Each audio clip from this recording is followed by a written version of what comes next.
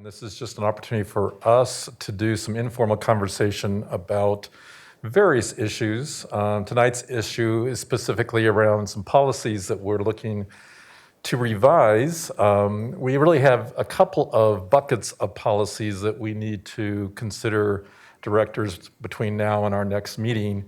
One being the policies we'll be talking about mostly tonight are focused on Title IX kinds of policies, because Title IX has been revised, and I believe it's August 14th that revised statute goes into effect. So we have some sense of urgency to revise our policies to be in compliance with Title IX.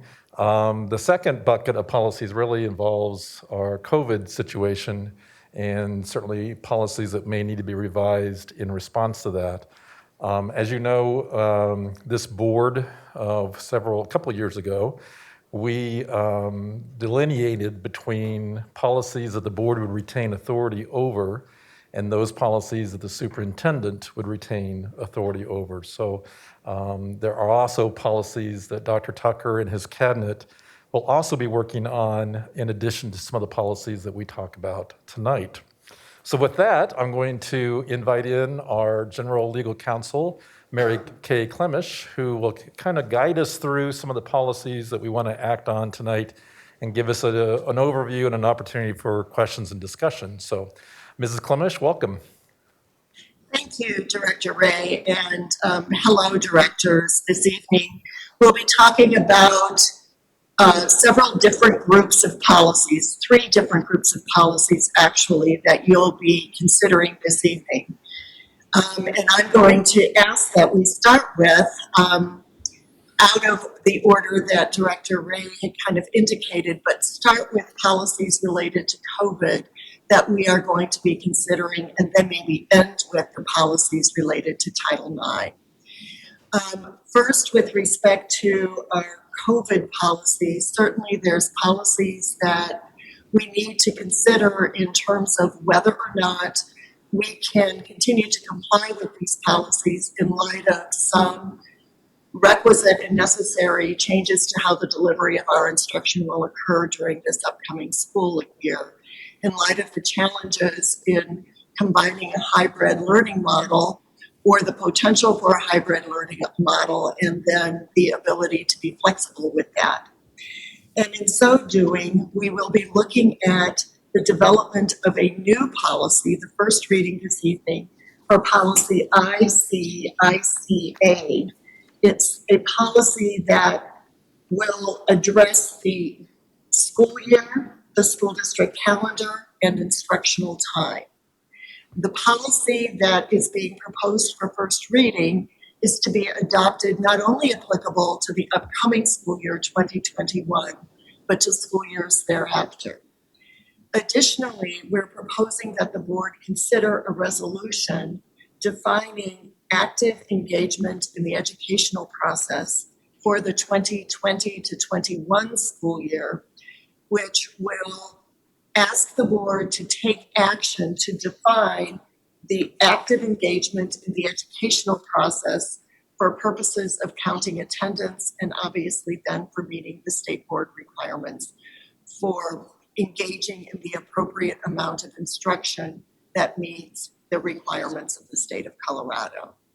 And so with that, prefatory comments related to that, I'm going to then turn it over to Matt Reynolds, who's going to explain the background information related to both the proposed policy as well as the resolution. After we conclude our discussion of that policy and resolution, we're going to move into a resolution related to the suspension of policy IKF, certain provisions of that policy. Policy IKF relates to and identifies requirements of the board for graduation from high schools within our school district. There are a couple of requirements within policy IKF that we believe cannot be implemented by nature of certain limitations that will occur during the course of this school year, including the ability to engage in community service to the same degree as has been expected in the past. And then secondly, with respect to meeting certain requirements for graduation related to academic testing and meeting certain standardized test results. Matt will also address those policy or that resolution at IKF. After we conclude that, we want to move into very briefly two policies that we're asking to be revised, JBB and JJI. Those are two policies that address the accommodation of students with disabilities in the general policy, the non-discrimination mandate, and then JJI addresses their participation in academic and non-academic activities and athletic activities.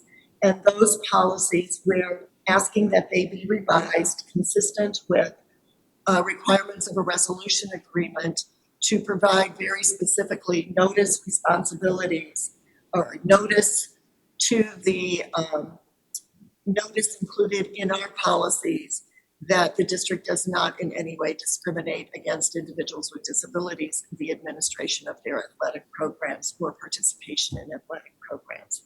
And then finally, we will move into Title IX. And I will lead the discussions regarding JBB, JJI, and then three policies related to Title IX, including policy AC, JBA, and JBC. So with that, I'll turn this over to Matt to describe for you the proposed policy IC/ICA. Very good. Good evening, Matt. How are you? Good evening. How are you? Good, good. I will just remind everybody that this is a work session, so we do call each other by our first name during work sessions because we're informal, and that's okay. And then at 6 o'clock, we'll change into more formal proceedings. But just know that this is a conversation. Doesn't need to be a formal presentation. And board directors, especially those of you that are on remote, just wave at me if you want us to hold up and ask questions. So Matt, go ahead. Absolutely. And Mary did a very nice job of capturing really the overarching idea of this policy and the resolution that's associated with it. So the policy is not something that's required. It's not required by state law, but it's something that a lot of districts have implemented to describe the process by which they define their school calendar. Now, the state law has outlined what the requirements are for the calendar in terms of the number of days and the instructional hours. And those instructional hours are based on the different levels, whether it's secondary or elementary. What this policy does is it provides a little bit more clarity to how those calendars are adopted. Now, as you guys may know, we have a process for adopting the calendar that exceeds what's actually in this policy because we typically adopt our calendars 2 of them at a time in order to give our stakeholder groups enough time to make adjustments. But this policy gives us the opportunity to truly define some of those things that are associated with the calendar and also instruction. There's a couple of key words in there that are defined that really help us with some of the things that we do from just a procedural process. One of them is defining what active engagement is. That's critical to establishing what attendance is in terms of documentation and also for documentation for instructional hours. So you'll see that. So the IC and ICA policy is something that's beyond just this 1 year. This is a policy that we would like to continue in future years. The resolution, however, is something that is really pertinent to this year. So the state has given us additional flexibilities. So we live in the parameters by which state law requires the number of days and hours for a calendar. But the state understands that this is a very unique situation in that in-person instruction may not be the reality just based on the orders that are given at the time. So what they've given is they've allowed us to expand what our definition is to active engagement to include things that are outside the realm of in-person instruction. And that's what this resolution is really all about, is designing some language so that we can take advantage of the flexibilities that are being granted as a result of the pandemic. So with that, I'll take any questions that you guys may have on these two items. Great. So, Matt, I know that we've had a history of struggles at time with compliance with total hours of contact time, if you will. I know that's happened several years ago where we had issue with that. how does this protect us from making sure that we don't get into an issue where we're giving money back to the state because they feel like that we haven't met the criteria for total number of hours? Great question. So in terms of the calendar, we make our best faith effort to align to both the requirements for the number of days and the number of hours, regardless of the situation of the pandemic. So Okay. our process is, what we do is we review all of the calendars and bell schedules to make sure that we meet the requisite number of hours for high school, middle school, and elementary. So that's part of our internal auditing process prior to it even going to a state level audit. So when a student is in an asynchronous day of their schedule, how does that get calculated? Is that considered a full day of bell-to-bell schedule? Is that the assumption, because you've made a broader definition of what active student engagement is, the assumption is that it's a 6.5-hour day or whatever that particular level is required? Yes, correct. It starts with our formally adopted calendar and our formally adopted bell schedules that are building. Okay. That is the assumption for those requisite number of hours. The state just understands that we may not be in a position to have kids in seats, but because we've opened our definition to include activities that aren't just in person, we're allowed to count that time. Very good. And so there's not a requirement, I'm sorry, and then I'll open it up to the directors, but so there's not a requirement during those asynchronous days for a student actually to log in and check in, because what we know about asynchronous is it can really be paced according to the student's schedule, that they don't have to log in right at 8:30 when the bell rings at their school, that they could actually do some of those activities at different times. Is that correct, or is there a requirement now that a student has to log in when they're off-site at home? So our definition of active engagement could include a login, but it could also include other items such as completing work that's been assigned on the previous day. So it's not exactly a login, Okay. which is the critical component about the resolution. We wanted to broaden that definition besides just a systemic login issue. It's beyond that to what other activities could possibly be involved for that child on those asynchronous days. So if they're completing their tasks, the state recognizes that as a full day of school. If they're working towards the different ways that they can show active engagement, the Correct. state will recognize those. Yep, correct. Very good. Directors, what other questions do you have regarding this policy? Krista, I see your hand. Go ahead. So I hope you guys can hear me. Yes. My question is just if you could explain a little bit more about assemblies, performances, and exhibitions being a part of active engagement. I just wasn't completely understanding what that meant. Great question. So within the bell schedule now, there could be an assembly that occurs during the day. We want to make sure that whatever those assemblies are, and I'm not exactly sure where to look, that those assemblies that are counted as part of that instructional day, because it could be a school-wide assembly, that those kids are in school and we want to count that as part of their instructional day. Thank you. Other questions, directors? All right, Matt, thank you. So we want to move on to talk a little bit about the graduation requirement at this time. Absolutely.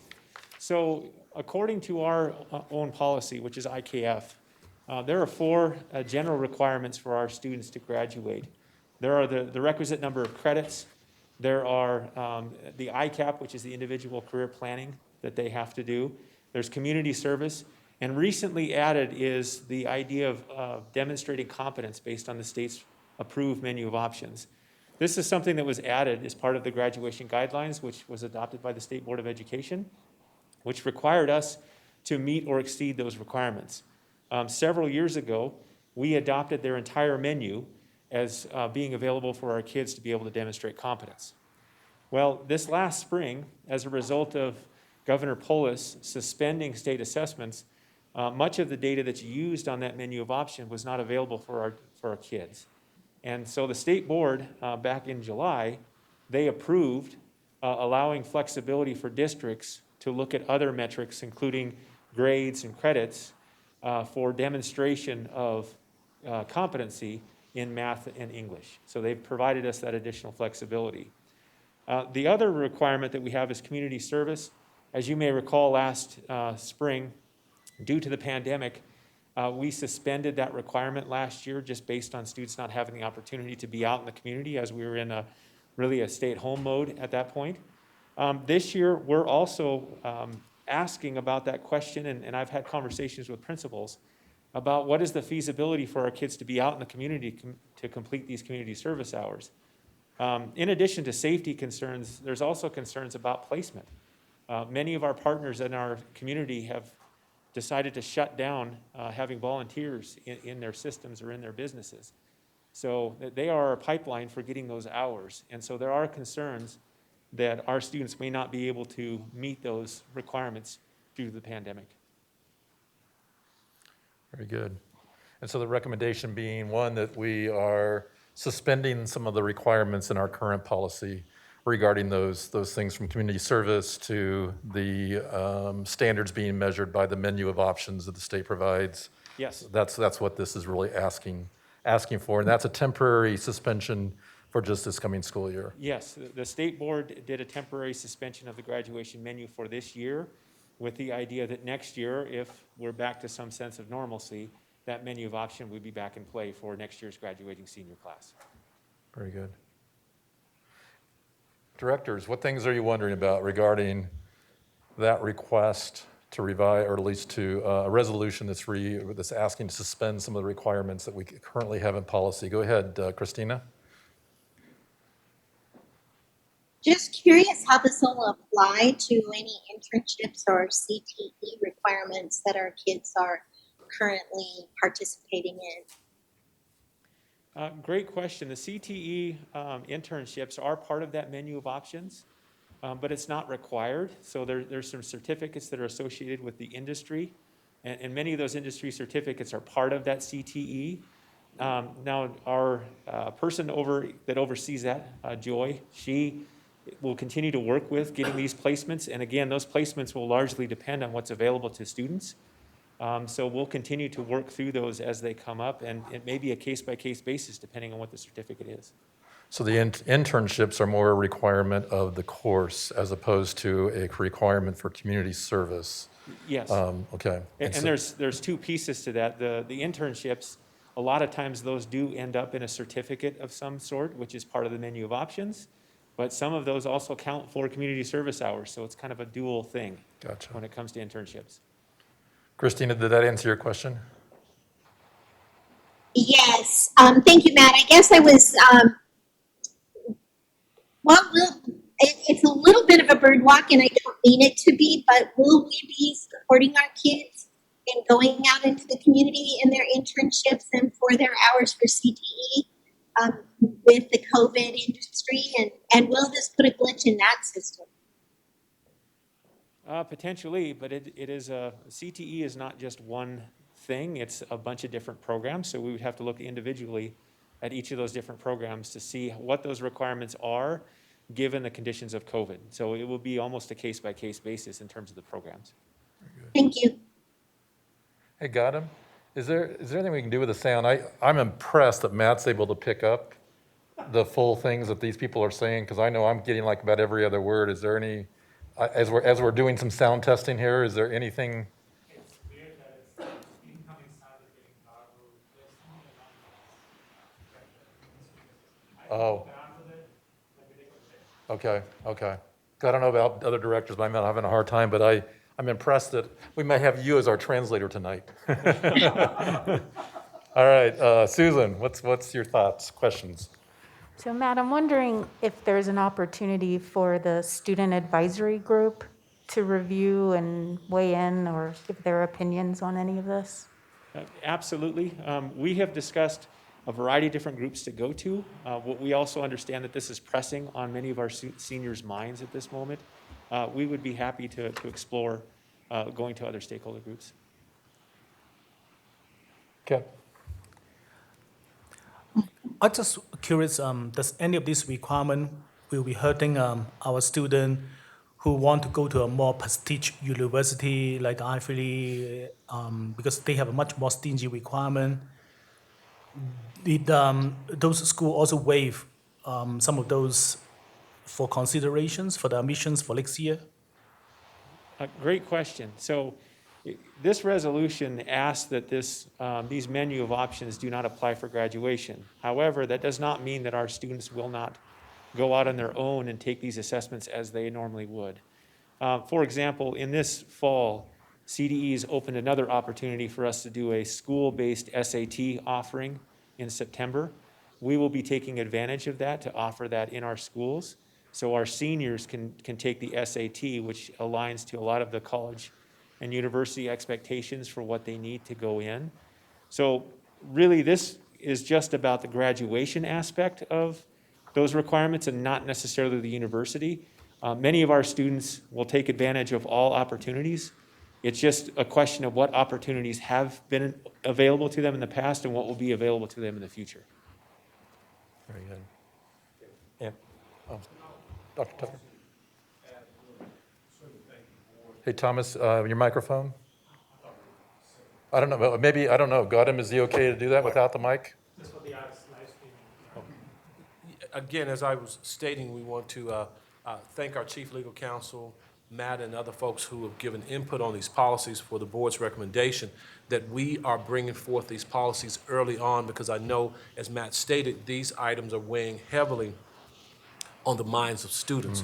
An item that I have forthcoming to Cabinet would be to ask some of the admission counselors at some of our most popular universities, student attending universities, if you will, to come in and present via Zoom, what does COVID admission what does it look like here? What does admission look like in a college or university during this era of COVID-19? 2 weeks ago, my son, and I say proudly, is looking at The Ohio State University, his dad's alma mater, and he did an online Zoom presentation with admission staff at Ohio State University. And so we want to do the same thing here for our students here in the event, as Director Long is raising, that students are getting some extra points for community service. And so we'll do that very early on, but I think this is one of the most proactive things now to get this policy passed, to get this off students' minds. But it's our job, and it's incumbent upon us, to bring these admission officers into Douglas County via Zoom to assure our student advisory group, and maybe they will present at a student advisory group, that this is what college admissions, what it'll look like in this COVID era. That's great, yeah, that's great. Glad to hear that. And the recommendation for community services is it's a heavy lift because we do value community service. It's really a foundational idea in Douglas County for our kids to go out in the community and serve. And so we don't take this recommendation lightly. It's something that we talk to principals about, and they understand the value of community service. Really, it's a question of access at this point to what do our students really have access to be able to do their community service in a safe way. That's really the question. Absolutely, very good. All right, Matt, thank you very much for that overview. And Board, I think we're ready to move on to the other policies. Mrs. Mary, if you want to jump in and guide us through those. Okay, thank you, David. Let's start with policy JBB. This policy is, we're proposing that it be revised. It relates to non-discrimination on the basis of disability. And we're asking that included within this policy is a provision which specifies that qualified students with disabilities shall be afforded the opportunity to participate in non-academic and extracurricular activities and services to the same extent as qualified students without disabilities, and that they cannot be excluded from participation based on disability-related stereotypes or assumptions about a student in particular or individuals with disabilities in general. Additionally, it identifies that accommodations will be made to allow for students with disabilities to participate, which are necessary and appropriate to allow them to benefit from the programs to the extent afforded to students without disabilities. However, it also acknowledges, again, consistent with legal authority, that the accommodations shall not be required if doing so would amount to a fundamental alteration of the program or activity. Essentially, these proposed revisions is consistent with what the legal obligations have been and that the district has been complying with.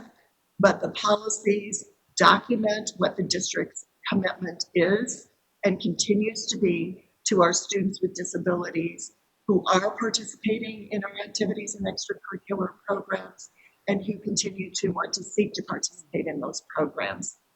And the same explanation really applies to board file JJI, interscholastic athletics. And we are asking the board to amend the policy to include a similar non-discrimination statement identifying those same district commitments. And I'd be happy to answer any questions. I really want to stress that this is really not something new. The district has been engaging in these practices. It's just a question of notifying our students and our parents and our staff that this is the district's commitment and what our expectations are to our students with disabilities, and to afford them with notice that they do have the ability to participate and to request accommodations to enable them to participate, so long as whatever the accommodation is wouldn't fundamentally alter the nature of the program. Sure. Great, thanks. I'm happy to answer any questions people might have in that regard. Great. Thanks, Mary, and well said, well stated in terms of these are existing policies that we've had as well. They are just in need of updated language to keep us in compliance. But as Mary so well said, is that certainly this also reflects our current practice too. It's not a change of practice by no means. So it's just catching us up so it reflects that. But yeah, directors, any questions about the first two policies that Mary has given us an overview regarding? All right, I'm not seeing any questions, Mary, so let's move on. Okay, terrific. Well, now we'll move to Title IX, which for many school districts across the country has become a very hot topic because on August 14th, the revised regulations will be enforceable as of that date, and that is a week from this upcoming Friday. And we are preparing for our responsibilities to meet the requirements of these new regulations. I'm going to summarize first some of the basic requirements under the regulations. If you were to read the final report in the Federal Register related to the adoption of these regulations by the U.S. Department of Education after public comment, I think it's about 500 pages long. It's hundreds of pages in 8-point font. So I will generalize about these revisions to point to some highlights which lead to the need for us to revise our policies at this time. One of the most important revisions to the Title IX regulations relates to the definition of sexual harassment under Title IX.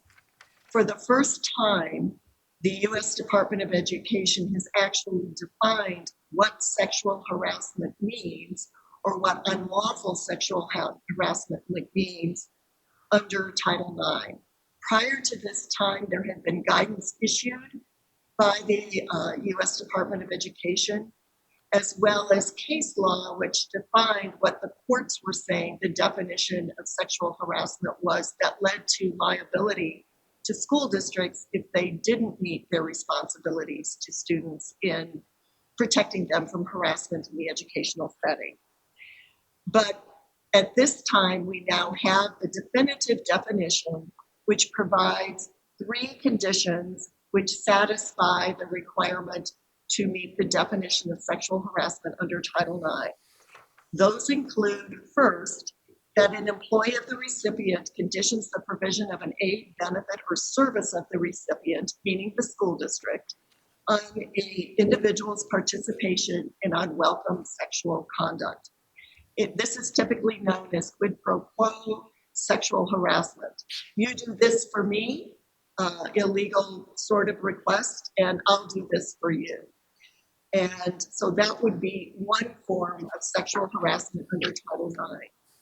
The second form is unwelcome conduct determined by a reasonable person to be so severe, pervasive, and objectively offensive that it effectively denies a person equal access to the recipient's educational program or activity. And then the third component or potential means to be protected under Title IX's definition of sexual harassment is sexual assault itself as defined in federal statutes, dating violence as defined in another federal statute, domestic violence as defined by federal law, or stalking as defined by federal law. All of those likely amount to potentially criminal misconduct under state law as well. So the importance of this definition for purposes of understanding the revisions that we are proposing the board to adopt is that this definition is different in terms of protecting students under Title IX as compared to our definition in the past. In the past, our definition was really guided by OCR guidance, which indicated that sexual harassment of a student by a student created a hostile environment if the harassment was severe, pervasive, or persistent, and interfered with limited a student's ability to participate in or benefit from school services activities or opportunities. So if you've been following the discussion regarding the new definition of sexual harassment, which has been adopted by the U.S. Department of Education, and if you compare that with the prior guidance, you will see that this new definition brings the unlawful sexual harassment to a kind of a subset of what would have been considered sexual harassment in the past. In our view, that doesn't mean that we should not otherwise address the forms of misconduct or behavior that we have asked students to refrain from in our school settings and in our educational environment. So we have essentially revised our policy at JBC to acknowledge that some forms of sexual harassment are protected under Title IX and lead to the grievance processes that are now required under Title IX pursuant to the new regulations. And then some misconduct of a sexual nature may not rise to that level, but still warrants some sort of a response to ensure that our students are comfortable in their academic setting and in their participation in their activities and programs. So with respect to the major proposed revisions to our policies, you will see that at policy AC, JVA, which addresses non-discrimination generally related to students, and then policy JVC, which specifically addresses sexual harassment as related to students, we define what sexual harassment is under Title IX. And then we also define at JVC the idea that some conduct may not rise to or equate to conduct or sexual harassment under Title IX, but the district's expectation is that that conduct is not acceptable and that there may be appropriate disciplinary responses to that behavior, but the procedures or the grievance procedures that are otherwise required under Title IX may not be applicable to those forms of misconduct or allegations of that kind of misconduct. So you will see at JVC this kind of two-tiered approach to looking at Title IX sexual harassment versus other misconduct of a sexual nature. And the attempt is then to really hone in on the applicability of the grievance procedures, which will be adopted as a superintendent file, to the allegations which amount to or meet the definition of sexual harassment under Title IX. The next major revision, or another major revision to the Title IX regulations, is that the regulations now require that we not only have a compliance officer designated who addresses issues related to Title IX, but that the person who is designated to do that be given the title and noticed as having the responsibilities as the Title IX coordinator. So, for example, we presently have Ted Knight, who is our compliance officer. He is responsible for overseeing and coordinating efforts under Title IX and has been in the past. And our notice has been provided indicating that in the past. Now, our notice requirement will include a statement that Ted will not only be our compliance officer, but he also will be our Title IX coordinator and responsible for those responsibilities. There are also specific notice requirements which didn't exist to the same degree in the past. And we will have a notice which will be adopted as a superintendent file that will comply with the requirements of Title IX's new regulations. And that includes the name of our Title IX coordinator, the name of it will also include the name of our EEO compliance officer, not only their name and title, but also their email address, their office address, and the telephone number, all of which is required by the new regulations. It also requires that we provide students and employees and anyone who participates in our programs notice of where they can pursue the grievance process or how they can file a report of a complaint of harassment.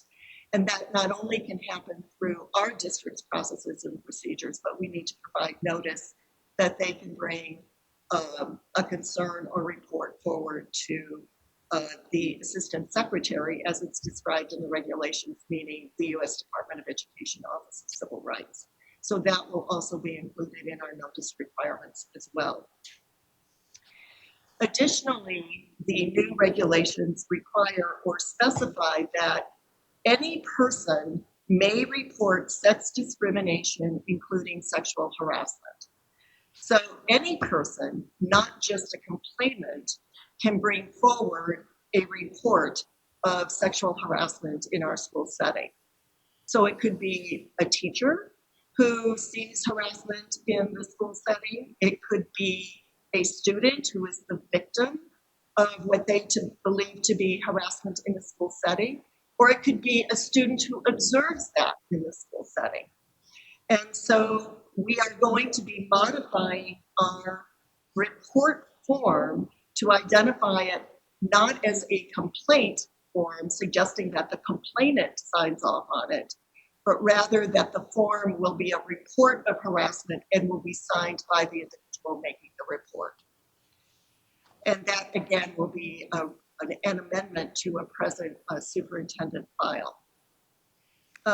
Finally, the major revisions to the Title IX policy, which those of you who have been following this may be familiar with, is a significant level of specificity regarding the formal complaint process.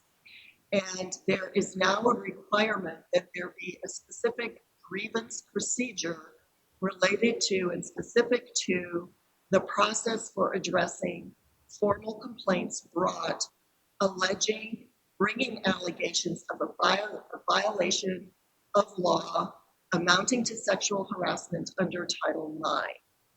And so there are many requirements under that grievance process and grievance procedures, which will be included in the superintendent's, in a new superintendent's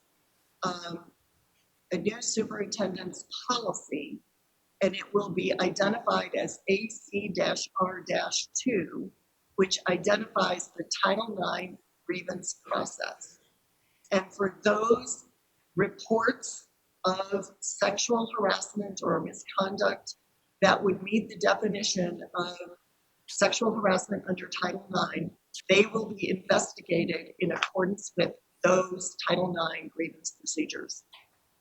And they will include a number of requirements, including that it have 3 levels of participants. One, the Title IX coordinator, which is the individual to whom the complaint will come and who will make a determination as to kind of which road to take. Is this an EEO complaint, where the complaint is not tantamount to allegations amounting to a violation of Title IX or within the meaning of sexual harassment under Title IX? Or will it be steered to our EEO complaint process, which will be contained at AC-R-1, which is our present complaint process and procedure for addressing allegations of discrimination or harassment or on the basis of all of the protected statuses. Title IX requires also that the investigator handle the investigation of the complaints and the allegations coming forward, and that the investigator cannot be the same person as the Title IX coordinator. Additionally, the new Title IX grievance process requires that there be a different decision maker than the investigator and the Title IX coordinator. All of these requirements are built into the regulations to ensure an extremely fair and impartial process and to assure that there is no impartiality or conflict of interest among the Title IX coordinator, the investigator, and the decision maker. Additionally, the grievance process must include reasonably prompt timeframes for concluding the grievance process, which will be built into the superintendent's process. And it also requires that the parties have a right to appeal, and also addresses informal resolution and recognizes that that can occur. The grievance process need not be adopted by the board, but I wanted to inform the board that the superintendent's grievance procedure will be in compliance with the Title IX's requirements for the grievance process. So now I want to move to a general description of what the board will actually be acting on this evening. It's important for us to recognize that the district has one very general non-discrimination policy that affords rights to non-discrimination and an environment free of harassment based upon all of the areas of protected status. It addresses non-discrimination on the basis of disability, for example, on the basis of age, on the basis of sex, religion, all of those categories that are included in Policy AC, in which you can easily read in the very clear non-discrimination statement contained in the first paragraph of Policy AC. This policy applies to students, it applies to our employees, and it applies to any party who is engaging in the benefits and programs that are offered by our school district. And so within the revisions to this policy, we need to address the requirements under Title IX. And we generally do so when you look at the proposed language within the policy, which recognize that concerns regarding sexual harassment as defined by Title IX will be appropriately addressed by our school district in the future. We proceed on page 3 of 6 of the proposed revisions to define what sexual harassment in violation of Title IX is, consistent with the requirements of the new regulations, and that underneath that policy, a commitment that the district shall implement specific procedures consistent with the requirements of Title IX, including a Title IX sexual harassment grievance process. Additionally, there is a requirement in the regulations that training materials regarding sexual harassment under Title IX are available to the public on the district's website, which we are committed to doing, and the processes and procedures for that will be addressed through administrative decision-making processes, including consideration of a dedicated place on the website to provide notice to our students, to our employees, and to our public regarding our obligation and commitment to comply with Title IX. Additionally, under policy AC, you will see a recommendation to revise it, which results not from Title IX, but actually a revision to state law. That was a recent legislative change, which identified and changed the definition or embellished the definition of race and required a definition for protective hairstyle. So those were included at the very beginning or underneath our general recitation of our non-discrimination mandate. And thanks to CASB and our participation and collaboration with CASB, that language comes directly from their recommended language for revision to policy AC. So consistent with policy AC, we are recommending revisions to policy JBA. Policy JBA is the specific general non-discrimination policy that obligates the district to and recognizes the district's commitment to protect our students from discrimination and harassment in their educational setting. And so JBA is really a subset of AC, and quite honestly, in my view, there likely isn't even a need for policy JBA because all of those protections exist in policy AC. We recognize, however, the importance of singling out and stressing the importance of non-discrimination mandates and protections for our students, which is, I suspect, the reason why this separate policy has existed in the district's policy in addition to policy AC. But the revisions to policy JBA, as applicable to the non-discrimination commitments for students and non-harassment commitments for students, is consistent with the revisions in policy AC. Very good. Thank you, Mary. So, board directors, we probably have time for just one quick question, and then we need to wrap up our work session. And if we have other questions, certainly during our open session, our regular session, we can have those addressed as well. But is there any quick questions? Krista, go ahead. So my question is really back to the COVID policies, and Mary, I appreciate all of your detailed description of the Title IX. That was very helpful. All the policies. I just kind of wanted to clarify my understanding in terms of, expectations that the board has for mitigating the risk of exposure to COVID. It sounds like to me that in order to have requirements for specific protocols, say mask wearing or others, the board already has policies in existence that allow that to happen. And I just wanted to make sure that that is the correct understanding, and that furthermore, in order for consistency across our schools, those types of things would be in the superintendent policy. And I just kind of wanted to check with you on the progress of those also, because I know that, we have teachers back in our buildings and students on the way, at least that's what we're planning. And I just wanted to check on that, the status of that. Thanks, Krista, very much for your question. And I would agree with your comments. We are at the same time and identifying the policies that need to be revised so that we are in a position to notify our students and our staff regarding expectations with respect to mitigation measures and their responsibilities to implement mitigation measures in the school setting as well as in the workplace. We do believe that most of our policies allow for us to respond appropriately because our policies, as applicable to employees and students, are very generally written so that they can be flexible to address differing circumstances that arise through the course of the delivery of their instructional programs and in the course of their workplace. There are a number of policies, however, including addressing policies related to meeting the needs or addressing the health and safety of our staff in the work setting. For example, in other policies related to what expectations are for potentially the discipline of students for wearing or not wearing masks on a school bus.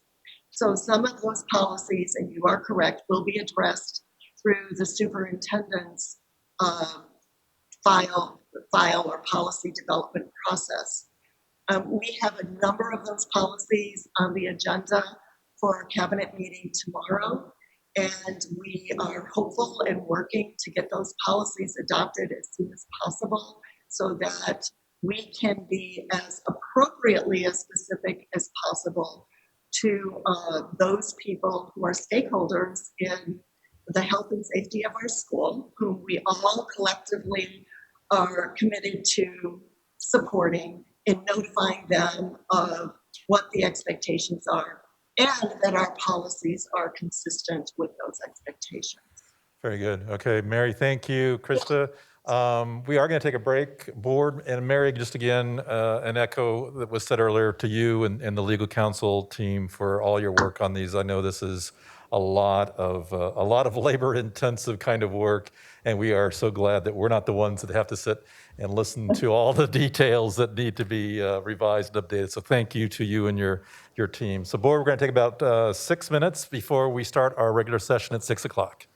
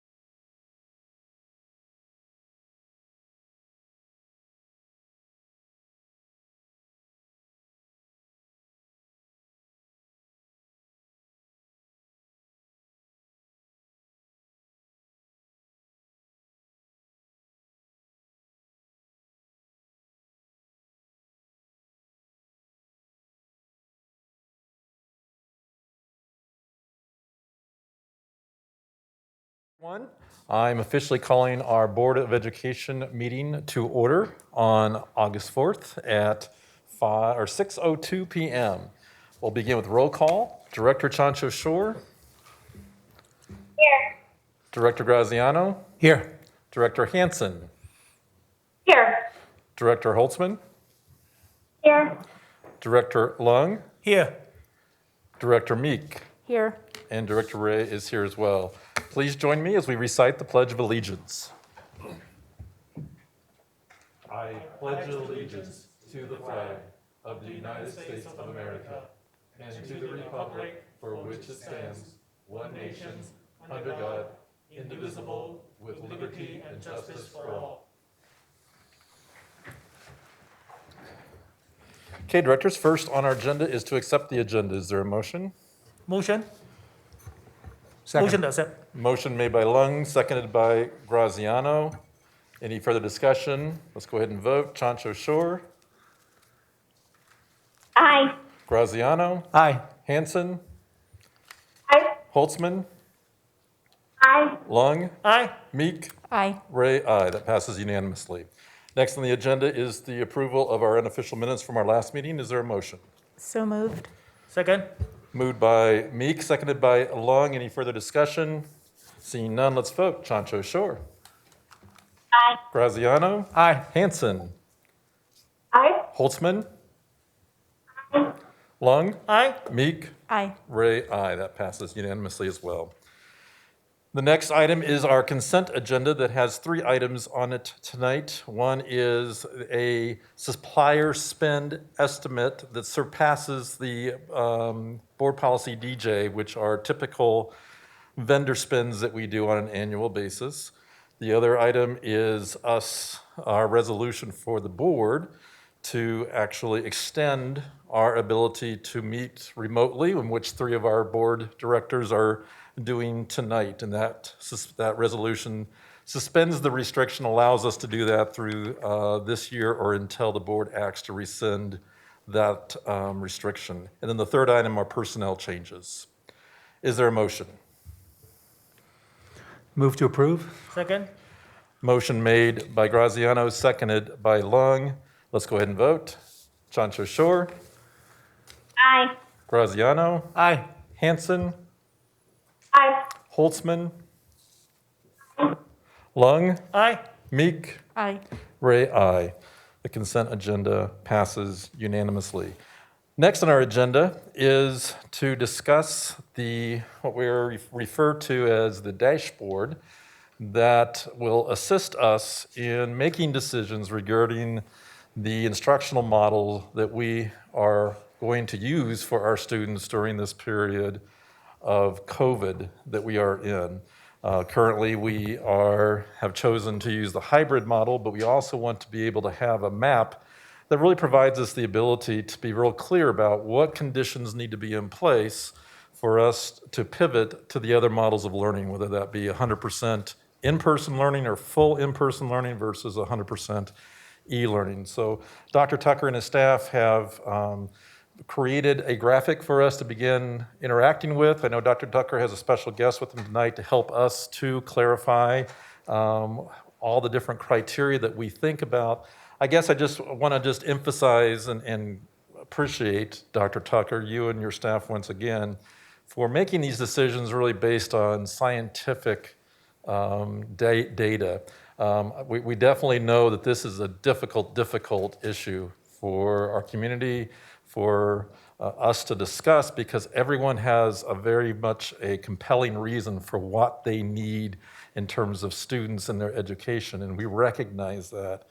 But I think in order for us to maintain a focus that really looks at data, science, medical experts' recommendation, I'm really pleased that we're looking at this as an organizer. So I just want to first of all just acknowledge you, Dr. Tucker, and your staff for providing that ability for us to understand all the different factors that play into our decision making. So with that, Dr. Tucker, I'll turn it over to you. Thank you, President Ray, our directors, and our cabinet members and folks who are with us, and especially our folks who are tuning in, our students, staff, and community members. Director Ray, certainly want to thank you as in providing a lead-in for one of our speakers tonight is Dr. Brian Early. He's one of our health experts, one of our public health leading experts, I should say, with the Colorado Department of Public Health and Environment.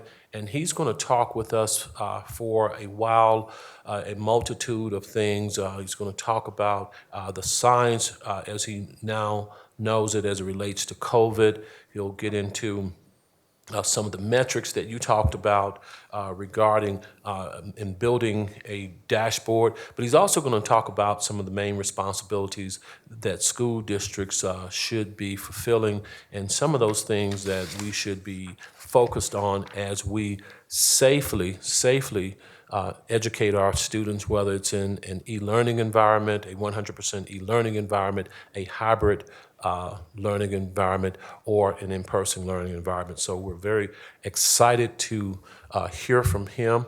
I think I see him there. There he is. And without any further ado, we'll go ahead and turn it over to Dr. Early. Dr. Early, again, thank you and our friends with the Colorado Department of Public Health and Environment for joining in on our meeting here. Again, thank you very much. Good evening, Dr. Early. Thanks so much for having me. Yes.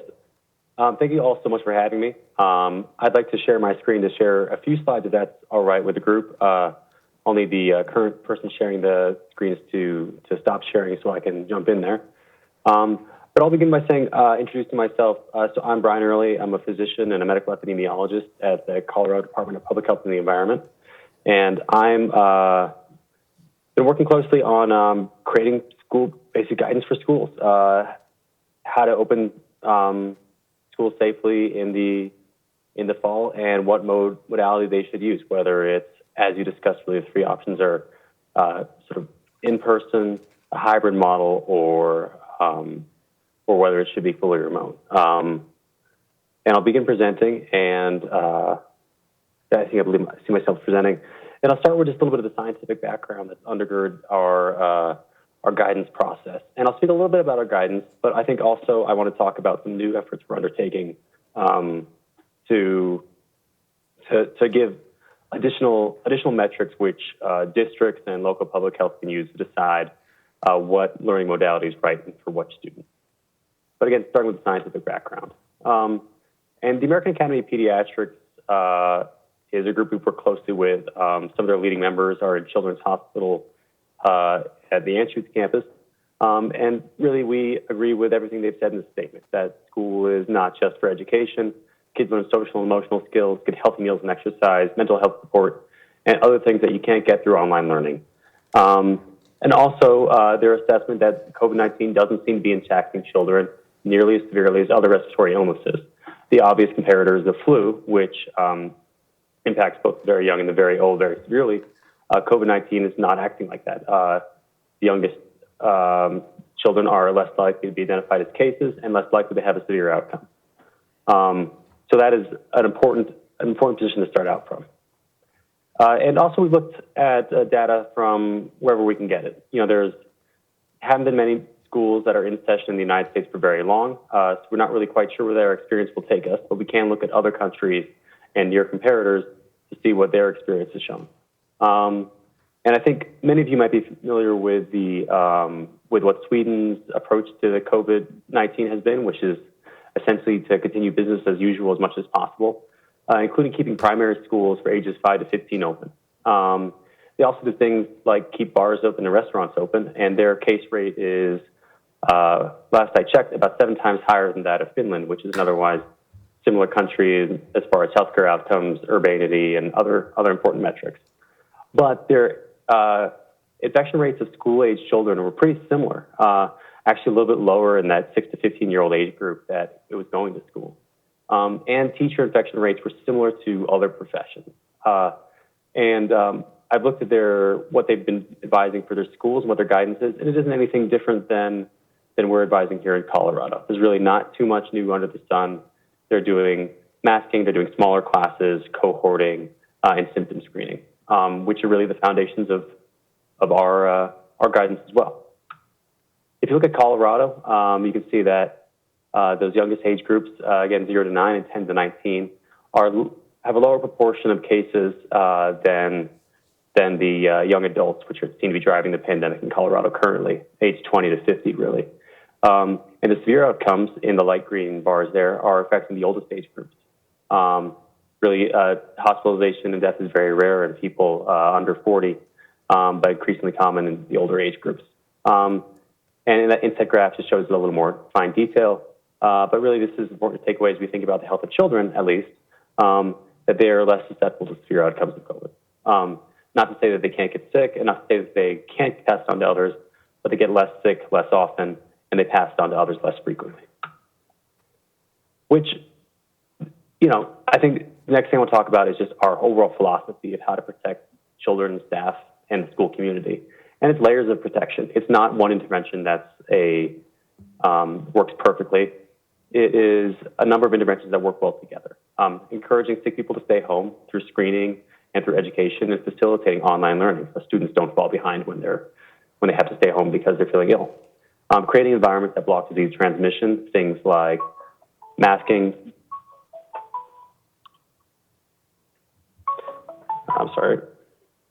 things like good ventilation in schools and other considerations like that. Reducing the number of potential exposures, making sure that we're not exposing kids to too many people who could potentially be carrying the COVID asymptomatically. We know about half the people who are sick don't have symptoms.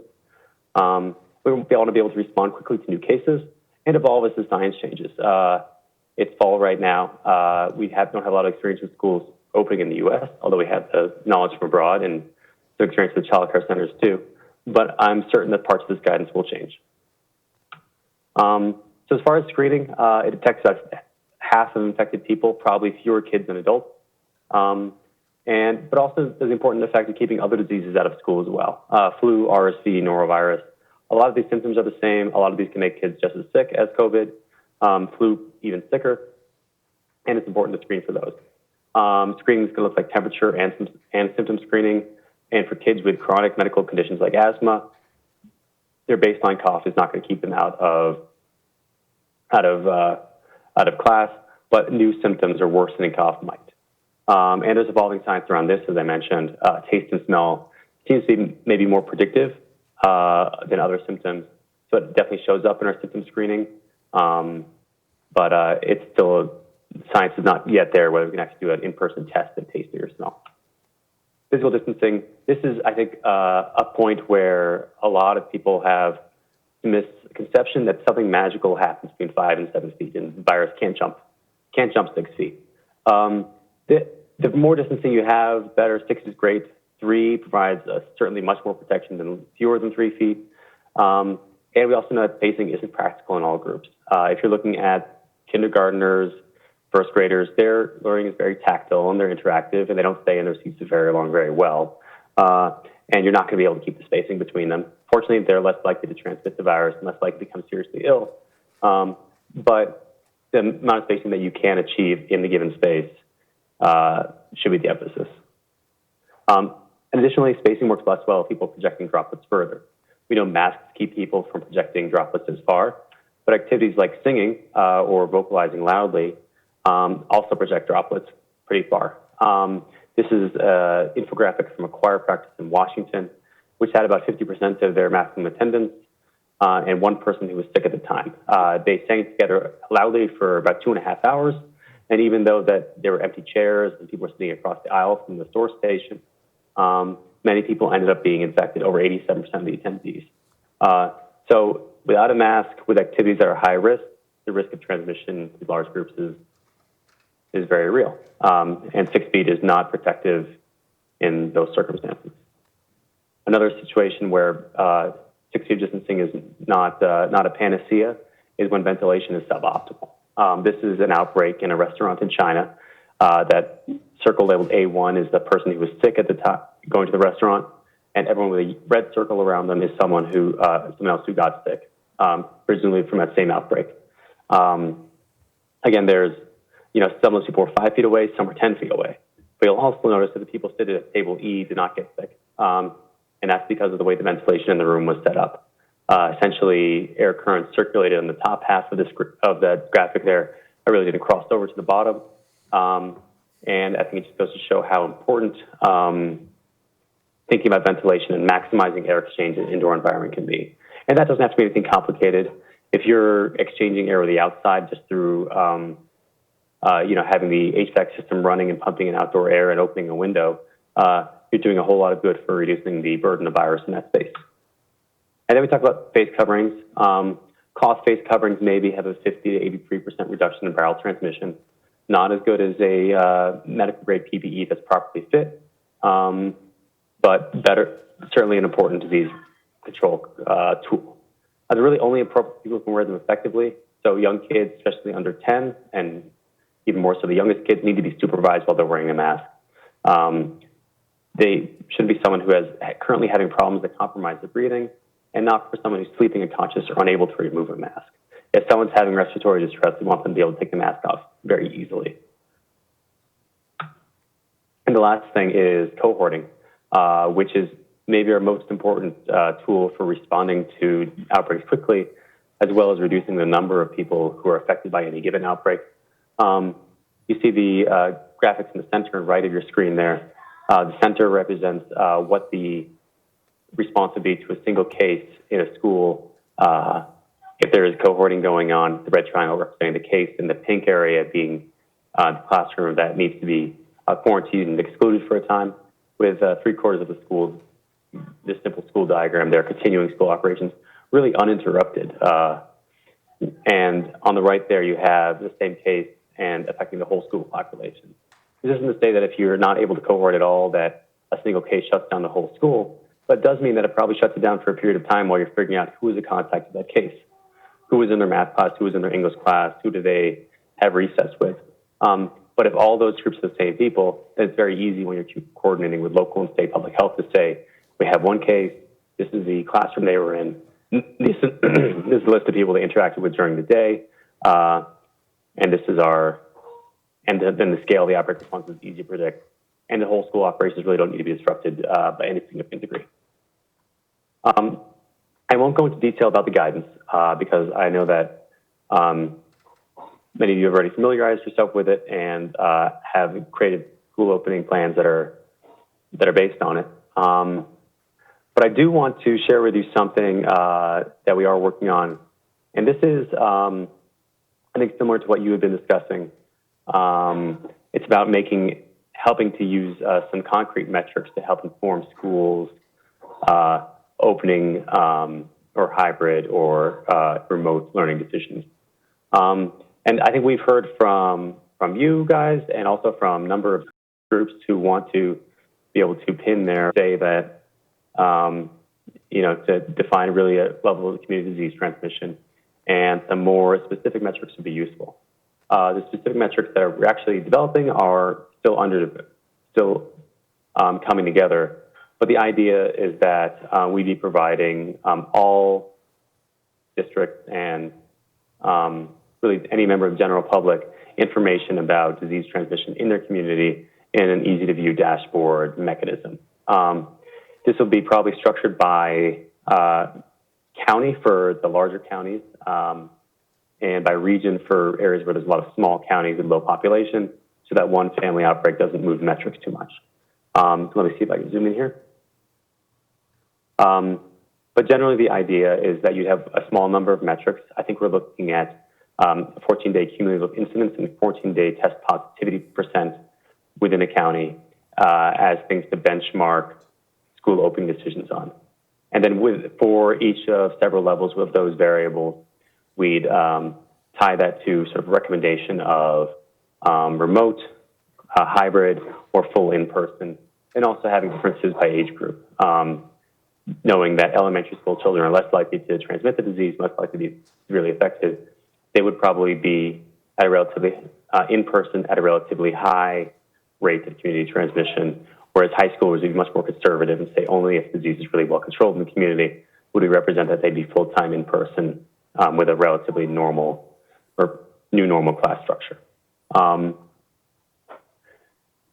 last thing is I want to mention is talking about a symptom screen. This is again a draft. So both this and the previous slide are not sort of ready for dissemination yet. It's still undergoing a review process. But how do you decide what to do with a student who has new symptoms or worsening symptoms of a chronic condition? It's based on, first off, what the level of community transmission is. We're hoping that same dashboard we're developing can be helpful with this decision-making process. And then if the symptoms resolve within 24 hours, or there's an alternate diagnosis that explains all the symptoms, in cases of low community transmission, that would be enough for a student to be able to resume in-person learning.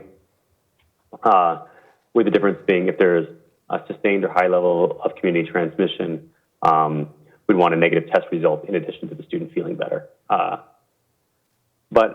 And that's sort of a brief overview of sort of what we've been working on lately.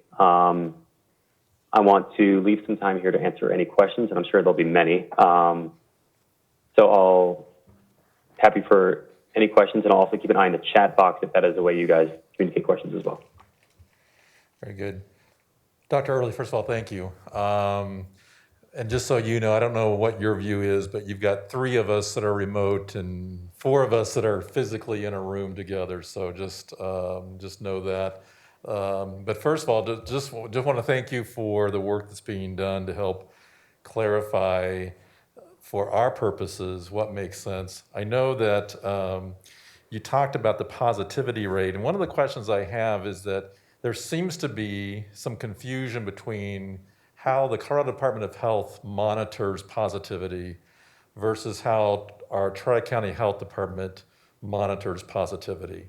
And so I'm just wondering, so for example, we often get results from our Tri-County Health Department that indicate that things are improving, and yet then we hear from Colorado Department of Health that variances may be in jeopardy because of the incidence reports are actually on the increase. So can you help us understand why there's a discrepancy, or maybe it's just that the people that are interpreting the data are confused? Or have you heard that before, that there's a discrepancy between state versus county metrics? I have, and actually there's discrepancies between the state metrics and the Johns Hopkins dashboard if you want to further complicate the issue. So there's a number of complications in reporting positivity data. In an ideal circumstance, every lab would electronically report both positive and negative results to the state health department. And many of the larger labs have been doing that, but not all of them. Especially federal labs, ones associated with the VA or military installations, have only been reporting positive cases. So, if you're dividing the total number of positives by the total number of test results that you receive, if some places are only sending you positive test results and you don't hear about the negatives, that's going to inflate your positivity rate. And that's something we're working on in the state. I think there's a public health order coming through the wires that'll require all labs to report both positive and negative, which will help hopefully address that. But one of the ways you're correcting for that is not including labs in that ratio that are only reporting positives. You can certainly end up with a circumstance where you end up with 2 different numbers based on who's doing the interpretation. And I think it's one of our goals for having a dashboard that is visible to the entire state that displays sort of the same metrics interpreted the same way. Because we know that it causes confusion if you're one person looking at one set of data, one person's looking at another, and neither of you is sure which is definitive. El Paso County Public Health Tri-County Public Health certainly has a local expertise. And we sort of have the aggregate state data, which is sometimes more robust than what's available locally. That is one of our hopes in developing a dashboard, is to provide metrics that are concrete and consistent across different jurisdictions. Very good. Thank you for that. Directors, other questions of Dr. Early? Krista, go ahead. I'm sorry, Director Holtzman. So my question, and I'm not sure if you can answer it, but I thought I would try. In terms of when we look at the positivity rate over 14 days and we look at the incidence rate over 14 days, I know that Dr. Douglas had stated that if you have 100 out of 100,000 incidents over 14 days, that he would consider that high to very high risk. And then he gave us, I guess, opinions in regards to positivity rate also, 5% being a percentage that he was looking at. Does the state have benchmarks for both of those measures that we could look at and say, okay, this is high to very high, and this is low? Yeah, we actually, so for internal purposes, we have been using sort of a convention of benchmarks. But as we start thinking about using them with external partners, including schools, but other sectors as well, we've realized that there's a need to sort of evaluate sort of exactly what those benchmarks are going to be so we can apply them again consistently and in light of how we get data reported to us. I think Dr. Douglas's essential interpretation that over 100 is pretty high is right, and that below 5% test positivity is a good thing. I think that's probably about where we're going to be too. But is it going to be 5% or is it going to be 3%? Well, we recommend that almost all students be doing in-person learning except for the very high risk.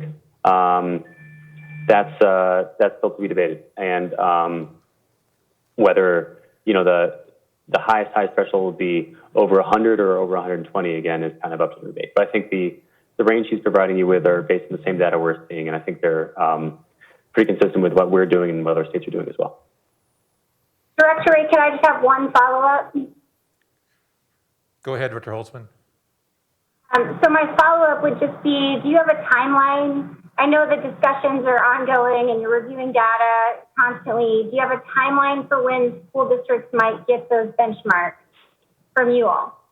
So while we're figuring out what the exact benchmark numbers are, probably involving the governor's office and CDE later this week, we're figuring out exactly how those benchmarks will be rolled out. And I think that the plan is to introduce them as the sort of a separate document associated with the guidance by phase, probably sometime next week. We do want to involve our stakeholders in this and talk about things like whether having different recommendations for middle schools and high schools makes sense, or whether they should be going to in-person or remote or hybrid operations at the same time. But I think that's sort of a general timeline. And in the meantime, I think that, working with someone who's, Dr. Douglas is a tremendous asset, and working with someone who is able to interpret these data for you kind of in light of your local circumstances and looking at your local transmission, he's looking at the same numbers we are, and I think is coming up with a lot of the same answers too. So if he's, 5 or 10 per 100,000 off of where we eventually land, you're not going to be too far wrong. So I think that they are coming as we learn more, but I think probably mid-late next week is not an unrealistic timeline. Thank you very much. That was really helpful. Director Lung? Hey, thank you very much for being here and talking to us this evening.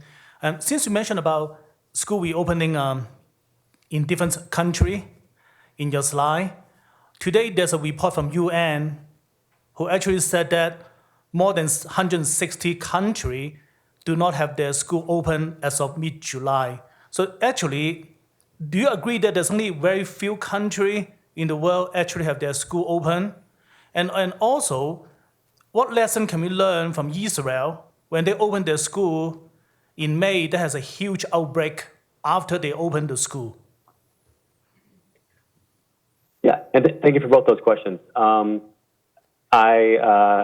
As far as the international experience of opening schools, it's true. Many countries haven't had schools open as of this summer, and I think many are going through the same process the United States is and looking towards what are things going to look like in the fall. And I think the other example you bring up of Israel is an important example for us. They did have very many cases within high schools. They did not practice strict cohorting and had sort of I think they tend to have pretty crowded schools with limited ability to do spacing. And the majority of those outbreaks or I believe all of them that I've read about have been in high schools, which shows that there's an important difference between older students and younger students. I think looking at other cases from abroad, both in schools and other sort of settings where children have congregated and cases have been detected, I think we feel that there are, with appropriate a layering of protections, that scale of outbreaks is unlikely. And also, as we peg sort of opening decisions based on different age groups and to concrete metrics, I think it provides an extra degree of assurance that when and if we decide that it's appropriate for high school students to begin learning in person full time, that they are not going to be at high risk of outbreaks and things like that. But I think that I think the Israeli example is important, especially as it illustrates what happens if you just open the school doors and don't really change very much.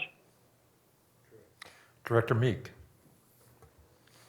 Dr. Early, my question's in regards to the COVID-19 guidance on cases and outbreaks in schools. And given how common the COVID-like symptoms are with other diseases and allergies, et cetera, how is a person deemed to be a probable case? Can you speak to that a little bit? Sure, and if I could, I'll resume sharing my screen and talk a little bit more about this positive symptom screening diagram. Zoom in for you guys. So our plan is to update the outbreak guidance to align with the symptom screening document, and persons who are, through following this document, are returning to school would not be considered cases, which I think will hopefully alleviate some of the concern that our outbreak guidance erred on the side of excluding too many students from school and causing quarantine actions too quickly. Again, this is also something that we are going to keep an eye on and monitor as the school year progresses. Part of our outbreak response is to recommend testing for all exposed students. And while we don't expect that we're going to have 100% compliance with that, we do know that when we get that result, it both informs the response in the classroom and it informs our broader public health response. If we are finding that single cases among children in a, K through 5 setting really very rarely have secondary transmission in the schools, then that might change our response for elementary schools. And we might add some nuance saying like, hey, for younger kids, the level of suspicion has to be much higher. Again, I think we're starting from a place where we're applying what we've learned in other settings to school outbreak guidance, including what we've been doing in childcare with some success. But we are also open to adapting it as we learn more and gain more experience. But as in that process, we're starting from I think really a very conservative place where we are erring on the side of declaring probably more probable cases than that we might later in the line. Go ahead, Director Meek.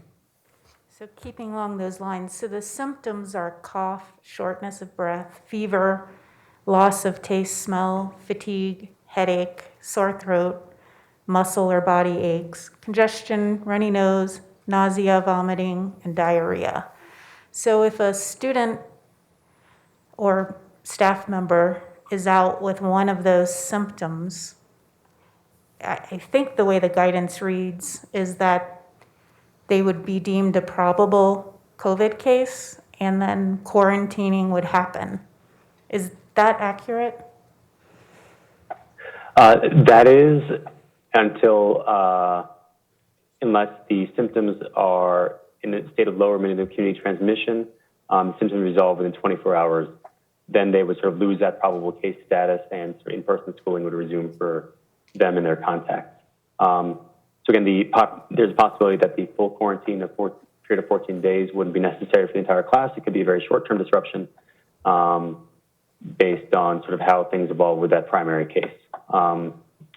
But yes, as I mentioned, we are being pretty conservative with our probable case definition and erring on the side of excluding too many people rather than allowing an outbreak to progress to school. And last part is, are all schools, both public and private, required to follow the guidance? What does that look like, and what happens if a school is not following the guidance? And are you speaking about the outbreak guidance specifically, or the phased reopening guidance, or both? We'll say both. Both. Okay. The outbreak guidance, is sort of our guidance, work with local public health. And so we, as with our other outbreak guidance, we allow them to sort of loose or within some tight parameters sort of adopt and adapt it. But we generally expect them to sort of align with other efforts in the state. As far as the phased opening guidance, that is absolutely in the realm of guidance and not in mandate. In speaking with the public health directors and the governor's office, there doesn't seem to be much interest in mandating that for any schools, public or private. But I do think that there is a lot of benefit to schools and districts in following it, or at least stating clear reasons why they'd be deviating from it, both from sort of just a community relations standpoint, and frankly, because I think it's in many ways very, very flexible and provides sound guidance that is, we hope, very broadly applicable. We've spoken with charter schools, and it seems like the majority of them are implementing strategies that are very much in line with the guidance. I think that in some ways, I'm sure there's going to be charter schools that go completely off in their own direction and do some things that would not be our advice. But generally, we're hoping that really all schools in the state, no matter regardless of setup, are following this guidance. And I'd say too that it also includes parents who may be setting up informal or sort of semi-formal home education learning pods. We've heard more and more about this as something that parents are doing who are hesitant to send their students to school. And frankly, anytime you're getting large groups of people together in a space, no matter whether they're paid for out of the parent's pocketbook or out of taxpayers' dollars or some mix of the two, the risk of transmission is real, and we hope that they're going to be following this guidance as well. But again, with those situations, there's less oversight. I hope that answers your question, and I'm happy to follow up on that if you have any more questions. Thank you. Dr. Early, I know you made many times references to the difference between older and younger students in terms of positivity rates. As you know, the reality is we also have adults that inhabit those buildings as well.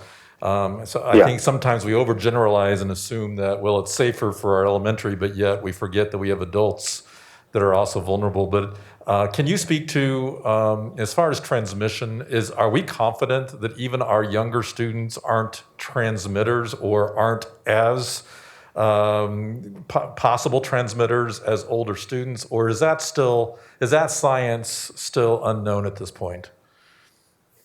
The bulk of the evidence that we've seen seems to support that. There have been good studies, especially the one recently out of Korea, that shows that younger students, especially those below 10, are less likely to both become ill and are less likely to be associated with a secondary case where they pass it to someone else either inside or outside the home. And older students seem less likely, or older people from age 10 to 20 seem less likely to pass the disease on to people outside the home as well. It's impossible to say that anything involving COVID is settled science, since this is such a new disease. But we do feel that through our own experience with childcare and the youngest children, having worked through a number of outbreaks there, these contact tracing studies from overseas and reports on outbreaks, both domestic and abroad, that younger children are less likely to become ill, less likely to become severely ill, and less likely to transmit it on to either other members of their household or to other adults. Really, the greatest risk for transmission in an elementary school classroom is from an adult to a child or adult to another adult, which is part of why our guidance is structured around, for the youngest age group, limiting the number of adults and the number of distinct adults who are interacting with their room during the day. Now, I will say that there is anyone who can become sick with an infectious disease is at risk of passing it along, and the risk for kids, even if it is tenfold less, still exists, which is why symptom screening and maximizing ventilation and preventing indiscriminate mixing among elementary school classrooms is still very important. We don't want to say that these are a zero risk population, but they're a much lower risk population. And I think our response should be proportionate to that. Very good, thank you. Director Lung, and then I'm also looking at Director Chanchashore, Director Hanson. Do either of you have questions before I pass the baton to Director Lung? No? Okay, Director Lung, go ahead. So there's a guideline from CDE that seems like to recommend 6 feet separations of student, and also the 15 minutes is also another factor that we to put into place. But as you can tell from many of the school, the classroom is fairly small. So with 6 feet separations, when you have 20 to 30 kids, seems to be very unlikely in most of our Metro Denver area school. So how does you reconcile the fact that our classroom really do not have that room for that separations, but your guideline clearly recommend that. So that seems to be most of the school's classroom will not be able to meet that requirement.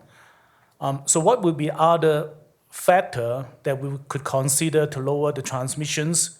And also there's a 15 minutes window that you are using as another factor. So are you saying that as long as they keep with each other's less than 6 feet and less than 15 minutes, it seems to be okay, but most of their lesson are over an hour. So that seems to be another unlikely point that if it's less than 6 feet in a classroom setting, they will be with each other's less than 15 minutes. So can you explain to me, how does the guideline is being come up and with the current environment of our school setting, and how could the educator be able to help each other to lower the transmissions, given that the guideline is not really that feasible?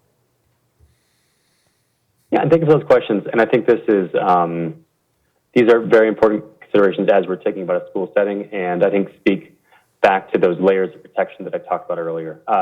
As you mentioned, the sort of rule of thumb for what constitutes a close contact is 15 minutes within 6 feet. But as I mentioned earlier, nothing magic happens between 5 and 7 feet. And if you are, say half an hour and you're 8 feet away from someone, it's certainly, we consider that a close contact. And if you're 7 or 8 hours a day in a classroom with someone, even if you're some distance away, we'd probably consider that a contact too, and advise quarantine for that person if their classmate became ill. But I think no matter what the physical space that a classroom operates in, there are certainly steps that can be taken to reduce transmission in the classroom and between classrooms. Part of that is keeping classrooms from mixing with each other. If no one in that classroom has COVID, but they're mixing with it in the hallways or the lunchrooms or the playground with someone who does have COVID, then that is the way that classroom is going to become ill. It's not going to be generated spontaneously within the classroom. It might come from outside.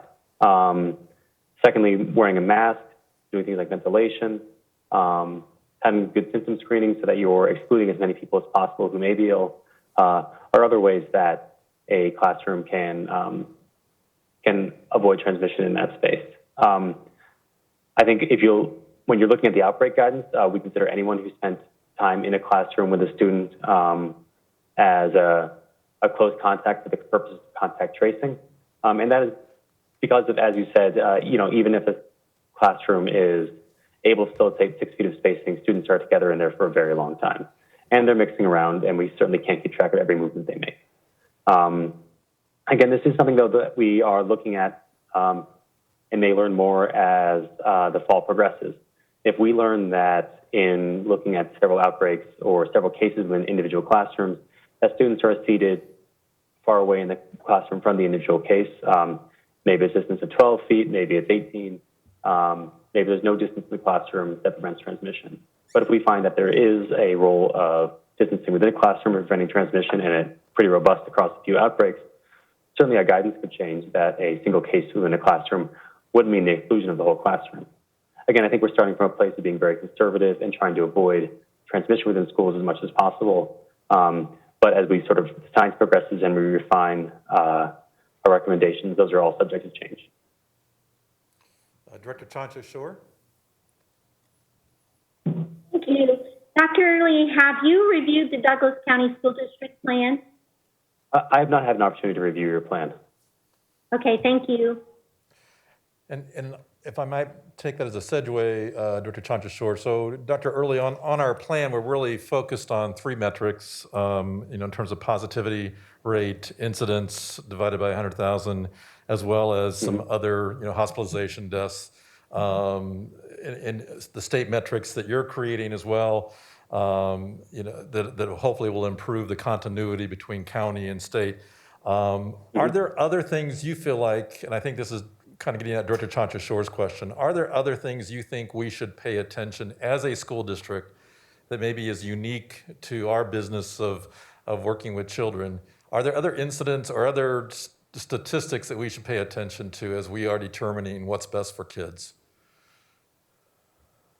So first, I think that you've chosen probably, if I had a third metric, that hospitalization or some measure of healthcare, public health capacity would be a third metric I'd add into what do I think we're proposing with rates per 100,000 and test positivity rate. So I think there's nothing wrong with those metrics that you've arrived at. I think that the most important additional considerations are not going to be well captured by metrics and are going to be more things that are specific to the school environment and the specific schools that you're talking about.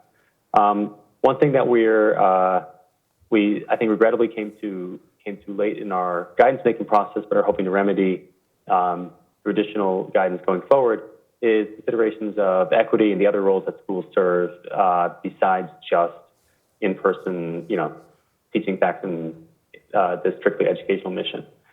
Things like providing students with a safe environment, allowing the parents to work and earn a living for their family and provide the financial and emotional support that children need. Providing equity of opportunity for children of various backgrounds, whether they're coming from a household where high-speed internet access or even a space to learn isn't available, or they're coming from a place where they have limited technology access and proficiency to make remote learning more possible. And even more practical considerations. What does staffing look like? What does it look like kids getting to school? Are they going to have to ride a bus, or are they going to can they get rides in a private car? Is classroom space appropriate for this kind of physical distancing? And are scheduling and staffing in place to facilitate a change in operations? I think there's all these things and more that go into decision-making process. And I think one of the reasons why we didn't initially put out metrics and have only sort of come to it with some more public demand for it is that we really want districts to have that expertise. You know your districts best, you know your communities, you know your staffing, you know your schools, you know your students. And when we think about pegging you too closely to a specific metric to make your decisions for you, we were really throwing out a lot of expertise. And that is, when you're losing that, you're really losing something valuable, and I think taking away from the opportunity for students and the school community to have the best educational experience this fall as possible. So I think in short answer to your question, good metrics, I'd stick with those. Long answer, there's a lot to think about in school operations besides numbers. Very good. Thank you, Dr. Early. And final question for Dr. Early, because I know, Dr. Early, you are a man in demand, and we are truly grateful for the time you're spending with us. This has been very, very helpful to us as we continue this task of figuring out what's best for kids. So, Director Meek, final question for Dr. Early. President Ray, Director Hanson. Oh, sorry, I missed. So I'll we'll have defer. final questions. So next to the final question is Okay. Dr. Meek. Well, I do know cohorting is just a key element to the plan and the success. And can you talk a little bit about how you're thinking has evolved, especially around high schools and cohorting, because the way high schools work, there are multiple options for classes and athletics and activities. And I see that as being a real challenge at the high school level. And I don't know if you're actually working closely with districts as they're implementing plans to help refine guidance. Yeah, and I absolutely understand that cohorting is probably the greatest challenge in high schools, and much more so than elementary schools where students are in one class all day, or even middle schools where they may be in a tightly controlled cohort of classes. One of the best, I think there's a number of ways to do cohorting no matter what level you're looking at. Whether that's implementing something like block schedule, where students take a smaller number of classes or even one or two over a short period of time. But something that I know in speaking actually to education experts from another state, I'll share my screen again, just one last time for old time. To go out on this. This is the one I wanted. Here we go. Is talking about this hybrid instruction model, which is really probably appropriate for even times when transmission is relatively high. It allows essentially you have a student working on remote classes, maybe the same remote class at the same time, with an in-person proctor, sort of facilitating technology, maintaining the classroom environment, and helping students through issues as far as they're able. But it is only one of sort of many, many options for doing cohorting. I know some schools, in order to decrease the number of students on campus at any one time, are doing alternating block schedules or alternating schedules where they are in person only 1 or 2 days a week in smaller classroom groups, and then are remote for the rest of the time. But I think while we are, at CDPHE, are happy to lay out the principles of cohorting and why we think it's so important and some models that have worked elsewhere, it really is the schools who are, and the education experts who are best positioned to help design a curriculum and a program that works well for their students. And whether that's a block schedule, if you have the staffing flexibility to do that, whether it's hybrid learning, if you think the greatest challenge facing your district is really educational access and the facilities, or whether it's some mix of all of these. You are muted. To your question about after-school activities and extracurricular activities, we are working on developing athletic guidance and discussing sort of the various risks of different extracurricular activities. But given the sort of risks described with things like forceful isolation in that Washington choir practice, and probably the similar risks in things like indoor physical education or indoor athletics or something like band, we feel like these should not be, while important, should not be the most important point of emphasis for schools and planners as they're looking forward to the fall. That while those certainly have benefits, in order to have any in-person education at all, the curriculum and extracurriculars might have to be streamlined as we learn more about the disease transmission risks in different contexts and different activities. You are unmuted. All right, Director Hansen, go ahead. Thank you. Dr. Early, could I trouble you to put the first slide from your presentation up again? I believe it was a list of ways that we could go back to school in the safest environment. It was either the first or second slide. Here, my question and answer. That doesn't seem right. Yeah, I believe this is sometime after layering. Yeah, so right there. That's yep. Perfect.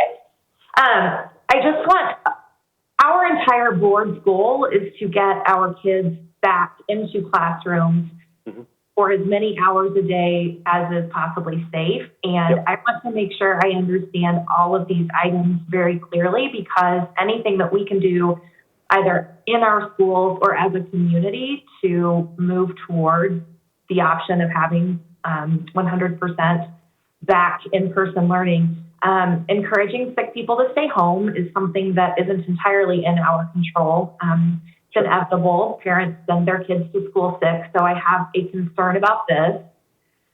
Create environments that block disease transmission. I have a concern about this because, just as Director Long was mentioning, we are constricted by simple space restrictions. Respond quickly to new cases. As I understand it, we have a 1 to 2 week delay in getting case information back. And combine that with the lack of ventilation and the lack of ability to open the windows in many of our classrooms. I'm wanting to be able to leave this presentation feeling like we can do this safely, but going through the reality of how we achieve a safe classroom and the barriers that we are facing just by circumstance, I have a lot of concerns. And so I'm just wondering if you have any feedback on what we can do to mitigate those concerns. Sure, and I'm happy to talk through these a little bit more. So as far as encouraging sick people to stay home, you're absolutely right. There are parents who will see their kid feeling a little bit unwell, give them Tylenol, and prepare for the call at noon that the Tylenol has worn off. Part of what we hope for with the screening process is that it's something that parents are going to be able to do at home with some consistency. We've prepared some templated screening forms on our website, which are half sheets of paper, very straightforward. And I think our equity offices and our other offices at CDPH are working on translating those into a number of languages. But we also want to say that, if the student's not able to be screened at home, it's appropriate for them to be screened in the school environment. And if someone is found to be sick, to be taken to a designated area to be separated from the rest of the sort of school media so they're not potentially infecting other people. And there's, again, I don't think this is a perfect system. But the other option is to have schools screen each person as they come in the front door, which certainly causes a congregation of sort of mixed classes and cohorts at the entrance to the school. It really compromises the privacy of those students, and I don't think it's going to be terribly practical. So again, I think we sort of arrived at screening at home as the best of some imperfect options. But again, it's one layer of protection. It's not the only thing that's going to keep the school environment safe. As far as creating environments that block disease transmission, you mentioned that there's imperfect ventilation in school settings, that you can't always open the windows. You can't always achieve the spacing that you'd hope for in a classroom. There are a couple options for that. Some are saying, well, can we utilize some non-traditional spaces to decrease the size of classrooms, or use a larger space that we're not using for something else? We've had one of our CDE colleagues recommend that at some schools, when looking at conducting classes outside as possible. Probably not a year-round solution, but certainly something that can reduce disease transmission some of the time by a significant amount. It's actually amazing how little disease transmission we've seen in outdoor settings.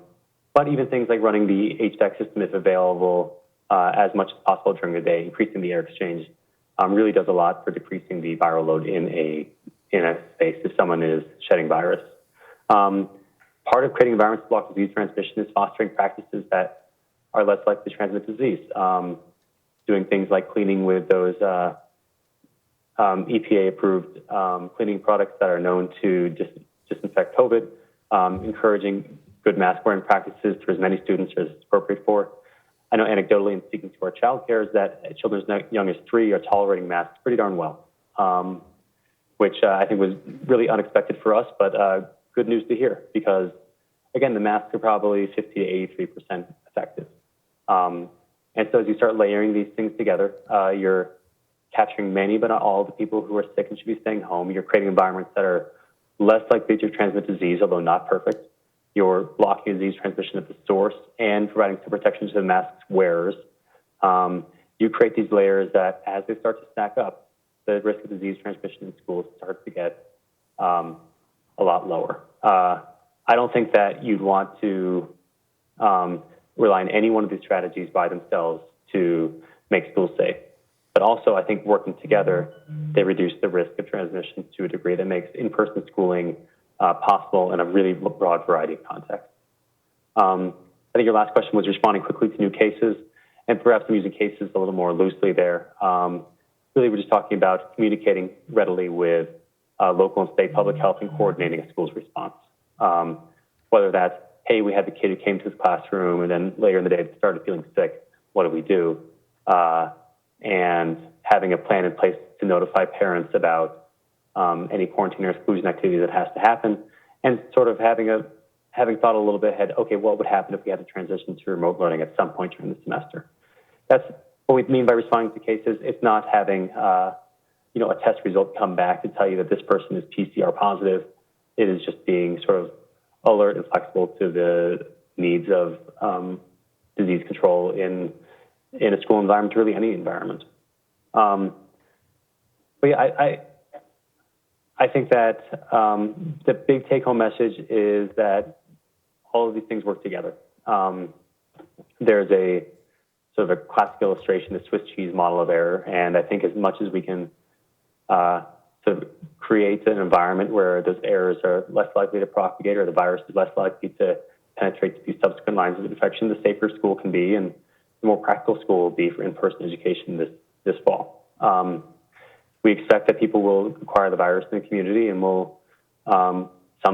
many schools will have to suspend in-person learning for periods of time. I think the times when in-person learning is possible, students will get tremendous benefit out of, and it'll even make those times when they're remote learning that much more valuable, knowing that they'll be coming back to school for in-person learning soon.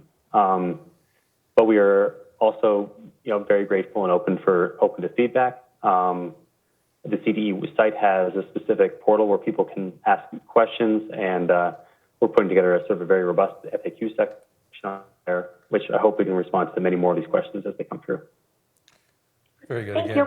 Again, Dr. Early, thank you so much. And we just are so grateful to have medical experts like yourself that are helping us navigate this virus and even get us to a clearer point of some predictability in terms of things that we can anticipate. And I think, I appreciate your reminder that it's really a tiered approach when we look at how to protect from transmission, that it's no just one single approach that really eliminates risk, and nor will risk ever be eliminated. So thank you again for the great conversation tonight.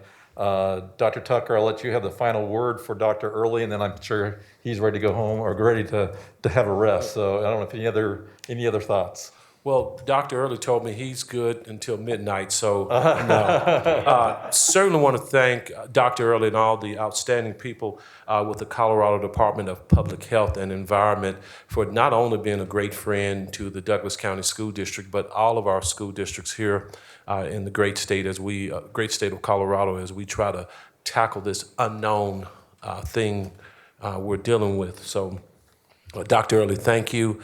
Thank you for your guidance, and we're in a better place. Our school districts are in a better place with the help of our local health departments and the state. So thank you. I salute you and all of our folks who are helping us combat this crazy demon we're dealing with. Very good. Have a good evening, sir. Thank you. All right, thank you. Thank you so much for having me. Take care. So the next part of this conversation, Dr. Tucker, is really for us to begin having some interactions about this graphic, if you will, or we're calling it our dashboard, to help us determine when we should pivot. So Dr. Tucker, go ahead, and if you'll give us some summary remarks, and then board directors, let's engage in some discussion about it.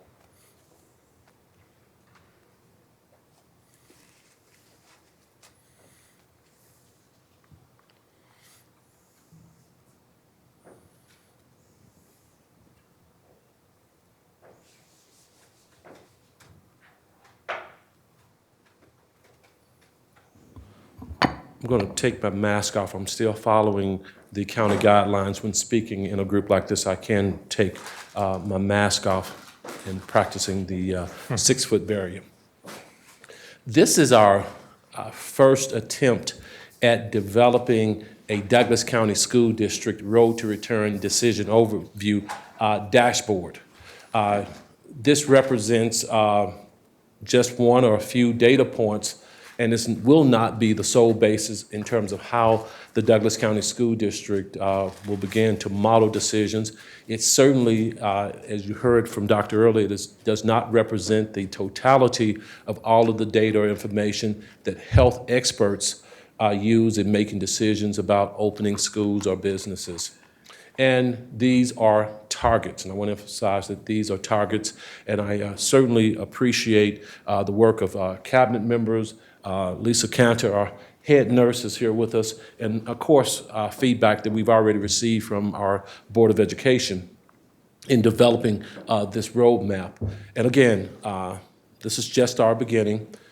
The items I want to bring to your attention are from the governor's office. This simply is not going to change. Protect our neighbor status, safer at home, and stay at home. Now, governmental entities can apply for variances to deviate from these three, but as it is right now, we're at safer at home, and we can have lower positivity rates, and it would probably say that we should be in-person learning. But at the end of the day, it's the governor's orders, the executive public health orders, and I'll ask Lisa to correct me if I use the wrong terminology. And it's really following the guidance, again, from our governors and our local health authority, in this case, Tri-County Health Department. So using the three levels of risk guidance from our state, we look at protect our neighbors. Less than 5% positivity rates, those are new cases that are happening in our community. In our community means Douglas County. A second data point, less than 100 incidents per 100,000. And then we'll also look at hospitalizations, death, and state metrics. At the bottom, there is a link, Mrs. Taylor, is that correct, that will give us real-time data as possible regarding hospitalizations in Douglas County, the death rates, and hospital beds, as I said earlier, and other state metrics. We live and breathe this. We've been doing this since March. Some of us cite these numbers in our sleep. I know I do. And we're able to use some of these metrics to pull off nine very successful outdoor graduations plus for the Douglas County School District. So using this as a guide, and we've shared this guide with Tri-County Health Department. It's been updated, and we'll share the updated guide as well with Tri-County Health Department and our Board of County Commissioners. So again, when under protect our neighbors, less than 5% positivity rates, less than 100 incidents, meaning cases per 100,000 folks in our great county here in Douglas County. And that would normally mean that we'll have in-person learning that's in school 5 days per week with an e-learning option available 5 days per week, social distance by 6 feet as much as possible, as well as looking at our first day of classes. We're still scheduled to begin starting our first day of classes, or what we call our orientation, on August 17th. That's at a 20% clip, the 17th through the 21st. Again, keeping those numbers around 20%. So let's move over to the next learning model. It is called the hybrid learning model. You're going to hear more about that tonight. At our last board meeting, our board unanimously approved the hybrid learning model.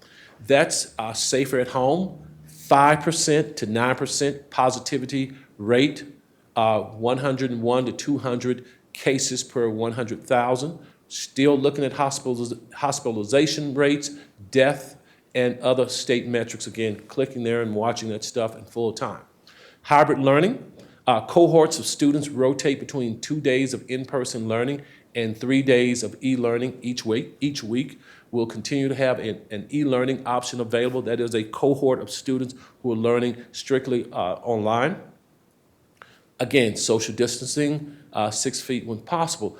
Dr. Early does raise an interesting idea that we look at those numbers differently at grade levels. We really have not spent much time looking at what those numbers should be, the positivity rates, the incident rates, et cetera, when you look at elementary, middle, or high. But again, I don't want folks to panic on that. There are other things we have to consider, as Director Long and Director Meek and Director Hanson all pointed out. Do we have the capacity in our buildings? Obviously, we have some buildings that are overcrowded, that are challenging. You heard that from our principals a week ago last Saturday. So those are, again, many other factors. Other factors would be, what resources do we have to help reduce the spread of COVID-19? Some of those things that Director Hanson aptly pointed out and asked a good doctor to please elaborate on. So again, you're in 2 days of in-person learning in the hybrid learning model, e-learning 5 days a week option, social distancing. Our goal is to always keep 6 feet. Again, recognizing in some of our buildings that is going to be a challenge. That's why we'll have no more than 50% of our kids in any building at one time. When we look at the number of parents and students choosing the e-learning model, it's probably will be around 40%. So we'll be operating during those 2 days on average around 40%. And then let's move to stay at home. As I've been saying for the last several months, even when we saw positivity rates at 2.5%, and our very own Dr. Douglas said, given what we know now and the things that we were trying to put in place way back in June, we could have in-person learning. I said at that time, and I'll continue to say, I'm really, really uncomfortable when we hit a positivity rate of 10% in our county. So again, stay at home order, or again, you could have a positivity rate less than 10% of the governor says stay at home. We're not having any school going on in the district. So again, 10% or greater positivity rate, 200 or more incidents per 100,000. Again, looking at hospitalizations, how many folks are in hospital beds in Douglas County suffering or dealing, if you will, with COVID, the number of deaths, and the state metrics. And we also look at the age, because that information, again, is provided at the Tri-County Health Department COVID-19 case reporting. You click on that link, you'll see all of that. So you're in 100% e-learning. All students and staff transition to 100% e-learning environment. We're going to talk a little bit about what the curriculum looks like, what that e-learning environment looks like, but more so we're really going to talk about hybrid learning this evening. And then there are e-learning interactions, bringing students and staff together, not in person, but bringing them together using our technology to allow our e-learners to interact. And again, we want to start doing all 3 models, or the model, again, the model will focusing on the hybrid learning model. We're focusing on doing that the week of August 17th through the 21st.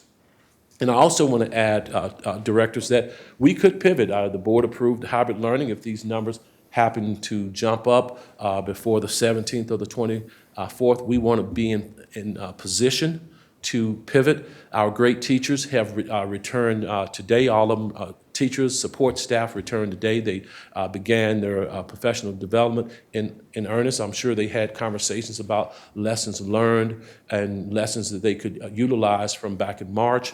And our new staff began a day earlier, so we're excited about that, excited about the PD that we're going to offer our folks in the event we have to pivot to full e-learning before school starts. Very good. All right, directors, questions for Dr. Tucker in terms of the elements that he's laid out for that. Director Graziano?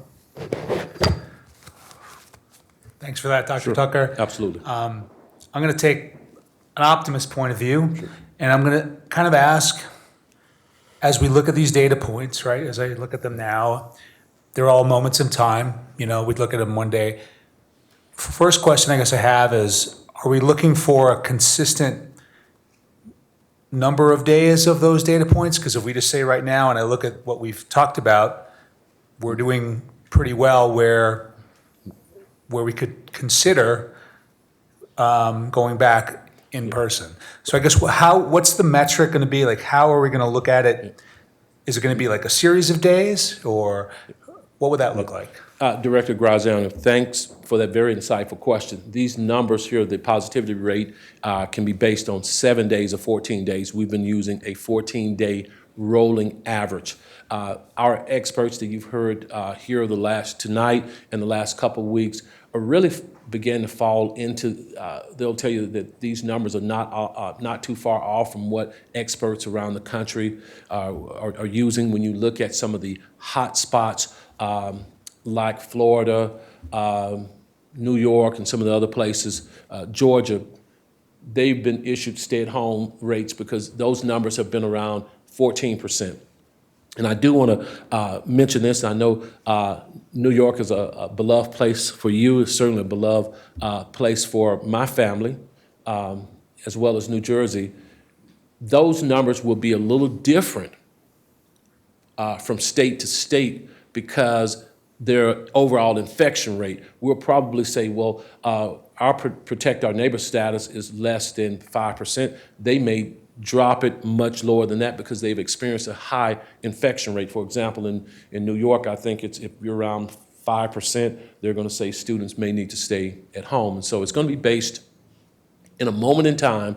Maybe they generally use a 14-day rolling average, but the decision whether to come in full teaching and learning every day, hybrid or stay at home, is based upon whether or not your state, your area is in a hot spot. So Colorado, our folks here in Douglas County have done a very good job of mask wearing and other layered protection strategies. And so our numbers could be slightly higher, again, still keeping our students, our staff, and community members safe. So a 14-day, 7-day rolling average. Can I ask one more question? Sure. So take me through like 14 days, we hit those numbers. Right. What then happens next? Is it a board meeting that has to happen? Is it, does Dr. Tucker be able to say, all right, we're pivoting? What would that look like in your eyes? If the board takes action on this gives my cabinet and the administrative staff and I the authority, if you will, and I hate to use that term, I'll say the green light or the thumbs up, to say, let's meet with our building principals to make sure we have all PPE in place and we have other contingency plans in place. The work of the committee that really started the framework for our plan put a lot of contingencies in that framework. We want to make sure we have those things in place. Again, PPE have been delivered. We have both alcohol-based and non-alcohol-based sanitizer available. Do we have those plastic plexi shields that Rich Cosgrove has worked on to deliver? Everything that we promised our teachers and staff, do we have those things in place so that we can pivot either way? But if the board votes that, you know what, this is pretty darn sound to make the decision to come to school, we know we have this for 14 straight days, we've kept these rates at this level. However, being able to pivot in the event these rates increase. So Dr. Tuck, the way this graphic alludes is that in order for us to be fully in-person learning, our risk level in Douglas County would need to be at the Protect Our Neighbors. Otherwise, fully in-person learning would not be an option. That is correct. Again, that's not the district's decision, that's the governor's decision. We could still have those low, if I believe I'm hearing you correctly, we still could have those low net numbers. Let's just say we had numbers below 5%, for which we don't. We're not quite there yet. But let's say we had 2.5%. However, we're still in safer at home. If we bring our students, and I want our community members to know, we want our kids and our staff members back in school. Trust me, it's much easier and more effective to educate our 68,000 students in school than educating them via e-learning. But if the governor has his order right now saying that we're safer at home, we cannot legally violate that order. even if our numbers in Douglas County are 3%, they could be in neighboring counties. I don't want to pick on my friends up north. Those numbers last week were at 15%. And we know parents travel and young adults travel in between counties. There's no stop sign or no roadblocks saying you can't cross counties, and parents travel into Denver and other places. So just because it's lower in one area, as a matter of fact, you'll find it also to be true in our large county, that you'll see some numbers a little higher than 5% in other parts of the county. Director Long? Yeah. But Dr. Gov, thank you very much, for this. I think the committee will be so much more clear. So let me understand one thing. So the number one criteria on whether we're going to go to 5 days hybrid or online, the most important point that we're looking at is the governor's order. Whether we're in protect our neighborhood, whether he's going to go with safe at home, which is where we are right now, or stay at home. The line below the protect our labor, that less than 5% or less than 100 and things like that, those are just a data point as you specify in the graph and said that this is one data point and it's not the sole basis for DCST's learning model decisions. Yeah. I just want to make that very, very clear, because when the moment when you start for a number, people are going to take it literally and use that and say that, hey, this is what it is, and why are we not opening school? And also, opening school involves a lot of planning.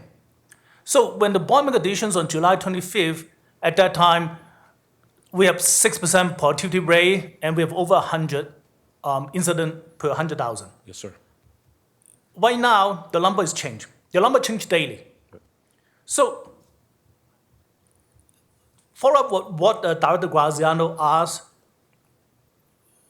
we cannot, based on the number, and say that today, it dropped below 5, we're going to open school. Or tomorrow, the number go up to 10, or we're going to go to online. I mean, there's no way to run a school district based on the number point fluctuations, right? So how would you recommend to the board on which model we're going to take from now on? So I just want to know. I mean, I think that there's a lot of confusions. After I hear that, is what is the overriding priority, and are you going to bring us a different recommendations in different board meeting, or this is going to be stay for a period of time and then we observe the trend before you make another recommendations? Director Long, you've made some very important points, and you've raised some important points as well, and you quoted me quite well. These are just singular data points. These are targets. These are not hardline measures. You heard Dr. Early, the professionals at the Colorado Department of Public Health and Environment, they're still building their dashboards in collaboration with us. This is our very first take at this. And also, you've heard from our folks from Tri-County Health Department and now Dr. Early. These are some pretty good measures to look at, but there are so many other measures that can confound this. When we think about our statistical classes, there are confounding variables. One thing is, how quickly do we get those test results back? How quickly can we see our community expanding testing and so forth? Again, these are just variables to look at to help work with our community, to help our community to understand some things regarding our decision making. But you pointed out quite well at the very top, it's our number one thing that we're going to follow. The number one guidance is from the governor's office. Mrs. Cantor, am I doing okay? Okay, she says I'm doing okay, so I'll keep going. Yeah, that's the number one guidance right there, is from the governor's office. Director Meek? So I appreciate all the work that's gone into this. We're in uncharted waters, obviously, and looking at this framework, I'm wondering, are all schools in the same place? Are there situations at one school that might deem it necessary to have different guidelines? And what's that process look like? When you say schools, are you referring to the 91 campuses in the Douglas County School District? Exactly. Okay, or 40-some, 50-some neighborhood schools? No, I think the guidance here is very strong. I think it's effective, and it should meet the needs of all of our schools. But I also want to say that when you compare the Douglas County School District to other school districts, we can probably get ourselves in a little trouble. That's why I asked that question for clarification, because schools are different. They have different configurations, different makeups. Our schools that have a smaller school districts that have a smaller population, or even schools within the district. For example, we do have some elementary schools with 300 students. How they manage these COVID-19 mitigating strategies would be a lot different. Cohorting for them, especially if they have extra room, would be a lot different from a couple of our schools that are really at capacity or over capacity. I want to make sure, and this is my bias, and obviously we're going to take the lead from the board. I also don't want us to get into a position, and Director Ray pointed this out quite eloquently, we don't want to get in a position to say, well, we're looking at the science, when we look at elementary levels, the transmission level is much lower for those elementary students, and maybe they should be in person 5 days a week. Well, we must consider the health of our staff. Another thing we have to consider, and I'm watching a couple school districts, and the news may not pick this up, but a couple school districts are deciding to go to e-learning because they simply don't have the staff to run a full in-person model or a hybrid model. So staffing is critically important, not just because we're going to have a staff member teaching a class. It needs to be a highly qualified and certified staff member as well. So that was one of my questions. I wasn't sure if this was the right time. Do we have the staffing needed to run both the e-learning and our hybrid model? Yeah, we are finalizing the staffing right now. When Ms. Thompson speaks, she's going to address those issues. Ms. Thompson, anything that you would like to speak on that now, or wait till a little later? Okay. Okay. Going to put my mask back on.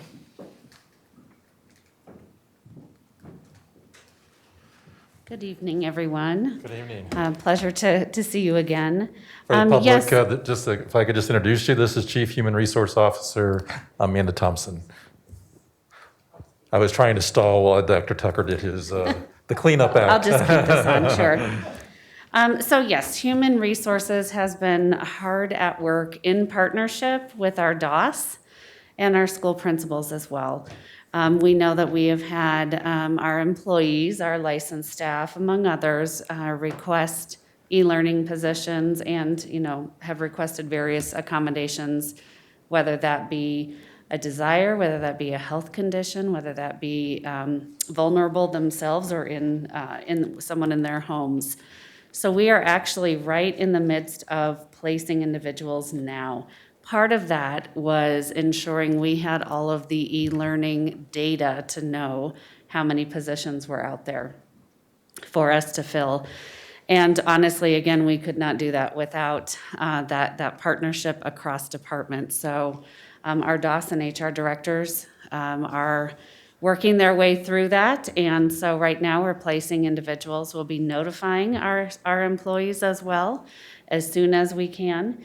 And then we will determine what kind of positions need backfilling and how many. But it would be hard to give you exact information right now because we are in the midst of that in partnership with our school leadership who is helping us mold and shape that e-learning environment.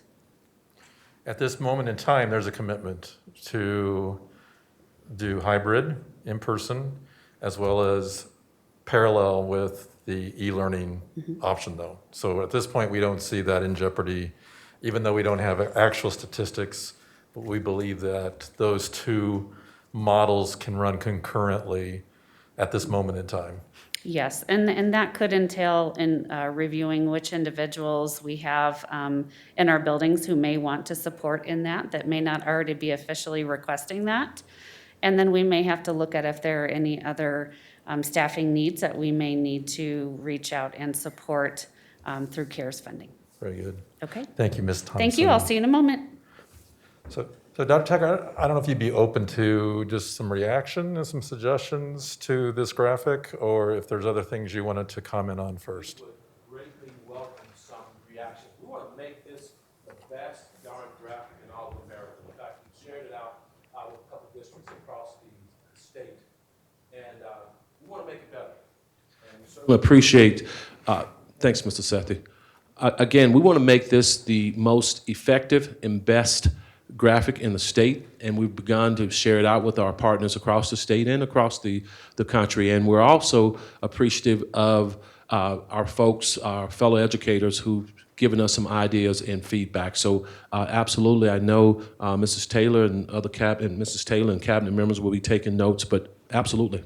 I'll throw a couple things in. So one of the things I think would be really helpful, and I think Dr. Tucker, you and I actually had a question of this via email just a little bit ago, but it seems we need to end the debate about masks, in that certainly in both models, we're saying K through 12 or pre-K even through 12, masks are required. And if that's true, I think right underneath the social distancing, we ought to just lay that right out there so it's not up for interpretation. Am I stating that correctly? Are we requiring masks at all? Director Ray, you're 100% correct. We made that statement very loud and clear after reviewing the evolving data about masking. Yeah. We've also listened to our staff members, our teachers, about what their concerns were regarding masking. So we will add that. In fact, before tonight's meeting is over, it'll be already added to the slide. But we stated very clearly a week ago Saturday that we're going to not only require masking, but we're going to really do our best to encourage. It's going to be required, but celebrate masking and continue to encourage our young people and our staff to wear a mask unless they're talking in a microphone. Which I think that's the confusion out there. At one time we said encourage in the elementary grades and required in the secondary grades, but I think, we're making the strong statement that says Yes. all grades will be masks were required. I think also the cohorting, we ought to have in both of those models that cohorting as possible ought to be a strategy that we clearly state is reflective in each of those models. Absolutely. And the only other thing that I would throw out there that I think would be some good metrics for us to observe as a local school district are incidents in terms of our own staff. So for instance, if we do have an outbreak in a school that requires that school to temporarily go into quarantine, or if we have a number of building leaders that are required to go into quarantine, it seems like we could really get some local metrics that we might want to add on to this to say we're not only watching the state and the county, but watching our people. And if our people start getting sick, regardless if we're in protect our neighbors or not, we may need to shut down because our people are what make this system run. So I know I've given you some drafts of things I'm working on as far as numbers, but I would suggest that we have some district metrics in terms of outbreaks, quarantines, and probable and confirmed cases as maybe some data that we monitor as well. So those would be some of my suggestions. Directors, other thoughts? Director Graziano? I would just, say being in sales, to me, it's like we need to have, what I'd like to see is what's the goal that we are striving for? So we can be reporting on this and showing where we are, but we have to have, I think, a sense of like what we're trying to get to. And I realize some of those things are out of our control, but at least it has to, in my view, we have to have something to target. Like if people can see that we are consistently doing well in whether it's a quantitative number based the stats or qualitatively by things that are happening in schools, all the schools are ready, they've received everything. I think that's the kind of thing from a going forward, people, I would like to see. I think we'd like to just where we are each day, or what's the score, and what's the target? What are we trying to get to? Because Director A mentions a lot of different things. Are they relevant to us achieving going back to in person, or are they just nice things that we'd like to know? So I think we have to have it very dialed in for what we want to show whether we're going to be able to where we are along the continuum. But if we want to track other things, I think that's great. But I don't think it should distract from the continuum of what we're trying to achieve or where we are at any given moment. I definitely agree. I think the things we track ought to be critical to how we pivot. I think you're right. I don't think we want to track just for tracking's sake. And I agree with you too, Director Graziano, that our goal is to get kids back in school 5 days a week. I mean, that's our primary focus. And if we can make some kind of statement that if those favorable conditions exist for 14 days or more, then that decision will be considered to move us back into that five-day in-person learning. But I think all the metrics, though, that I'm mentioning too, really tells us that we need to pivot. Because if we have 6 of our schools that are shut down because of an outbreak, regardless of what the governor says, we ought to probably shut the system down for a little bit to cleanse, if you will, before we bring kids back. So point well taken. Director Hansen, I know you had some feedback. My requests should be fairly simple, but I would just like to clarify, make sure that we've incorporated everyone's suggestions with regards to the protect our neighbors, whether it is an and or an or for the protect our neighbors and less than 5% positivity and less than 100% incidence in 100,000, or if it's going to be just meeting one of those criteria. And then incorporating the 14-day rolling rate rather than presenting this as a one-day statistic. Very good. And I really think, Dr. Tucker, I think what's been probably most insightful to me is the protect our neighbor status needs to be in place for us to consider 5-day learning. And I don't think that was really stated as strongly as you stated it tonight. And I know our county was very close to achieving that status about a month ago. And then all of a sudden things started ticking up and they were, unfortunately, our county wasn't able to move into that level of risk. And so I think that we need to have our community loud and clear understand that really is the beginning spot for us to start thinking that we can give kids that 5-day-a-week experience. Director Leung? Well, again, I want to say how much I appreciate Dr. Tucker and all your cabinet, down to the school principal and teachers' sacrifice and your hard work, starting from gathering the survey up to prepare to open school until we see the sharp rise of the COVID case in our county starting from late June. So as President Ray said that, I think all of us understanding 5 days in-person learning is the best for all our kids. However, we have to do it safely. And the last week, 1 year, we opened the school back, and then in a couple of weeks, we have to close them down. That is probably getting more negative effect to everybody.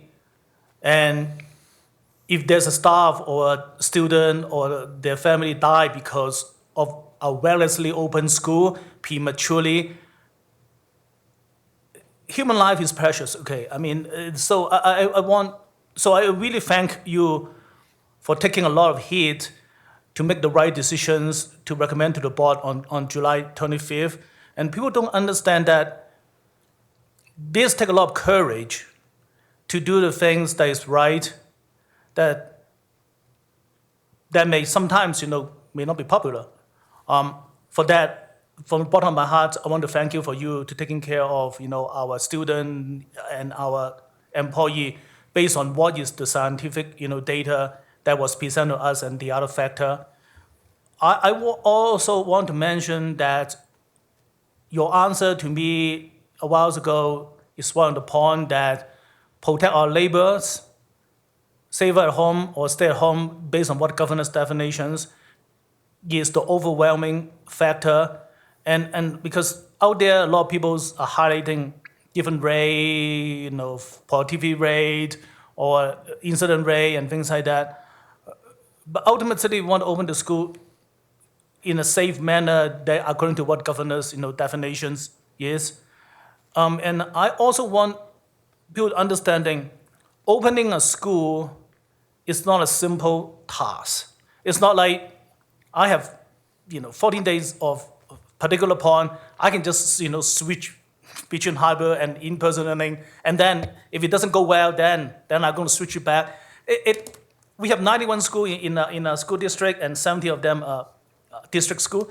It's a huge undertaking task. You're going to confuse a lot of people, not to mention that the planning nightmare and things like that. So I just want people to understanding, opening a school take a lot of logistic, and when the board make a decision on July 25th on hybrid, that is something that you have to carefully consider. And now we are preparing on that particular path right now. So just people need to give us the patience to make that happen. And we appreciate all the questions they're giving to us. But I think at the end of the day, Dr. K is a very good administrator, and he knows what he's doing. He won twice, the awards, being the superintendents of the years, and just give him some trust. And this is his recommendation for the board. And I wholeheartedly, thank for your courage, to do the right thing. I do appreciate those kind words, but this work has been a full team effort from cabinet, building principals, hearing from 2,000 survey participants for the reentry recovery task force, the 200 plus folks who served on the task force. And I will continue to emphasize that this is where we are today. We have a couple more weeks before we start to see students coming in on the 17th. We may have to be in a position where we do pivot to e-learning, and I want our folks to know this is not a prelude to that. No decision has been made. We've been very methodical in this decision. We really have kept our students and staff at the very center of our heart, and we've looked at the science here. Our teachers, again, and other supports and staff are in this week getting prepared for either learning model, and my sincere thanks certainly go out to them. This has been a tough time, not only for me, the board has shared in some of the joy as well, and our teachers, support staff, and we certainly know our building principals and our EDOS, the entire school community, our 8,600 colleagues are really trying to do what's best. And thank you, Director Long, for asking our community, calling on our community to be patient with us and know that we're doing the right thing for students and staff. Very good. All right, thank you, Dr. Tucker. My sense, directors, is that we'd like to see this come back on our next meeting on August 18th, a little more formalized with some of the suggestions that have been made here tonight, and to give staff some more time to massage it as well. I would just wrap up by saying, Dr. Tucker, I think what I like about this model too. I'm sorry, yes? Director, I'm so sorry to interrupt you, but I have a couple questions, and I'm not sure that you saw that I did. Oh, I'm sorry, I did not. Go ahead, Director Holtzman. So one, I have a question, but I also wanted to follow up on Director Hansen's question. I may have just not heard the answer. It's a bit difficult to hear sometimes. But her question, and I still need to know the answer, is when we look at, our goal, which is to achieve, protect our neighbors, and the appropriate positivity rate, and the appropriate incidence rate, I just want to make sure that I'm clear that the answer is that there are ands between those things. And then I have one more question. And that answer is correct. They are ands. Dr. Tucker's giving a thumbs up. Yes, it's and. However, if we achieve all the other ands, as Director Lung pointed out, if we're not in protect our neighbors, we still cannot return to in-person learning. Go ahead, Director All right, Holtzman. thank you. And then my other question is really a simple one. just Director Ray mentioned earlier, you know, acknowledging that sometimes the Tri-County Health Department numbers, data are not exactly matching the state of Colorado. And I think Dr. Early said that they're trying to get there, but we're not there yet. So I'm assuming that we'll be looking at both sets of numbers until they get that figured out, or is there one that we prefer over another? Yes, ma'am. I don't necessarily think that there's one we'll prefer over the other. Tri-County Health, as you know, is part of the Denver metro area health partnership. So they do work very closely. So again, I don't necessarily think it's one over the other. We will be sharing, once we update our dashboard, we will share that dashboard with the state health department. And as Dr. Early stated, they're in the early stages of developing a dashboard that they will share and push out to the entire state. So again, it's about partnership. I know one of the things that you've talked about, and all of our board of directors have said, this must be a community endeavor. And the last thing I'll say about this, these are targets. We hope that we can utilize these targets in helping to inform our decision making, but they are not hard line measures. But the more measures we use will certainly bring us to a point where we can ultimately bring all of our students and all of our staff back to the Douglas County School District for in-person learning 5 days a week. Very good. Dr. Tucker, I think that's been well said, and I would just capture that again, is that what I think this does is it challenges our community to say, help us. If you want us to bring kids back, help us get to that level where we're protecting our neighbors. And that if we can get to that level, then we in turn can make sure that we're providing that 5-day-a-week experience. So I think it sets out the challenge for our community to do everything they can to help us get to that point. So I really like how this feels, that it is indeed a partnership. So with that, board directors, I think what we'll do is we're going to take about a 5-minute break. Dr. Tucker, and directors, if I'm going to change the agenda if by consensus, that we'll bring in public comment, because I know our public commenters were expecting about an 8 o'clock session for public comment. So I think we'll go with public comment when we come back, and then we'll have Dr. Tucker proceed with the updates regarding the hybrid as well as Edgenuity. So at this time, unless I hear disagreement, if we're okay with that, Director Meek? I'm just wondering if the presentation itself might influence some of the public comment. But Yeah, I thought about that too, but I really think for the sake to honor the people that are waiting for us, that we probably need to honor that they targeted 8 o'clock. And I'm sure Dr. Tucker then in his presentation can respond to the public commenters' questions if those weren't answered for his presentation. So unless there's opposition, I'd like to go forth that way. All right, board, we're on a 5-minute break.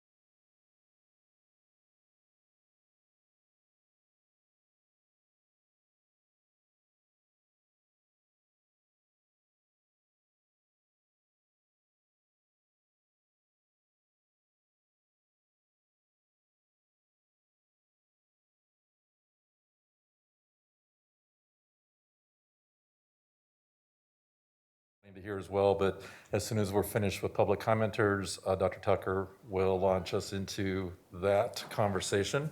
So just as we always say for our public comment session, we certainly value diverse viewpoints from a broad spectrum of citizens throughout our community, specifically items that have been listed on tonight's agenda, and of course, issues that impact the educational needs of our students.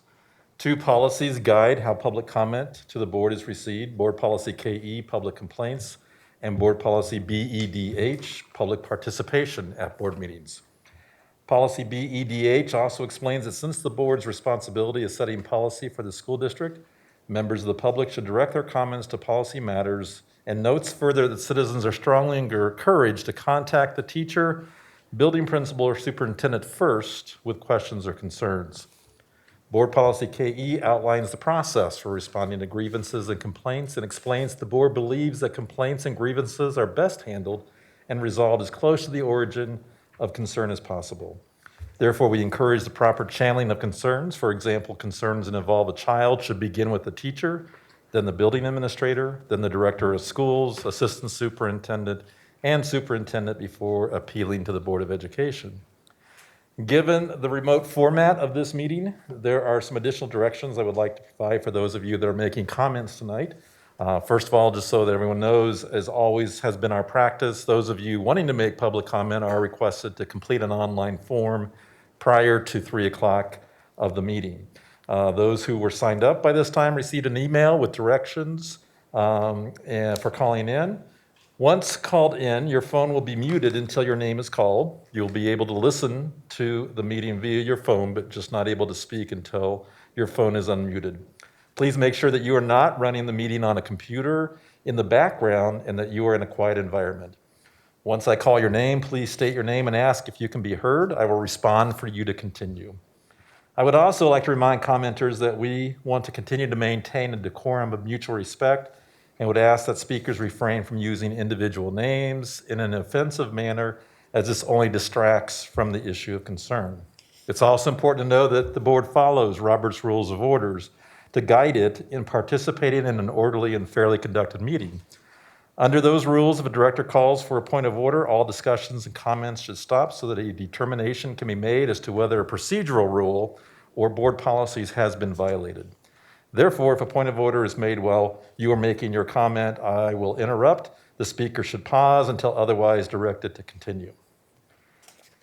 So with that, each speaker will be allotted up to 3 minutes to address the board. Please know that this is our time to listen without engaging in discussion. So we'll begin with the first public commenter, and excuse me, that is Aaron Davidson. Mr. Davidson, are you there? Yes, I'm here. May I please address the board? Very good. Mr. Davidson, go ahead. Thank you, Dr. Tucker and Board of Education. I have to say, I can't really express how disappointed I am in the outcome of this plan. At this point, it's been over 4 months since the schools have initially shut down in-person learning, and the plan demonstrated on July 25th and tonight's meeting demonstrate nowhere near the level of precaution that I would have expected from this esteemed group, particularly one where the superintendent has won Superintendent of the Year 2 times. There are at least 7 other districts which have committed to a fully remote model at the start of the year, not based on the governor's stages, but based on their own research and precautions. There have been multiple instances of parents sending sick kids to school, both in Colorado and across the nation, and I have no reason to believe that our community would behave any differently. The comments demonstrated across multiple Facebook groups after the July 25th meeting indicated that it was not actually in-person education that the parents actually needed, but rather childcare while both parents were working. I have 3 questions. What will the consequences be for families which knowingly send sick children to school? How will the Board of Education enforce those consequences? What responsibility will Dr. Tucker and the Board of Education take if and when an outbreak happens? I respectfully believe that this plan is short-sighted and a bit obtuse. I hope that you're all right for all of our sakes. Very good. Thank you, Mr. Davidson. Next public commenter is Jill Davidson. Mrs. Davidson, are you there?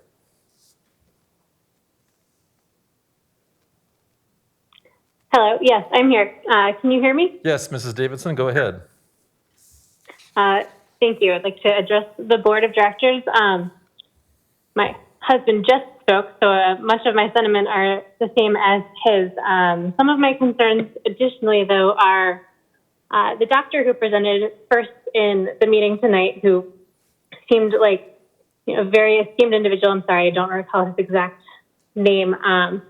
He cited, for example, a study from Korea saying that elementary school students don't transmit COVID as much as older people do. That came out several weeks ago, but he didn't cite a study that came out from Lurie's Children's Hospital in Chicago just a few days ago that cited the exact opposite as what's been finding, that actually elementary school children seem to have higher viral loads than their older counterparts, and so that's a problem. And I'd like to know where all of the, why that one wasn't considered when the Korean study was. Also, just from being present on the Facebook groups recently, I see, lots and lots of parents reaching out, trying to figure out their childcare struggles, and in such, definitely reaching out to children in different cohorts, in different schools, in different areas to create these pods. So when they return back to school, they're exposing one school to someone from a pod from another school, from someone from a different class in another school, because the childcare options just aren't there. I'm very concerned that there wasn't an option such as, how children get homework help in base, why some sort of place that children could go to have help during the day, not live from the teacher, but to help them with the work being served from the teacher from an alternate location, couldn't have been set up. I've looked really closely at the Denver Public Schools plan, which has been announced several weeks ago that they were going remote. And they have plans laid out on their website for exactly how remote learning will work, how food scarcity will be resolved, how technology issues and lack of technology will be resolved, how all these childcare issues will be taken care of. In addition, resources for extra activities, for extra enrichment, for extra things for the family, for mental health. It's all been addressed on their district site. And people move to Douglas County for our fantastic schools that they feel like they can't get in Denver. And Denver Public Schools has presented a much more robust plan. I spoke to administrators of our personal elementary school who couldn't even identify the e-learning platform. And I noticed that everyone's being encouraged to go hybrid. And then I saw that there's only 1,000 elementary licenses for the virtual platform, when there must be over 30,000 elementary students. So I'm thinking that that's the reason that was preferred, and I hope that I'm wrong. Thank you. Thank you, Mrs. Davidson. Next, excuse me, commenter is Christine Miles. Christine, are you there?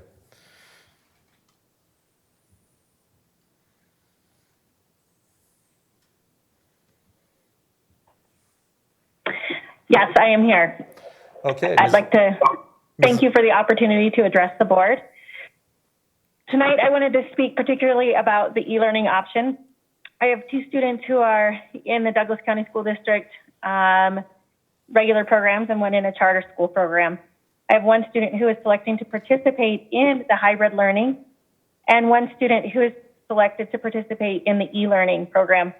For the student participating in e-learning, the primary reason that we chose e-learning is because we felt that it offered the greatest opportunity for continuity and consistency. However, so far my experience has been anything but that.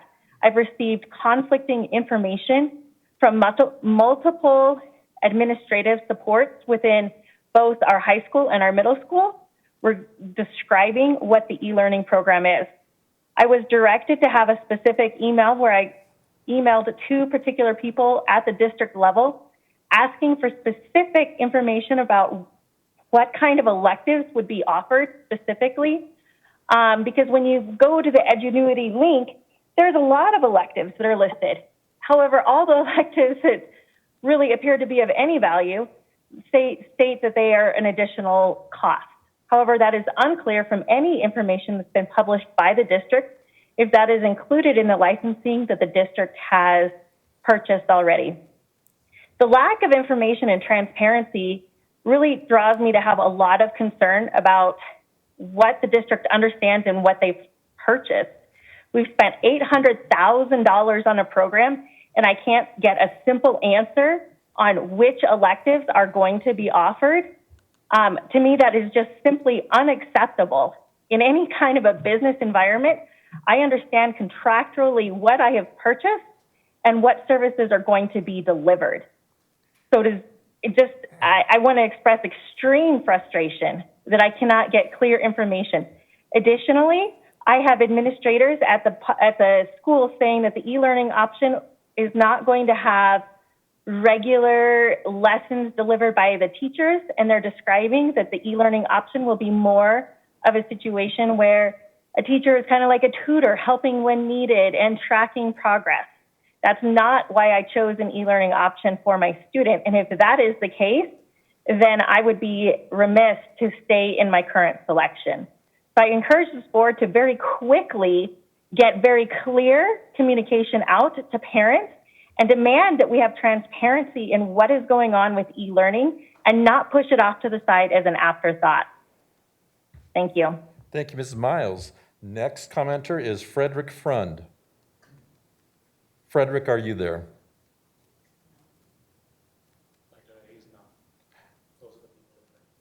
He's not on? No, Lay is on. Okay, so Frederick Frund is not currently dialed in. Lee Walden, are you there? Hi, it's Lee. Can you hear me? Yes, Ms. Walden, go ahead. Perfect. I'm Lee Walden, and I'm a rising senior at Castleview High School. Today, I'd like to talk to you about the school reopening. Ladies and gentlemen of the board, Dr. Tucker, I cannot stress enough my disappointment for your plan of action to go back to school. As educators, it's hard to conflate how little you have learned from the experiences of other districts across the United States on this issue. Schools are closing after mere days of being reopened. Safety guidelines are slipping through the cracks, and teachers are being hospitalized. Dr. Tucker, I read your statement of unity as it came out yesterday. I agree wholeheartedly that we must stand by and respect our teachers at every turn. But I ask you, how completely can you stand by teachers while not prioritizing their safety? Can it really be the greatest challenge of your career to decide that forcing some teachers into situations of increased risk is amoral? Can it be that difficult to acknowledge that teachers should not be forced to choose, quite literally in some circumstances, between their lives and their livelihoods? In the spirit of unity, you need to start listening more carefully to the united voices of teachers who are actively speaking out against how unsafe they feel. My peers and I are not shocked, but at least by our teachers' concerns. A lot of high schoolers are making wagers on how long we think we'll be allowed to continue the hybrid schooling model. And the most generous of those gets us only into mid-September, at which point we approximate that at least one teacher or one student will have died. That risk should already be too great for you. If your incidence rate is 101 to 200 people, it's already too high. If you're prioritizing kids being back in school 5 days a week instead of the safety of our communities, you're using a flawed metric. The priority of those in power and of every person involved in this decision has to be to stop the spread and to save lives. While I admire your willingness to believe that safety measures will work, even if teachers and students are safe, some crucial members of our staff will not be. Our bus drivers, our school lunch ladies, our custodians, our TAs, our counselors, the people who make our schools will not be completely safe. Spending so much time and money on a solution that almost everyone can honestly admit to themselves will not work is disappointing. The school board being too pusillanimous to make the hard call is disappointing. The answer is clear. Have us stay home, protect whatever fractured possibility for a normal second semester, and ensure that we are safe in the future. Anyone who knows me knows that I'm an incredibly social person. The prospect of handing over my senior year, of staying home and not seeing any of the fantastic people that make my school experience so special is painful. But I'm more than willing to make these small sacrifices for the safety of my community. We need to realize that even ignorantly sentencing a staff member or teacher to death is abhorrent. Let's stay home, stay safe, and be ready to go back to school whenever our community is truly in a place to do so without pause. Please do better. Lives are depending on you doing better. Thank you. Thank you, Ms. Walden. Next on our list is Callie Leba. Ms. Leba, are you there?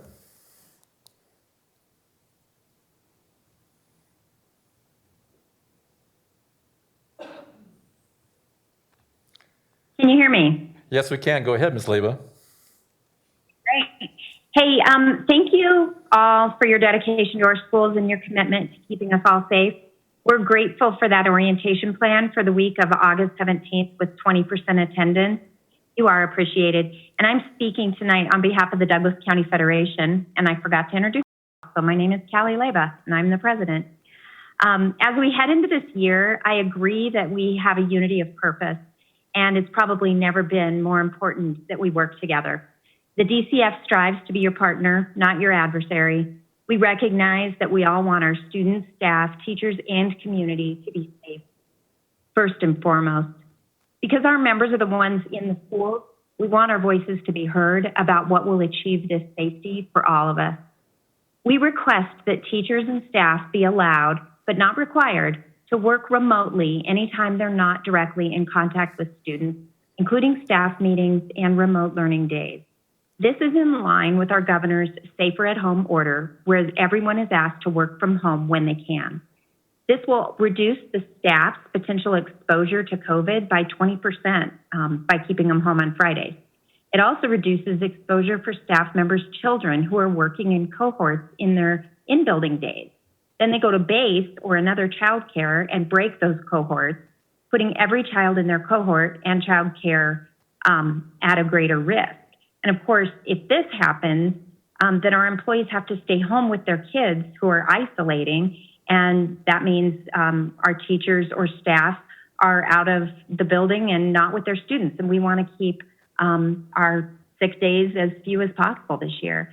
And finally, the custodial staff will have better access to classrooms and buildings for thorough cleaning on remote teaching days if most of us are teaching from home. That also opens up base slots for students of non-employees, which I think our community would greatly appreciate. Our members also know that the block schedule for high schools, except Castleview, because they're different, is the safest option for everyone. Block days allow for tighter cohorting, and it complies with CDE's recommendations for safety due to fewer passing periods where students come into contact into the halls, fewer times a day when teachers need to clean their classrooms between class periods, and fewer people will need to quarantine or in case of exposure. Teachers and staff are exposed to a reduced number of people each day. Finally, we ask that the decisions around the safety of our students, staff, and teachers should be made district-wide and not left to site-based decision-making. This is an equity issue for everyone. I just want to thank you again. I know none of you signed up for this, and it's quite a task, and I know you've lost a lot of sleep. So thank you all for your service. Thank you, Ms. Leyba.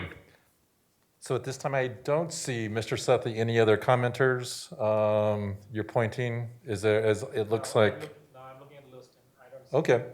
So I think we've heard from all our public commenters that have signed up or that have actually called in to make comments tonight. So again, to all those of you that made public comment, thank you for expressing your thoughts. And I would just say that certainly stay tuned to this meeting because you'll hear more information regarding the e-learning option that is concurrent regardless. And so I would just remind those that are feeling some angst about the hybrid model that e-learning is certainly an option that is always available. So with that, we will close public session and I will move on to our next agenda item, which is our update regarding the hybrid model and our reentry plan. Dr. Tucker. Thank you, President Ray, directors, our guests and visitors and our viewers who are listening in and participating tonight. I will ask my cabinet members and a couple others to prepare themselves to help us with the discussion, the update on our reentry plan and the hybrid model implementation.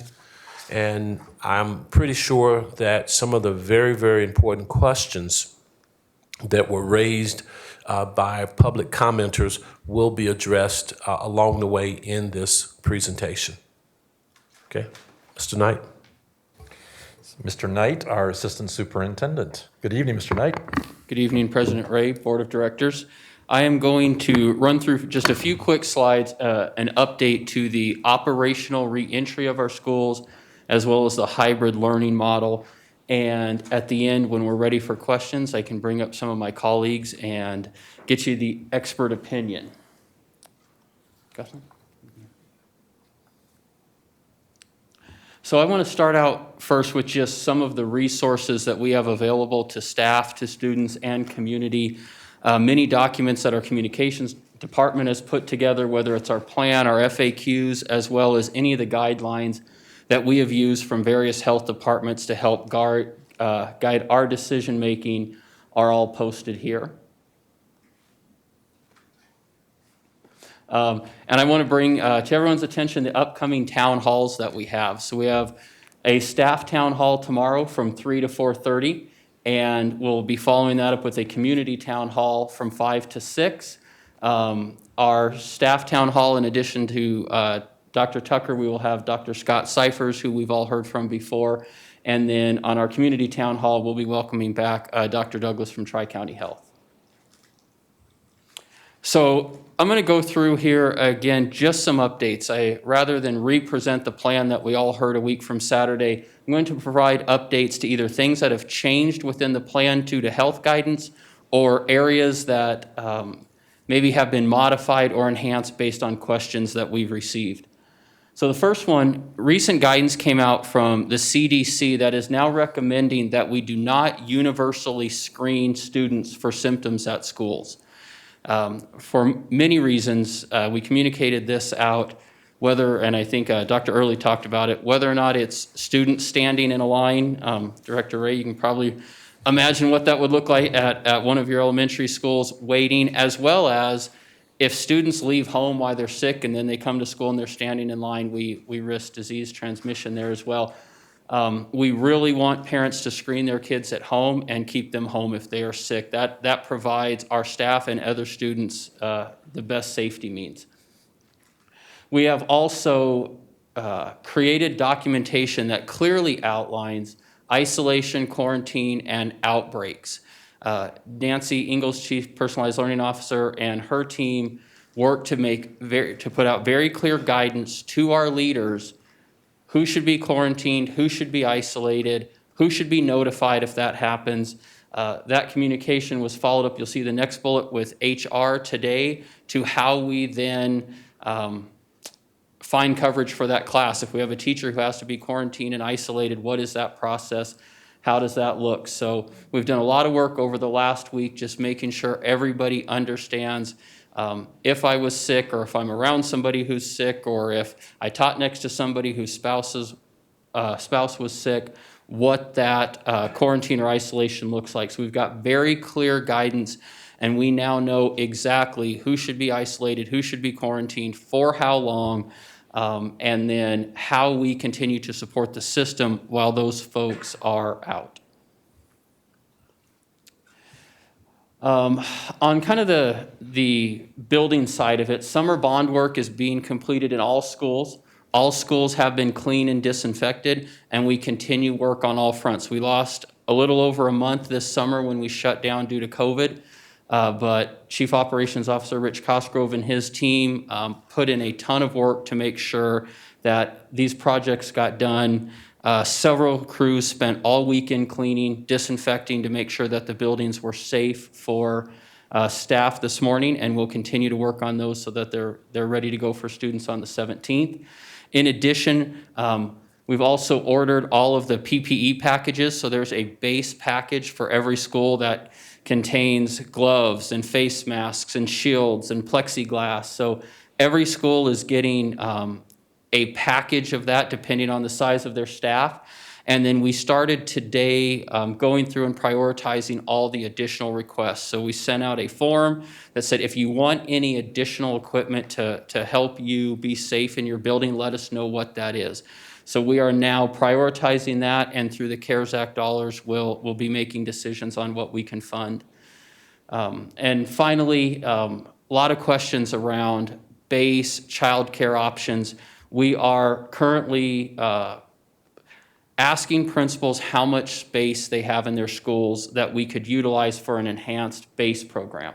There was a question about childcare and what do we do on Fridays and what do I do with my kids these other 3 days. We've heard it from teachers as well as community members. we are looking at that. The nice thing about an enhanced base program is we could help support those asynchronous learning days in a controlled environment. So a lot of work being done on that, and we should have some information out to the community very soon. Switching from operations to hybrid learning, we have created an e-learning implementation team to really focus on what that 100% e-learning cohort looks like. Express check-in ended last night, and we have approximately 6,000 students who have chosen that. So we are creating a 6,000 student e-learning feeder. That's bigger than probably 70% of the school districts in this state. And that work is going to be done. We have every confidence that it can be staffed. And we have brought back Diane Smith as a CARES Act funded DOS for the next few months to really help get this off the ground and make sure that that plan is just as fleshed out as it can be for parents. And we have an e-learning strategist to go along. We have PD planned, and as Chief Human Resources Officer Amanda Thompson mentioned earlier, our DOS and HR directors are working feverishly on staffing that right now. Initial plans look like it will probably be a high school, a middle school, and then an elementary school per feeder. So we are truly building a feeder for 100% e-learning cohort. Most of those class teacher assignments should be completed probably in the next day or two, and then we'll start notifying teachers, and then we will start backfilling the positions that need to be backfilled in our schools, again, using CARES Act dollars.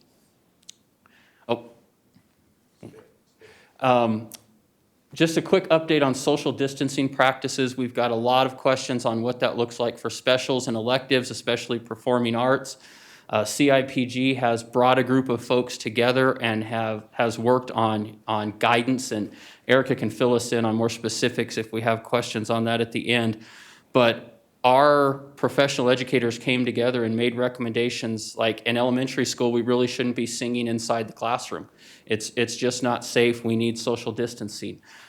We've requested and have started to see equipment come in. There are some interesting contraptions that you can put around an instrument that limits the respiratory droplets. So we are working through all of that. We know how important the electives, especially performing arts, are to our students, and so we are finding ways to make sure that we can continue those classes. We have tents on order in case we need outdoor classrooms, so a lot working in that area. And then finally, we are continuing to work on the delivery of education for students with special needs.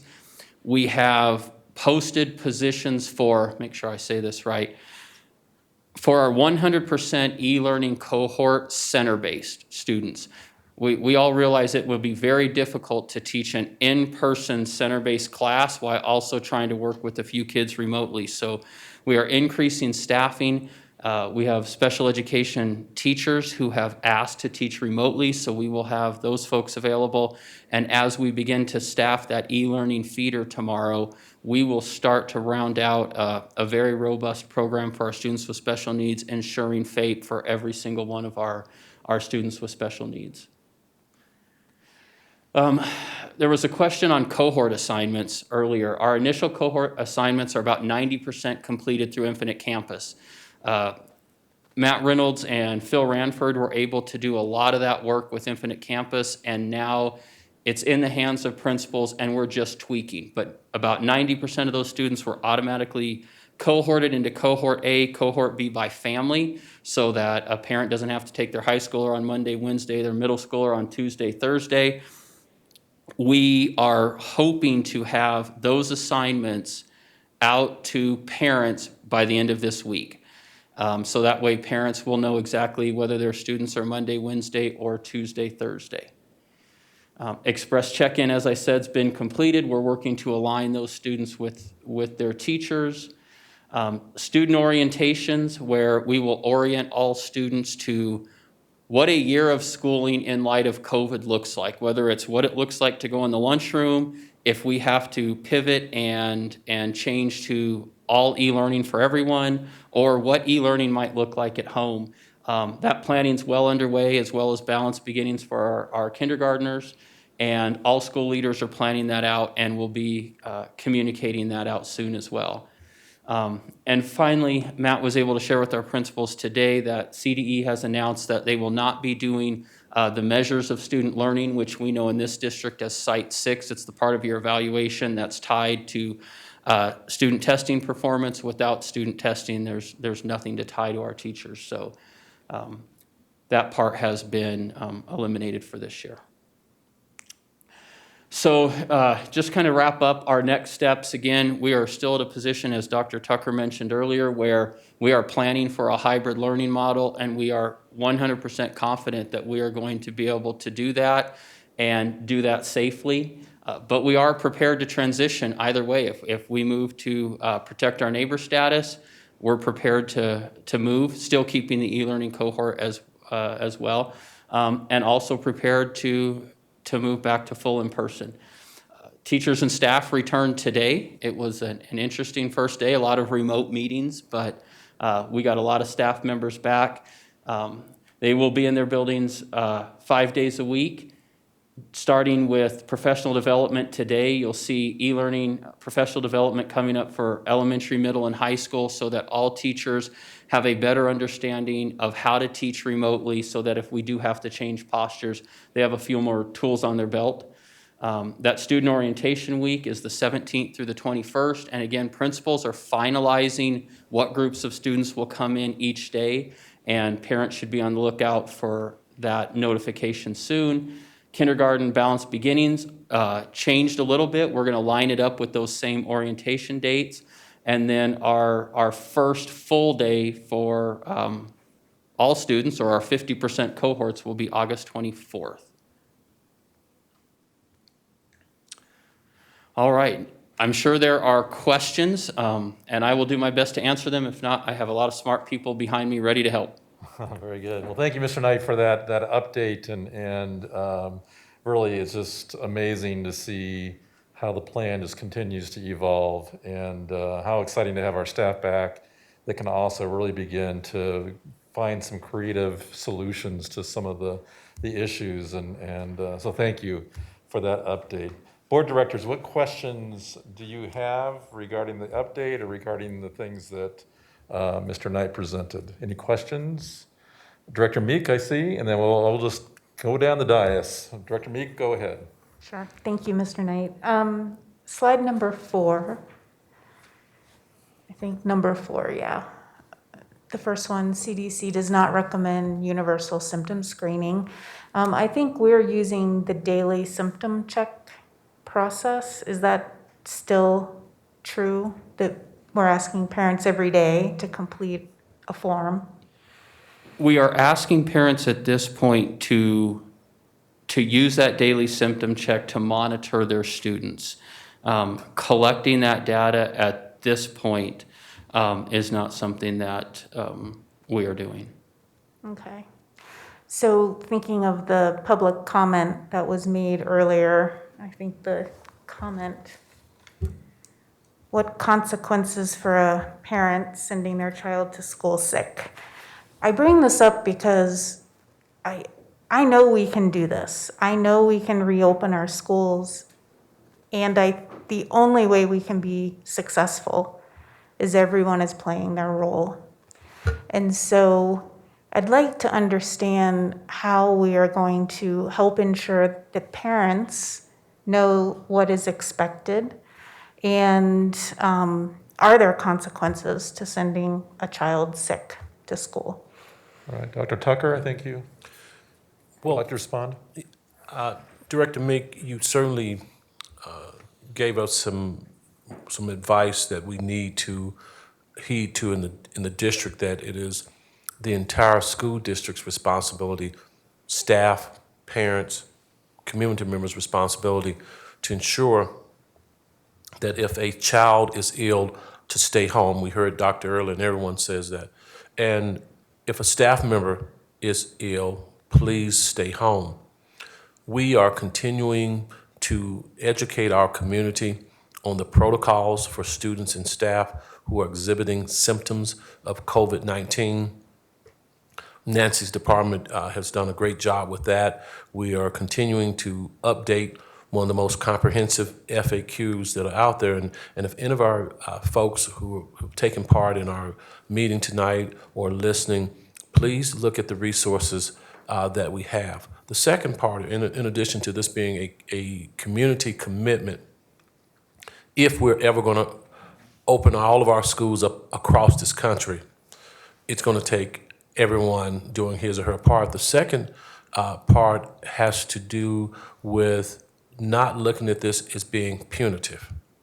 There's absolutely nothing I can do or anyone can do to a parent who sends his or her child to school. But what we can do, and what our compassionate staff would do in each one of our 91 buildings, they will, as they have done with the flu or any other illness a child has, they will bring that child into, in our case right now, which is outlined, so for folks who are not aware of what we're doing, they will bring our kids into a separate room where we will isolate that student who's experiencing symptoms and a staff who's experiencing symptoms, make the necessary phone calls to get that student home, and encourage the parents to keep the student home. You know, I think Nancy's 3 days fever-free, and if this child is exhibiting symptoms of COVID-19, to get that student tested. We will then follow our protocols for screening other students that and staff the student has come into. That's why cohorting is so important. And if we need to then say to those students and staff they need to go into isolation for the 14 days, we'll certainly do that. And so I'll also say to folks, we're not going to know, this sounds great, and our staff members are committed, they're up for it, but once we see these things here happening, we're going to be ready. And for our folks to have some confidence in our nursing staff, and again, Mrs. Cantor has been a part of all of our meetings during this crisis here, and will continue to be a part of this meeting here. So again, we don't want this to be punitive. We don't want it to be punitive in the sense of a child, not wearing his or her mask or not wearing his or her mask correctly, but educating the students. Now, will there be consequences? Absolutely, there are consequences to a staff member or a student not following the guidelines and procedures, and those consequences are spelled out. Very good. And then Director Meek, if I could let's all get a question in, and then we'll Yeah. continue to cycle It's through. the same question, though. Same question is? I'm just wondering, because we are delivering a very different looking education.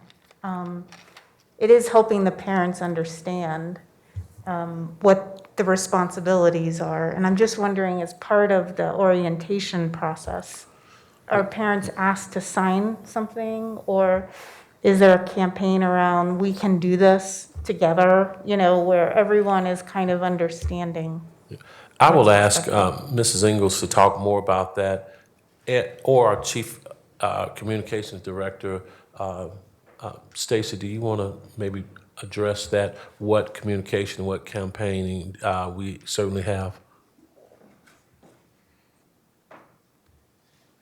Thank you, Mrs. Rader. Mrs. Rader, Chief Communications Officer. I take chief from human. She's human too. Fair enough.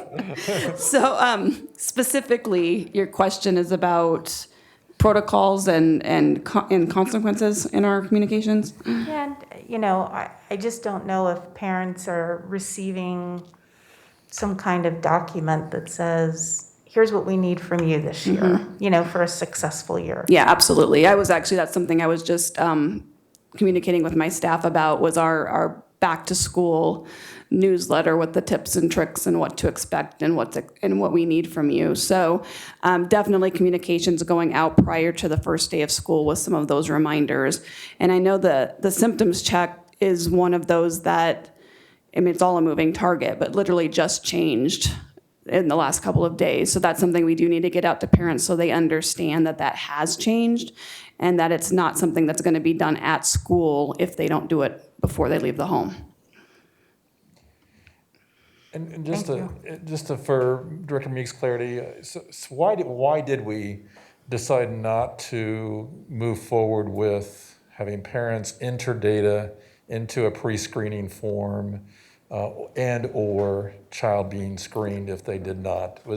Can we just give our community a little bit of information regarding that? Do you want to?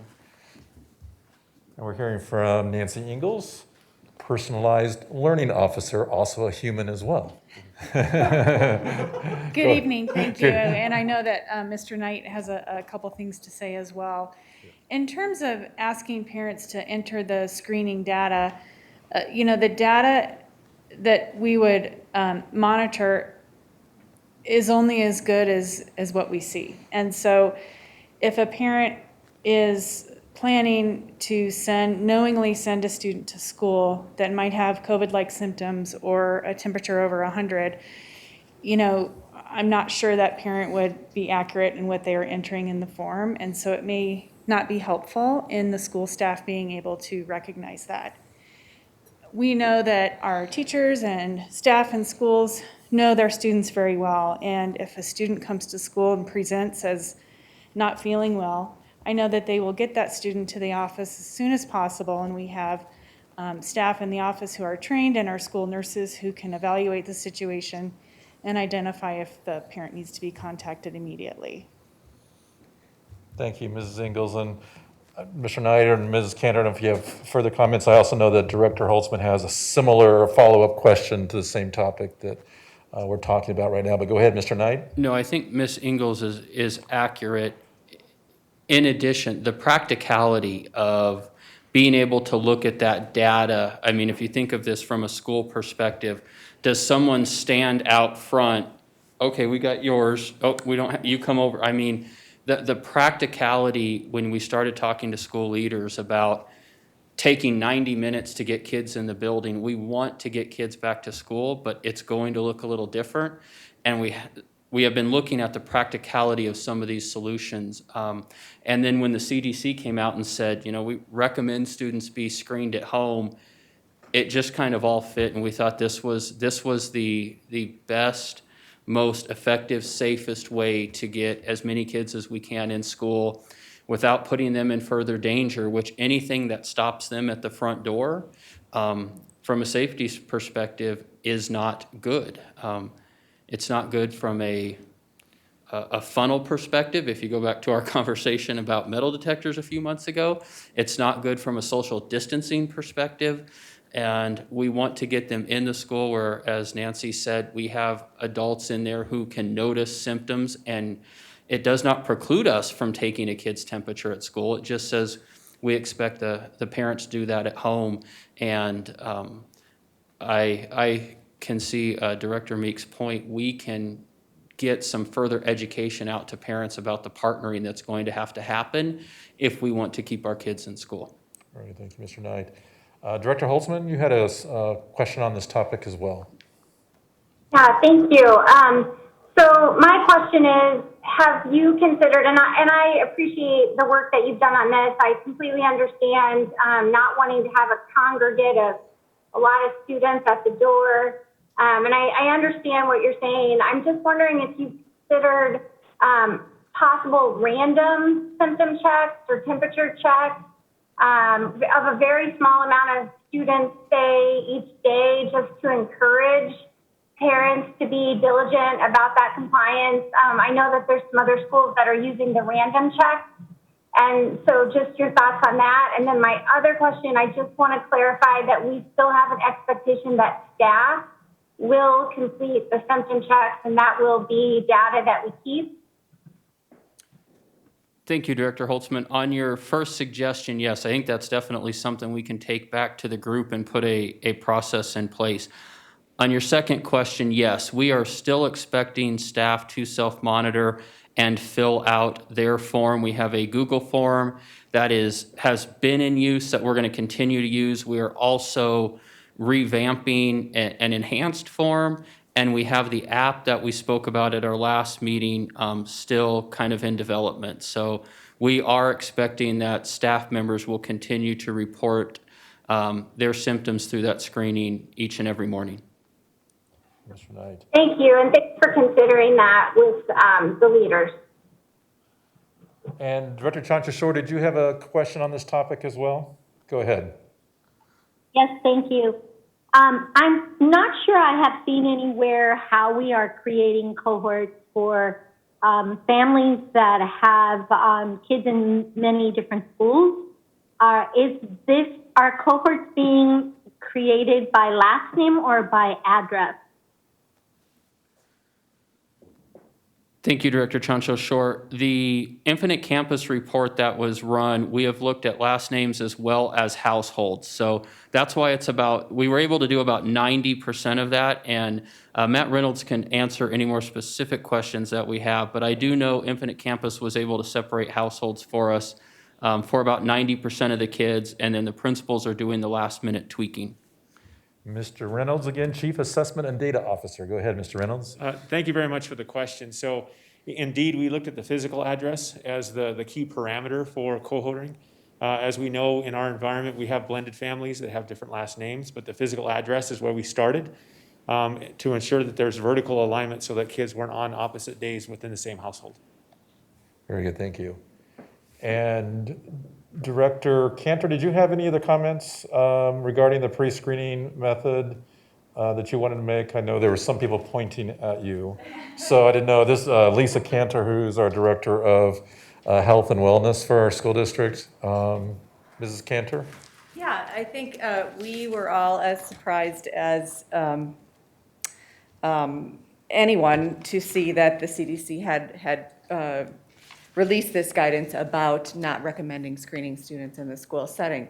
And one of the rationales behind that is it gives folks a false sense of security that we are preventing COVID from entering into the school building. We know that it will not capture necessarily asymptomatic or pre-symptomatic or mildly ill students. So the best intervention that we can do at this time is to have parents really monitor their kids for emerging illnesses. And it may not be COVID that they are ill with. It may be something else that they are sick with, and we don't want to necessarily automatically put those students in a quarantine situation until we do some further individualized investigation with the school nurse, with their primary care physician, and with the parent, partnering all together to assess each child individually as to what's going on. So that was all in writing here in the CDC. So it makes sense, but that not coming to school ill is really the key to this. Thank you, Ms. Cantor. All right, we'll continue down the dais. Director Lung, a question? Yes, sir. Got you playing computer games? I have to tell you that, this is not human, they're superhuman. I mean, navigating this, pandemics with new learning environment, plus answering thousands of email and trying to figure out how to open school in this pandemic is no small task. So thank you. I have a couple questions. Then if I have more time, if it circle back to me, I'll ask more. One is related to in slide number 5, and you have saying that you're going to have an enhanced base program. Mr. Sethi, can you move us to slide 5? At the third bullet, how would that benefit our employee? There's many teachers that they also are parents in our school district, and really enough teacher to come back to teach. Otherwise, we won't have any class. So that is, I think, a repeat concern over and over, because that seems to be a very big issue for them. So how can we help them with this enhanced base program? That's my question number 1. Thank you for that question.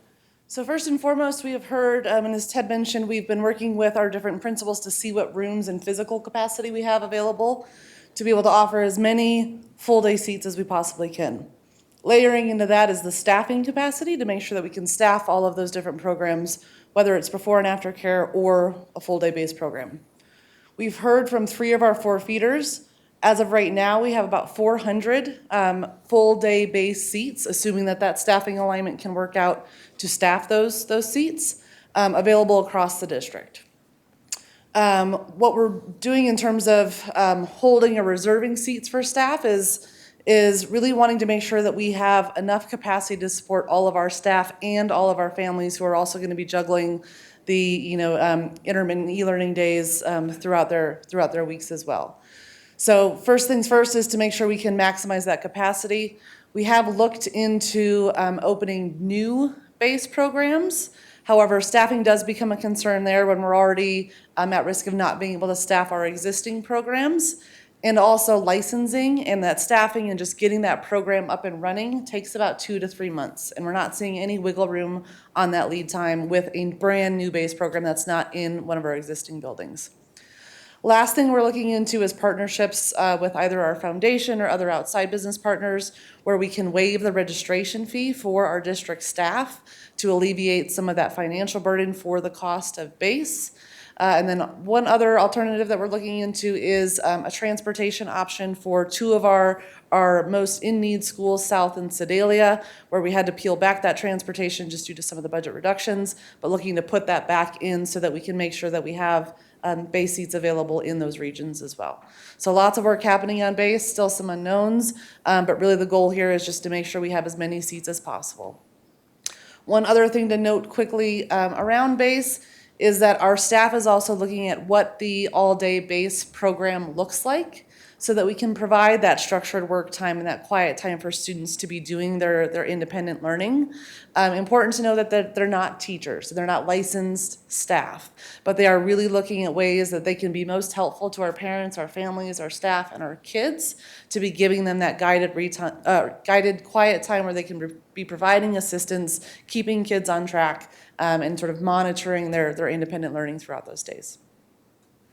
Just to follow up to that, we have an incredible group of educational assistants too that are well-trained and really great with working with students. Have we looked at using them, especially on our Fridays, where an EA may not be necessary because kids aren't physically at the school? Have we looked at that possibility as well? Absolutely, and especially in terms of that staffing puzzle and making sure that we've got a shortage of some of our base staff right now just due to their own personal concerns about returning to in-building work, but that is absolutely something that our director is exploring, is where we can make sure that we're utilizing all of the people and the resources that we have available to us to be able to staff and support as many seats as we possibly can. And then, and I'll get, this is the child care topic, so if we're on the child care topic, we'll take questions, directors, about that. But it sounds like we're making some accommodations for staff as well to help assist with their situations of those staff that do have younger children as well. I mean, it sounds like we're doing some intentional work to figure that out, whether it's to waive the registration fees or to provide a cost that's reasonable. It sounds like that's something that you guys are focused on as well. Very good. Director Meek? Okay. Any other questions about the child care option? Director Ray, just a quick comment. In addition to looking at opportunities, enhanced opportunities for our staff, we're certainly trying to do our best to provide additional opportunities for our parents. In the meeting that Ms. Kataska referred to with Alicia Elmore and her staff, we also raised the question about how could we better leverage our partnerships with the private child care facilities to expand opportunities and maybe look at some type of pricing for not only our staffs here in the Douglas County School District, but also our parents as well. Very good. Very good. All right. Director Meek. I changed my mind again. So this may be just a crazy idea, but we talked about high school volunteer hours. And, is there an opportunity for high school students to volunteer, especially those who may have an interest in going into teaching? And that was one of the reasons I wanted that policy brought to the SAG. But the more creative ideas that I think we can look at and partnerships with other agencies and organizations in order to serve our community, the better. And I can absolutely take that back. I would want to certainly work with our building leaders and academic folks to make sure that we're not interrupting their school day, whether it's a free block or whatever that might be. And certainly want to be mindful of licensing requirements within a childcare organization to make sure we're not violating any of that. But I love the creative thinking, and I think that's a very interesting avenue to explore. Thank you, Ms. Kataska. I'm going to continue down the dais. Director Graziano, any questions? None at this time. I thought you already had asked a question already. We're going to do one at a time, Director Long. I promise I'll wrap back around. If there's a follow-up to childcare, yes, please go ahead. So I just wondering, can we follow up what Director Meek said? Can we partner with the university or college that offer teachers programs or nurse program or childcare programs, that we can create opportunity for those students that have some volunteer hours or credit hours if they come over and do some sort of things. I just thought some ideas that maybe the college would love to have way for them to practice. We'll take that back as well. Thank you. All right, Director Hanson, question? This isn't specifically childcare, but ties into that. One of the questions that I have had several teachers ask is about the possibility of teaching on Friday from home. And I'm just wondering what the possibilities are or what the thought is in having each teacher present 5 days a week in the school. And Dr. Tucker and Mr. Knight are looking at each other to see who gets the short straw on that one. So, Dr. Tucker, did you want to start? We'll split it. We'll go ahead and let Mr. Knight Mr. start, Knight? and then I'll make a few comments. You bet. So this was not a decision that was made quickly or that we took lightly, and we spent quite a bit of time in school leadership talking about how best to make sure we were providing Friday's synchronous learning, the optics of what an empty school parking lot looks like on Friday to our community, as well as how to make sure we are supporting our teachers with professional development, with planning time, et cetera. And we did make the decision that we felt it would be best if staff were in the building all 5 days and did their synchronous teaching from the building on Fridays. Dr. Tucker. Yes, I'll add a few more details. I had a conversation with one of our speakers earlier about this same topic, and I think Mr. Knight captured it very well. This has been a very lively topic. All things at the time have been considered, and we'll continue to consider this. As things evolve, obviously, if we go to e-learning, we're going to have to pivot, and all of our teachers will be teaching remotely somewhere, probably more than likely from home. So I want our folks to know that this continues to be a very fluid situation. We want to, especially very early on, have our staff in our building so that they can get the professional development, continue to refine their skills from the spring to be able to pivot for in-person learning as well as for e-learning. And again, we thought that was the best case for where we are right now. Plus, we are working with the examples we just talked about to better accommodate our staff, to better accommodate our parents with childcare. And we certainly understand the questions and concerns that both teachers and our building administrators have. In the event that there's a situation comes up that we have to change this course, we can change this course. But again, we think it's best for several reasons. I'm going to elaborate quickly on two other reasons. We will potentially have a set of students and staff who will be working per the IEP with students who have IEPs. They may come in on Friday. You will have some staff working with children who will come in on Friday to meet the terms of the IEP to provide a FAPE.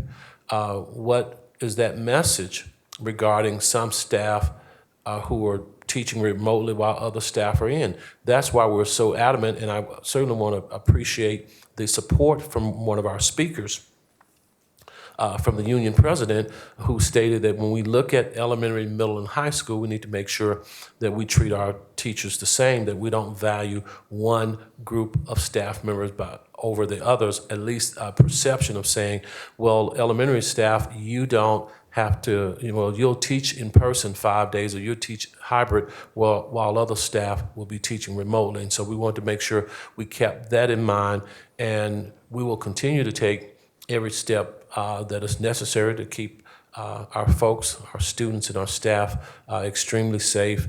And I'll also add that with our teachers in the buildings on Friday, they're able to use that time. They'll still have a time to collectively plan. That doesn't mean that they couldn't collectively plan remotely, but we have staff there. We have building principals in the building. If they need to have their remote, and there shouldn't be any staff meeting going on in buildings where there are 10 people, more than 10 people or more in a classroom. We should leverage technology.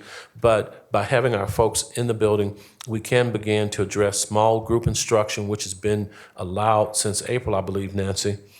So we'll have staff for that. And then I think it certainly enhances the planning. The curricular resources are already in the building. And then I'll wrap up, and I know I'm sounding like a broken record here. If we need to change that, we will be prepared to change it, and we will communicate, and we'll continue to communicate with our parents if there's such a change. Mr. Knight, anything else you want to add? All right, Director Chancha-Shore, I'll keep going down the dais, and this is really any questions, directors, you have. Director Chancha-Shore, any questions?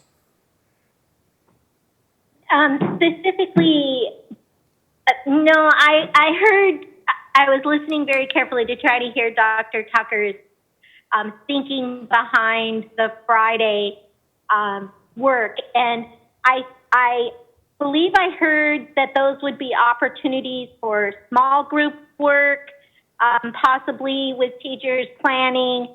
Their materials are at the building, and they're still teaching at the same time. So I was wondering about were the hours and the expectations for hours the same on Friday as every other day of the week? Thank you, Director. So like the students are still expected to be working from 8:30 to 4 or 7:30 to 3. And the students are still working remotely and need to be able to access their teachers. So will the teachers be able to have availability to respond to students? Thank you, Director Chancha-Shore. The parameters that we've collaboratively worked on would be that teachers need to consistently engage with their kids on Fridays. So for example, if I'm a secondary teacher, there's an expectation that I log on remotely and touch base with each of my classes. For one, it's the only time every week I'm going to be able to get all of cohort A and all of cohort B together. So it's a good opportunity to see if there were any questions, maybe preview what's coming next week, but you get to hear from everybody. At the elementary level, we've talked about we do not want kids on the computer on Friday 7 hours a day, but we would want teachers to pick a couple different subjects maybe and log on with kids, check in, build that relationship, talk with them. And then our special service providers, it does give them an opportunity because most of our special service providers are not necessarily scheduled to teach 7 classes a day. They have an opportunity to do additional small group work if we needed to bring any students in. All right, very good. Then Director Holtzman, question? Thank you. My question, I think it kind of originates from slide 6, where we talk about preschool students with special needs and making sure that we're providing what they need. And it kind of just stems into my question, which is, we know that the early years are really critical learning times for our students.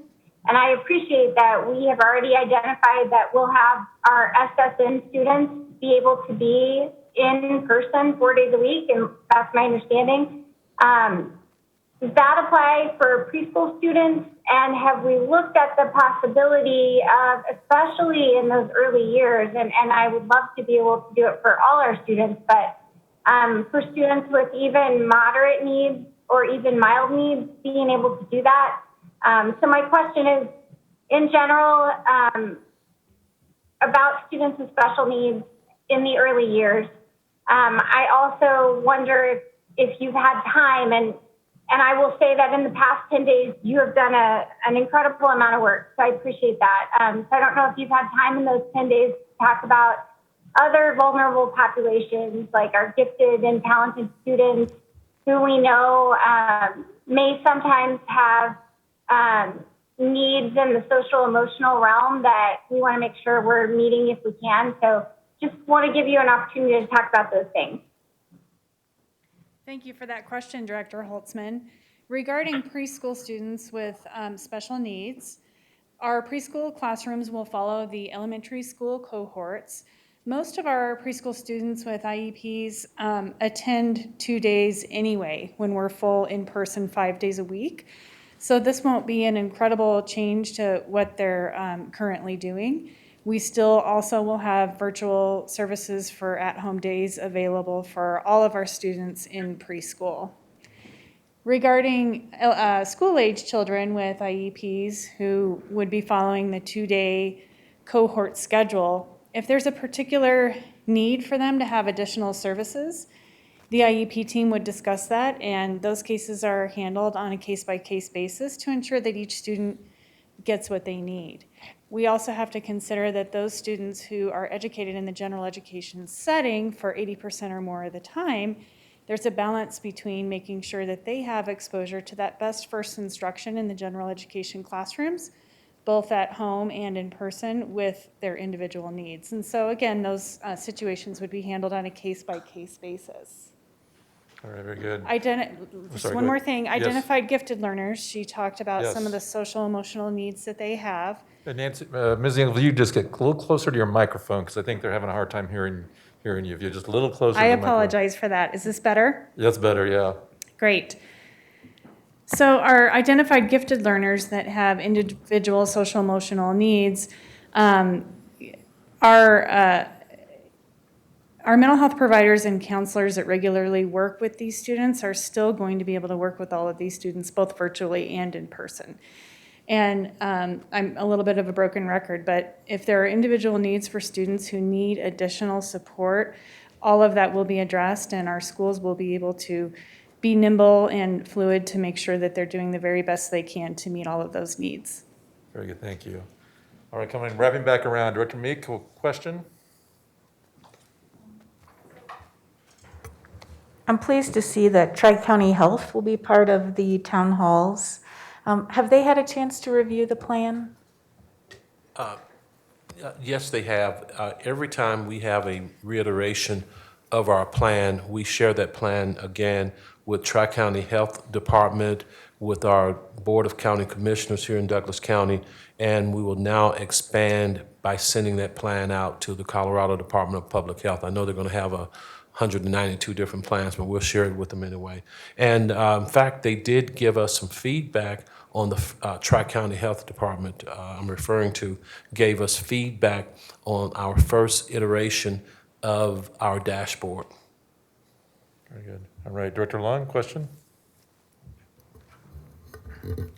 Slide number 8. Slide 8, is that right? Well, I want to make sure that people see the second bullet. Teacher will be in their buildings 5 days a week.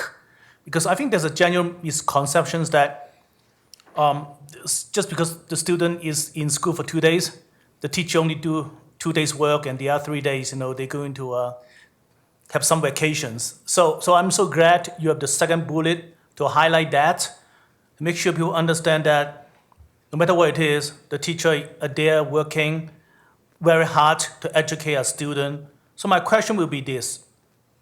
I hear a lot of suggestions that since the student will be in classes, half of them anyway, is it possible to broadcast the learning sections so that when the student well, half of the peers in school, can another half participate by online?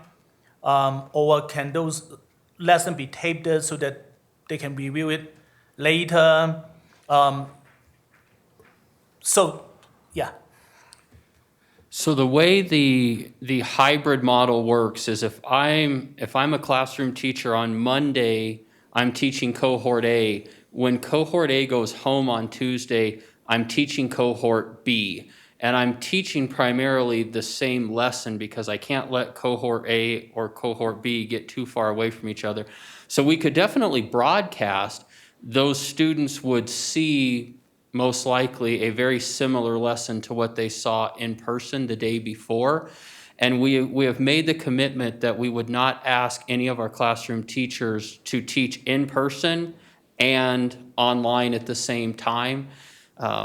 It would be very difficult to teach a class of kids sitting at home and a class of kids sitting in the building. Very good. Mr. Knight, this might be also for Mrs. Thompson, and I know we'll talk more about this as we get into the Edgenuity online e-learning option, but first of all, holy cow in terms of being able to figure out the logistics to staff an online learning school, if you will, with 6,000 kids. And I just want to express my sympathy. That's a lot of DOS support right Yes, there. it There's a is. lot of people working on this. Yes, and so I just want to just let you know, wow, how impressed I am that you guys are figuring that out. My question really is, if you have a teacher who is a part of that online cadre of staff and they leave their building, they're a second grade teacher, now they're going to teach at the online feeder school, if you will. What happens to that spot? Do we backfill it in that building so that there is a teacher there to meet the needs of those kids that physically come to school? What happens to that position? In some cases, yes, we would backfill. It's going to depend on how many students have left that school as well. I'll use the same very generic example, which doesn't happen very often, but that I did on Saturday, which is if you have 80 first graders in a school and 20 first graders choose e-learning, it's pretty easy to just take one teacher out there. You don't have to backfill it because 20 kids left. That is not what we're finding in most instances. So we're looking at a couple things. One, can the school reshuffle? Two, is it a specialized class where we absolutely are going to have to go out and find another teacher? And oftentimes, we continue to decrease enrollment. So there are times when actually pulling one of that teacher out, you can balance, you can still keep good class sizes. So it really, I hate to give the answer, it depends, but Sure. We are assuming we are probably going to need about 200 teachers to teach our 6,000 e-learning feeder. We are anticipating we're probably going to have to backfill half of those, and we'll have COVID dollars to do that. And I will let either Amanda or Corey add anything to that if they would like.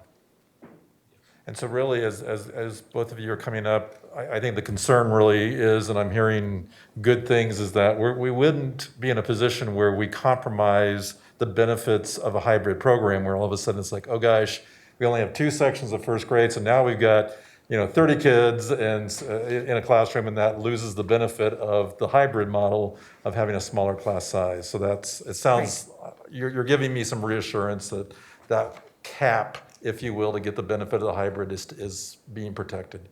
Mrs. Thompson? Right, exactly. And we know that there's no magical shortcuts to solving problems, so we've been really working methodically with our DOS, our HR directors, our special education team as well, to ensure that we can provide what is needed for students and have places for our staff. So we have some postings up that are collecting extra individuals should we need that, if we don't have that available within our buildings. So we will work quickly but very thoughtfully through that process as we partner with DOS. Did you want to Very share good, anything else? thank you. Yeah. This is Corey Wise, Executive Director of Schools. Mr. Wise? Thanks for having me up. I'll try to give you a little bit of detail. We jumped in to all of the student numbers, and we take a look at what's, as of current state of this morning, 5,875 students choosing to go to e-learning. We have 1,879 at K-5.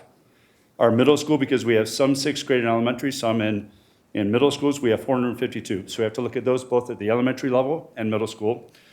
Seventh grade and eighth grade, 911, and high school, roughly 1,800. So 1,811 as you look at the numbers coming out. That's a feeder. So we really started looking at staffing in our areas to say, in each of our regions, we can run really 4 elementary schools with e-learning. Then we have to start saying what teachers are requesting ADA, would like to be e-learning, how do we start to fill those? So we started to work on that into the afternoon, have some pretty good work going on with that. Tomorrow we're going to be meeting again with HR, Diane Smith and others, start putting this together. So we're starting to assign, and we're going to get ready to communicate out to both principals and schools and teachers what that looks like. Then we're going to also then have to say TBDs. Where does that next level of hiring for both e-learning and back in the schools, where does that come from and how do we do that well? It's a puzzle. So Yeah. we've started it. It's getting complicated with where do we go with electives? How do we do this with specials? What people do we have? We're already identifying counselors, mental health, special education practitioners for the number of things, both for e-learning, and also hybrid. So we've really broken it down well with some good work in our first day. Does that answer a little bit of the Very detail? much so. No, Okay. I'm very impressed and You in got it. awe that you're able to pull that off. And sections are pretty similar. So when you look at numbers at the primary grades on up, we tried to build some very similar types of looks within that to find balance for everybody. Because it's going to be tough to shift even to any level. If we haven't done e-learning all the time, that's a change. It's a shift that we're going to support teachers on and support students with. Very good, thank you, Mr. Wise. Yep. And President Ray, I want to emphasize the bullet point 2 and the items underneath it. When we look at professional development days, August 4th, 5th, and 6th that are occurring this week, a parent had some very important questions about e-learning, and we're going to continue, or hybrid learning, we're going to continue to reach out with our parents through our DOS, through our building principals especially, and of course, headed by our communications department. We want to show our parents that we have some professional development days that are built in this week to provide this professional development to our teachers, support staff. Even when our students start to roll in on the 17th through the 21st, as Director Long pointed out, we're going to have teachers in our buildings 5 days a week. So it's not that teachers are not in our buildings 2 and 3 days. And the last point, I would ask our community to consider, one, we did have some success. If we thought that our kids did not have any success last spring, I would really challenge that. It was certainly a challenging time, but as Director Chancho Shore said, we did not stop school in the spring. Our teachers really worked hard. Our principals and support staff and our DOS and everyone in this room worked hard to give our students the best level of education we possibly could provide them. And we've taken some of those lessons learned and mistakes made to strengthen us. Then also, we have an online school here that's been successful for quite some while, EDCSD. Those are lessons learned. A lot of other school districts across this country, there are about 14,000, they're just now creating their e-learning academies. They sound great, but the Douglas County School District has a great deal of success in doing e-learning. We can learn from EDCSD. Then a couple weeks ago, we highlighted the work that's happening at DC Oaks. Our students have returned at DC Oaks. They're going to return at the alternative school, and our teachers and staff are successful at DC Oaks. So we're demonstrating not only to this county, to the state and America, this can happen, and it can happen safely. And safety is not one of our priorities. It's our top priority, and we're going to be able to switch to any learning platform that is necessary to keep our students, staff, and guests when we have them safe. Very good. Director Graziano, you good? Director Chancho Shore. I've been sitting here reading this over and over and listening, and I'm liking it to thinking about, the glass half full kind of thing. and I know this is going to sound a little bit opposite of sometimes how I feel and sometimes how just I think as educators we've been feeling, but what an amazing opportunity we have in this hybrid model as I'm sitting here thinking about it, to consider how we can deliver instruction in a very different way that we've never had the opportunity to do before. And I'm thinking about, if you're meeting with half your kids one day and half your kids the other day, and then you get to see them all on Friday, or you're pulling together small groups. I mean, it could be a really good thing. So one of the pieces that was striking me and I was wondering about is I'm sure that we are collecting, or I'm sure you have thought about collecting a bank of examples of how people are doing it, how as this time goes on, and how people are doing the kids' off days. And I'm sure that the EDOS and the HR team or the learning services teams have been thinking about that, but imagine the possibilities of what school can really look like with the help of our community in a situation like this. So I know that it's a struggle, but I'm also imagining the possibilities. And additionally, I'd like to point out that there's probably 101, maybe 1,000 questions that we all have, and there's 1,000 questions that every school district is trying to answer and work its way through. Maybe there could also be, like you have the Q&A, the 47 pages of Q&As, we could have a continuing Q&A that comes from this board meeting or a new one where we can continue. I think you're chopping up. So I know you're... Parents can also to for the, we continue to imagine the possibilities of this new. We got some of that, Director Chandrashore, but I think what I'm hearing is how we can continue to allow questions to evolve from this meeting and to continue to build on our question and answers. And I see Mrs. Rader back there nodding her head that she sees that as a possibility as well. All right, Director Hansen and then Director Holtzman. Director Hansen, any questions?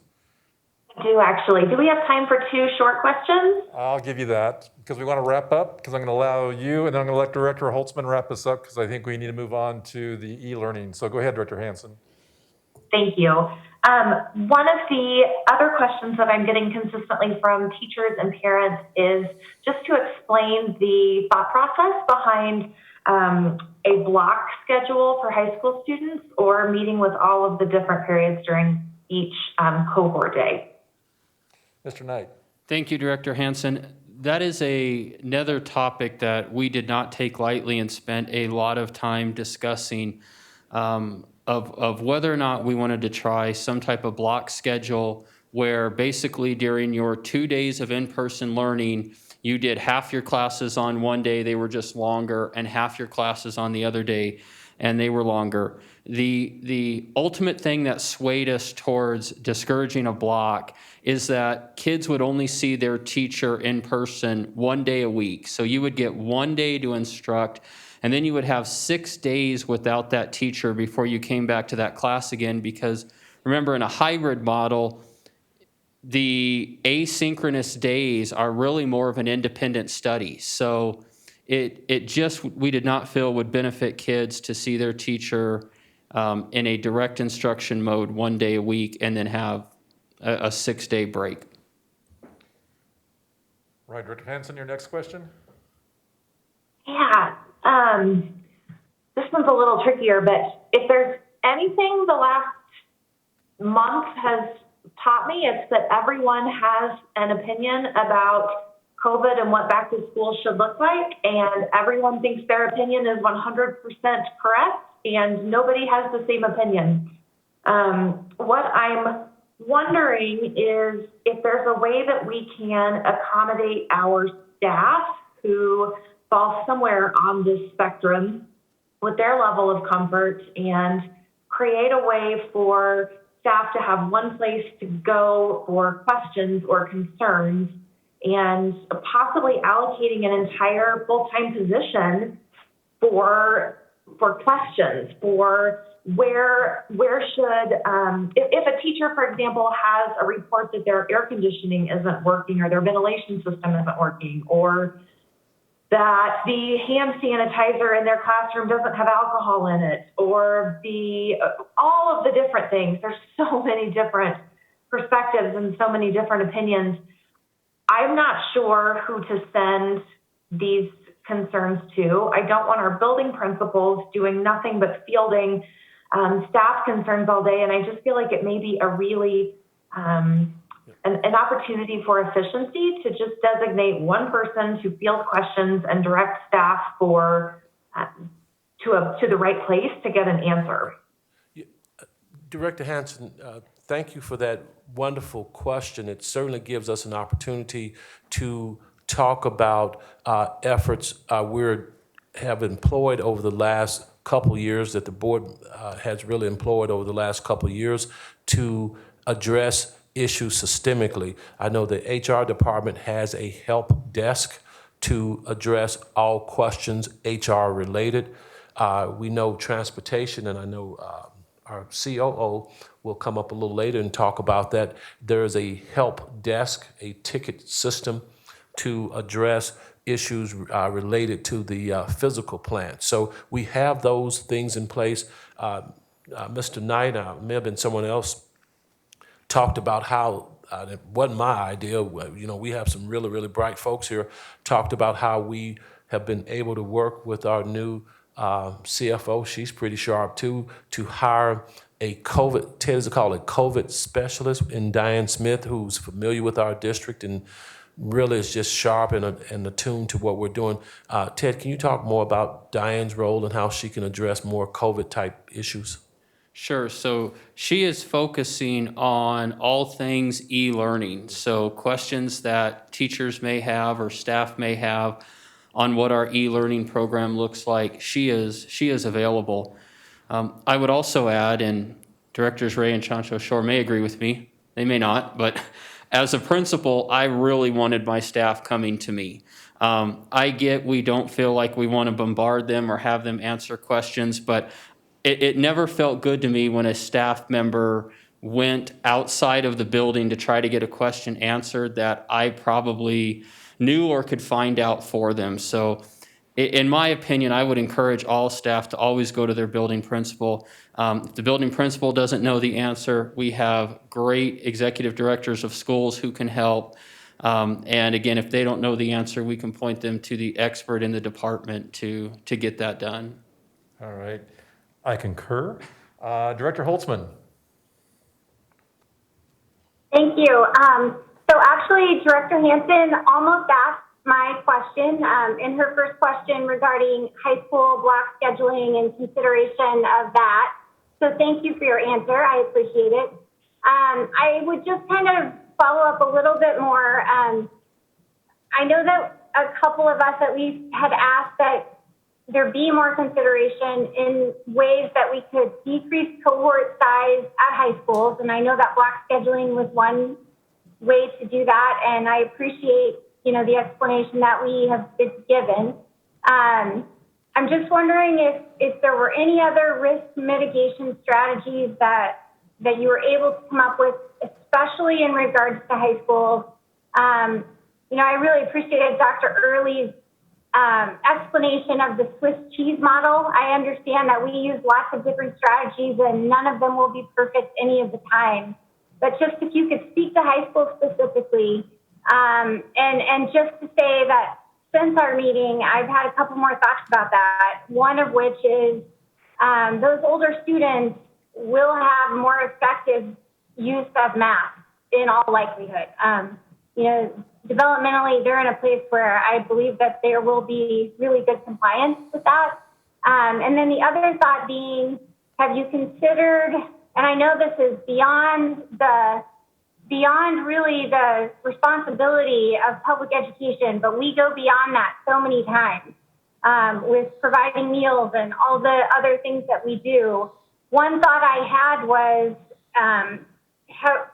what can we do in terms of educating our young adults, our older students and their families about the effect that their outside of school contacts have on their ability to continue being in person. Because I have to say that, at least in my neighborhood, even if there were strictly staying to their cohort during the day, in the afternoon and evenings, I'm seeing a lot of young adults, older students congregating in groups and not necessarily following public health guidelines. So just wondering if we had thought creatively about ways we could encourage them in that area or other risk mitigation at high schools. Yes, Director Holtzman, I'm going to be very quick here, and you raised some questions, and I know Mrs. Taylor and other folks are taking copious notes along with some notes I'm taking. First and foremost, we will take all types of suggestions that folks have to give to us to make our great county, our great community safer. I don't know how creative this is, but I know Mr. Payne, our director, Richard Payne, the director of security, Mr. Knight, and Mr. Cosgrove and I talked about getting signages printed very, very soon, because some of our parents in our community think that many of these activities that are going on school property are all school-related activities. They're not. Many of our properties are rented out to the community. And we're going to put signage at each district property encouraging masking, encouraging social distance. And this is not only for the participants, but also for the spectators, because we're getting quite a few calls from concerned citizens about that. We're going to continue to work with Mrs. Rader to go beyond the special email page that folks can send their concerns to regarding our road to recovery. But we're working to get some PSAs out, public service announcements out, and posters. I don't know if we have all of our posters and so forth in place, encouraging people to really deploy some of those mitigating strategies to reduce COVID. How we're reducing the number of students in our high schools. We heard Mr. Gochi a week ago, Saturday, talk about some of those challenges. That's one thing. We're listening. We're listening to our high school folks.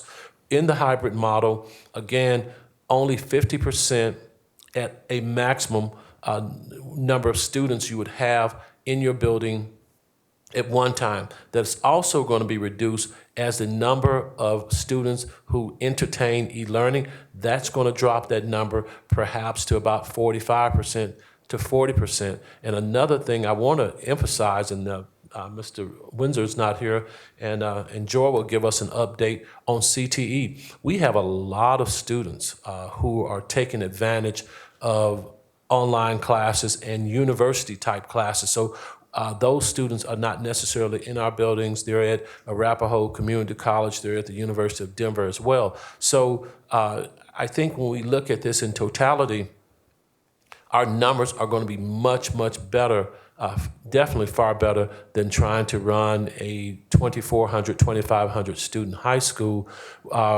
with everyone there. Again, we will certainly take suggestions from our folks. I'm on calls weekly with superintendents on the Front Range and talking to superintendents across the country, and we are not bashful about stealing ideas to keep our folks safe and reduce the number of interactions at our high schools. Very good. I'm going to move us on, directors. I know there's still some questions out there, but we are at the time that we really need to move on to the next topic on our agenda, which is Edgenuity. I want to, again, just acknowledge, thank you, Corey Wise, Ted Knight, Amanda Thompson, and Matt Reynolds for jumping in with our questions. But we want to talk a little bit now about Edgenuity, which is the platform that we're looking at for our e-learning alternative. And it looks like we have Mrs. Gross Taylor, our Chief Academic Officer, just joined us on the screen. Good evening. And we also have Erica Mason, who is the Director of Curriculum and Instruction and Professional Growth. And it looks like Mr. Weiss also is tag teaming as well. So I'm not sure who wants to lead in. Looks like they're pointing to you, Mrs. Gross Taylor. Welcome, and you have the introduction.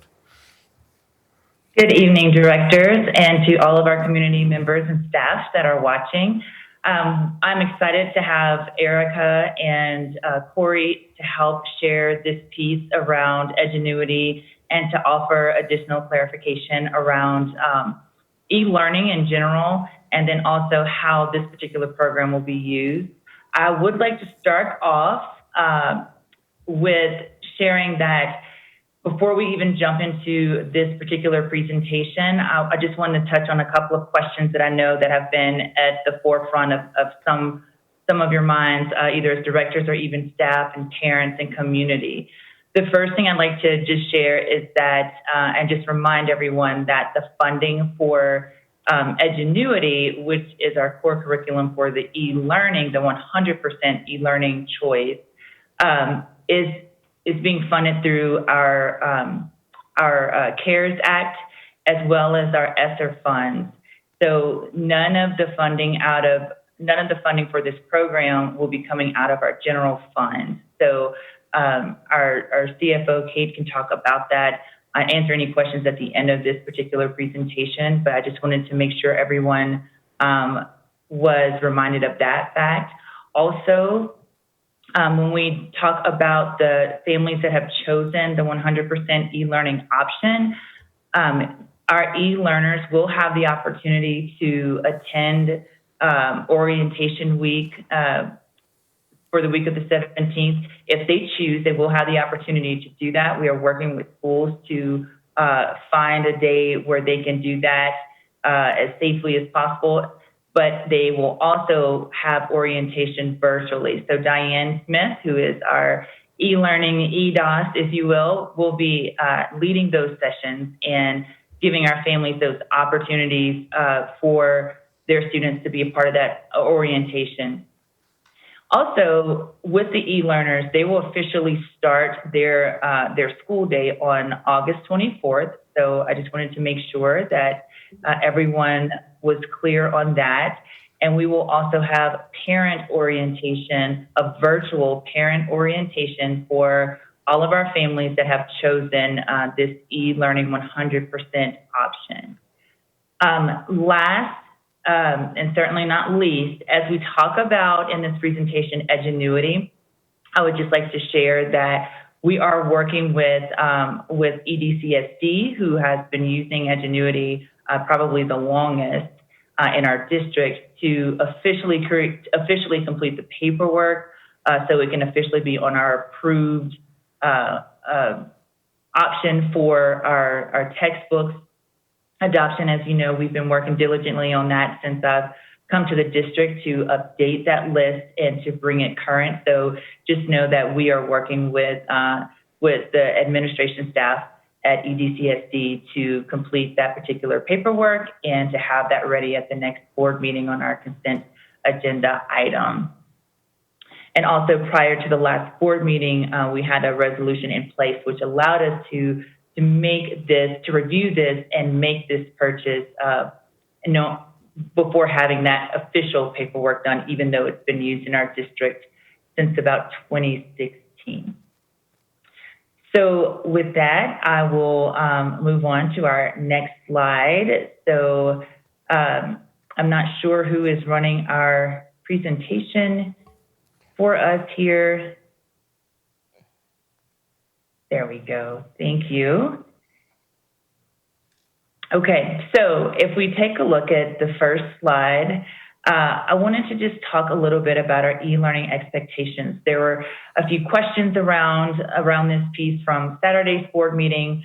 Thank you. From Saturday's board meeting, as well as just fielding questions and emails and speaking with parents over the phone around this. So when we think about our e-learning expectations on slide 2, we want to just clarify that for our e-learning, this is offered at each of our schools as an alternative to the in-person, to the hybrid in-person learning that we do have.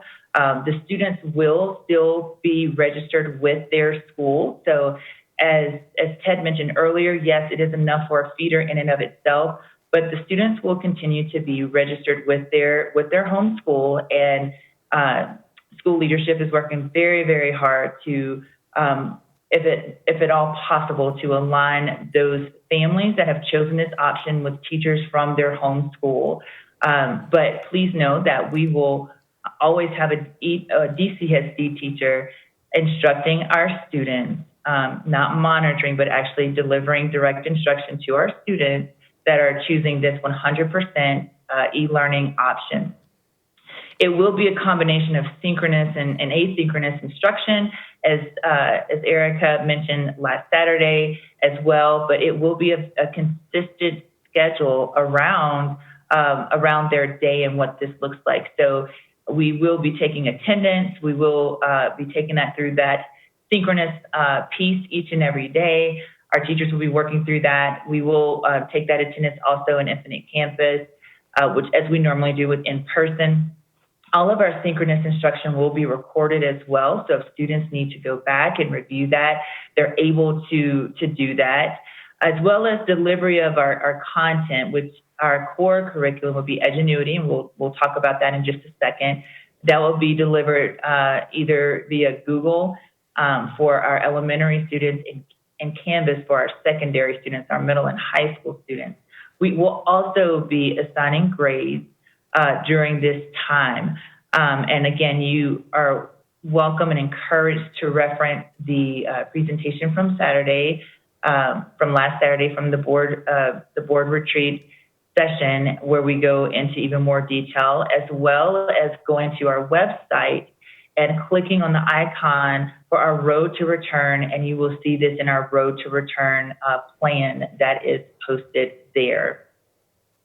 Next slide, please. I have had some amazing conversations with parents over the last couple of days in particular around what is the parent support or what parent support is needed for e-learning. And as I mentioned at the start of this presentation, we will have an orientation for our families virtually to talk more about this, as well as offering additional classes, if you will, for our families and how they can continue to help their students that have chosen this particular route for their education delivery. We'll also have classes for parents and families around Google Classroom, just navigating that, how to help their students with that, Canvas, as well as the Edgenuity curriculum. We also need our parents to make sure that, they are establishing a routine and a place for students to work on their assignments, having that desk or the kitchen table or wherever that might be, so students know that they come into a rhythm of going to class, if you will, joining online with their teachers each and every day and throughout the day, different points throughout the day, to receive their direct instruction, to participate in class discussions that are live, as well as a safe place to do their work independently as well. We want to make sure that our parents are notifying their e-learning teacher if a student isn't able to participate, just as you would if a student was absent. Our parents do a great job of notifying the school around that, so they would notify their teacher around that. And again, these details will be reviewed during the parent orientation, and we'll make sure we have, if you will, a checklist so our parents can refer back to that as well. We also want to make sure that our parents are partnering with their child's teacher. This is incredibly important, no matter what the learning needs might be for an individual child, that it is a partnership. E-learning does require that partnership of families and teachers to make sure that students are continuing to grow academically. We also want to make sure that our parents understand that they can, again, attend either virtually or in person for school information sessions, such as that orientation week for students, so they have that ability to do that. And we are working with our schools. And again, Diane Smith, our e-learning EDOS, is working through that, and will be helping schools communicate that information out, as well as having a virtual session for parents around e-learning. And we will have regular communications, and we'll talk about that a little bit more in the presentation, around when to expect communication, when to expect a schedule for the week, as well as assignments and expectations. So we'll go over that as well. The part that I think is really important when we think about e-learning is that kids cannot be on the computer all day long. That is not healthy for kids nor adults. So we want to make sure that our parents are partnering with us to provide that opportunity for physical activity when the teachers are having breaks and such. We do have sample schedules for e-learning at both the elementary and secondary level on our on our Road to Return website, so parents can view that. And again, of course, we will go over that during the different orientations. But it is important that our students engage in physical activity outside of whatever elective that they might have. For instance, if they have PE and e-learning, we want to make sure that our students are moving around even in addition to that. And again, as I mentioned before, we want to make sure that we are monitoring. Our parents are helping us monitor our students' time online. We do not want them to be fatigued. We are not trying to recreate the school day and that we are having students online every minute for the 7.5 hours. We will have brain breaks and different breaks like that. So we want to make sure that our parents help us help their child monitor and balance that online time. For the next section with Edgenuity, I'll ask that Erica share more around our actual core curriculum that we'll be using for our 100% e-learning option. Very good. Thank you, Mrs. Gross-Taylor, and welcome. Good evening, Mrs. Mason. Thank you. Thank you for having me. So as Marlena said, I'll talk a little bit about what we've been working with our rep in Edgenuity to what the package looks like. So you can see 2 columns here divided into our K-5 and our 6-12. It's really important to understand that while they offer similar content, they're delivered in different platforms, so they are divided up by K-5 and 6-12. As we've been working with our representative, we currently are looking at licenses that would be available to all of our 6-12 students and teachers, and for our K-5 students would be available to our 100% online learners. We also have SEL content, social and emotional learning content, that is part of that package. Excuse me. And again, they're delivered through different platforms, but within the same type of modules. I'll talk a little bit more on another slide about what that SEL delivery model will look like, but they are pieces that could be embedded into typical instruction. We'll go to the next slide, please. So I think it's really important this is an important slide. The Edgenuity is a parent company, and it provides online content and full courses. As I mentioned before, there are similar solutions, but on different platforms. And while it could be offered as standalone and interactive, as Marlena mentioned, we have to think about, as our teachers are designing lessons and delivery, we have to think about already the teacher expertise that we have in Douglas County. And we will, as we've mentioned, talk about offering that synchronous instruction every single day. So as our teachers are designing lesson and delivery, they will think about, how do I engage with my students synchronously? How do I use this material from Edgenuity as a piece of my instruction? It has built-in assessment that can align to the pieces that they select in their customized content that they can then continue to monitor and on a daily basis come back to do, again, extension of their lesson from the day before. They can then engage in more synchronous instruction in a differentiated way, in a small group way, and then repeat that cycle throughout the week. There are some samples there that you can see if people want to look at more samples of what Edgenuity would look like. Next slide. So it offers content in ELA, math, science, and social studies, and all of the things listed here. They're aligned to Colorado standards, which are then aligned to Common Core standards. That's a quote from Edgenuity. The question here is around, how do we know that this is rigorous? And I go back to our teachers in Douglas County being able to tailor these lessons to meet the needs of our students based on their expertise and the assessment pieces that are built into Edgenuity.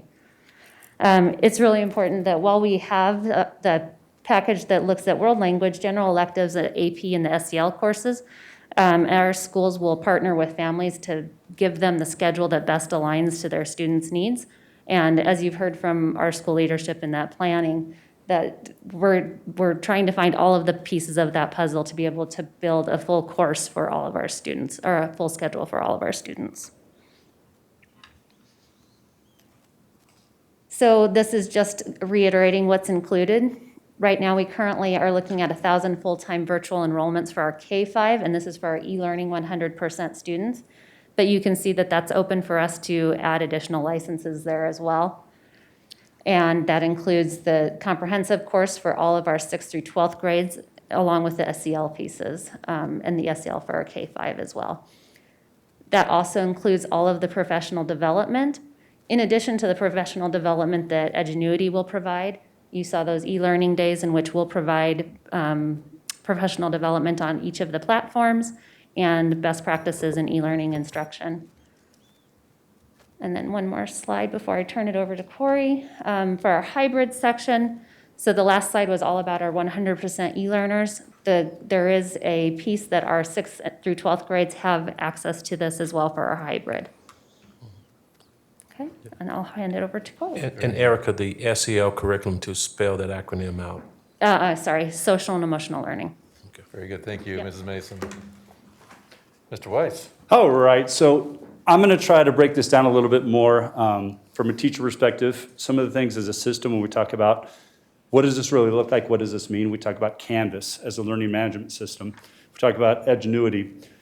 As Marlena mentioned, we've always had some platforms in which we use. When we look at recovery, when we look at extensions to meet students' needs, we've used Odyssey-ware, GradPoint. If you ask a common person about any of those, they might not even know they exist. Edgenuity and Canvas are probably two new words that we're starting to try to systematize and communicate out of what can they do. There's a lot of misinformation and there's a lot going on. It's moving quickly. So I think our job next is to say, how do we support all teachers? I'm going to digress a little bit. E-learning. If you have a lot of teachers, and we have, as we talked about, 1,800 high school students. I'm a secondary person. How do we make sure all of our teachers are prepared? I can't tell you that every one of them is done online or flip teaching, that they know where their resources are. And we want to make sure we give them resources that they can have and start to build off of. They don't have to use it as a standalone. The great part about it is you can add to it, you can change it. You can work with kids on one days and assess and immediately get feedback to change your instruction. So Director Chancho sure talked about the excitement of what we can do differently. In all of our schools, we've had teachers working on best practice of where are we with 21st century skills. We built in how do we use computers, how do we use technology, how do we go out and find quality research. And what we've done is collected a foundation. So when Marlena calls it a core, about 3 weeks ago as we jumped in and started to say plan of action, we looked at Florida Virtual. We looked at all the different platforms out there. I will say the one thing that Edgenuity does provide is a more comprehensive piece. It provides more elective choices. It provides a social emotional learning that all teachers could use as resources, let alone our kids who are extended out and e-learning. We can build in purposeful social emotional supports and learning to partner with our counselors that will be sharing and our providers that will be sharing and working with those students. So I think it's a comprehensive piece. I just want you to know as I even jumped into that and looked at it, there's nothing that's perfect. You're going to have to supplement, and our teachers are going to want to supplement, and they can make everything better. As a hybrid side, let's go back to as we start to staff high schools. I taught social studies. When I first started, I probably would say I was strongest in U.S. history, government, econ. When I first started teaching, though, I had ancient civ and world history. I had to be a little bit ahead. The amount of work it took to find resources, and you jump into a filing cabinet and see what activities we have.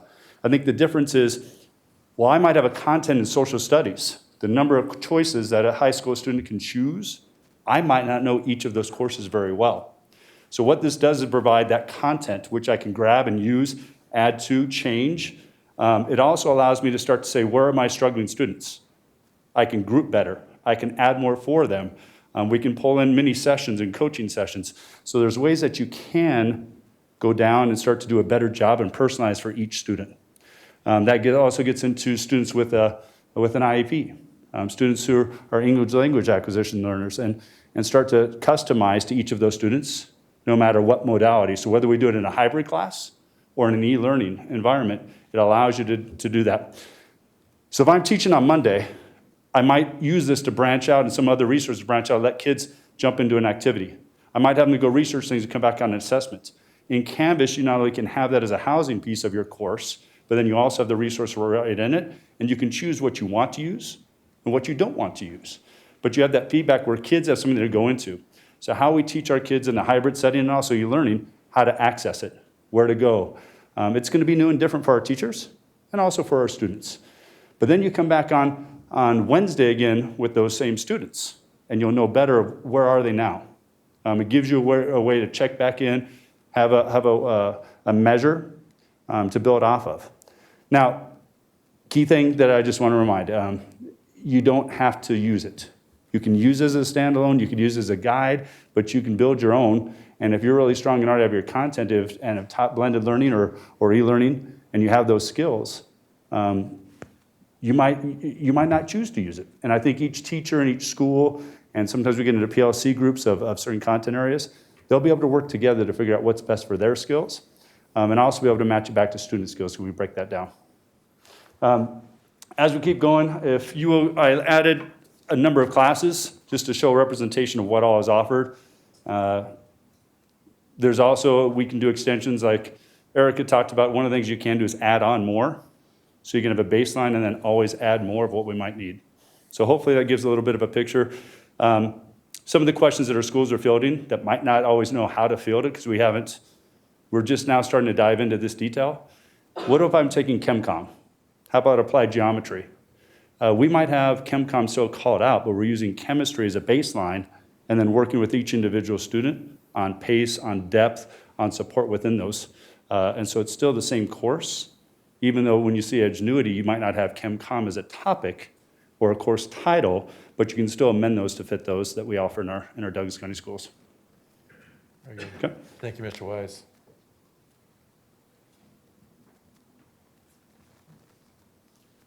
We may have to skip ahead a couple of slides. I think Corey was able to talk about much of the slides that are upcoming. So those are the courses that were placed in. I think Marlena was going to address this slide. Sure, absolutely. If you could go back for me to slide 9 very quickly. Slide 9 has a link at the very bottom that you can access, and I would encourage you to, because it does talk about the research around Edgenuity.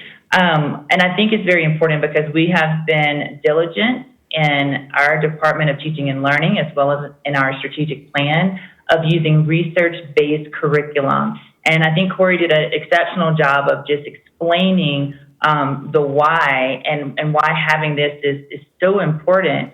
And I just wanted to bring your attention to this particular link because this is the research behind Edgenuity. One of the things that I think is worth repeating, and I've shared this before, having presented around curriculum, is that designing lessons, particularly digital online lessons, is not something that most teachers go through in their teacher preparation programs. We do have teachers that are exceptional at this, and some have even advanced degrees in this, but that is by and large not the norm.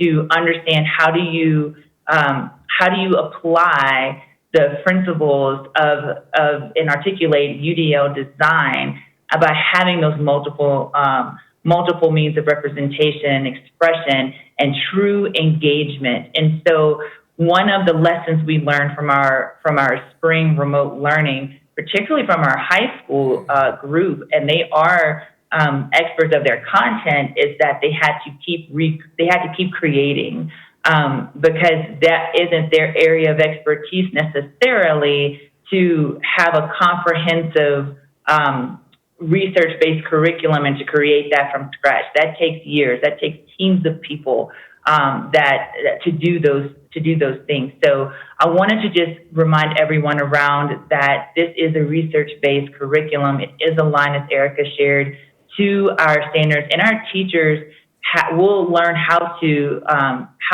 expand upon this and how to add those favorite lessons and different things like that, and being able for our teachers to have some videos and different pieces, engaging activities already created, allows our teachers to really focus on what they are best at, and that's knowing their students and individualizing that delivery to each of their students.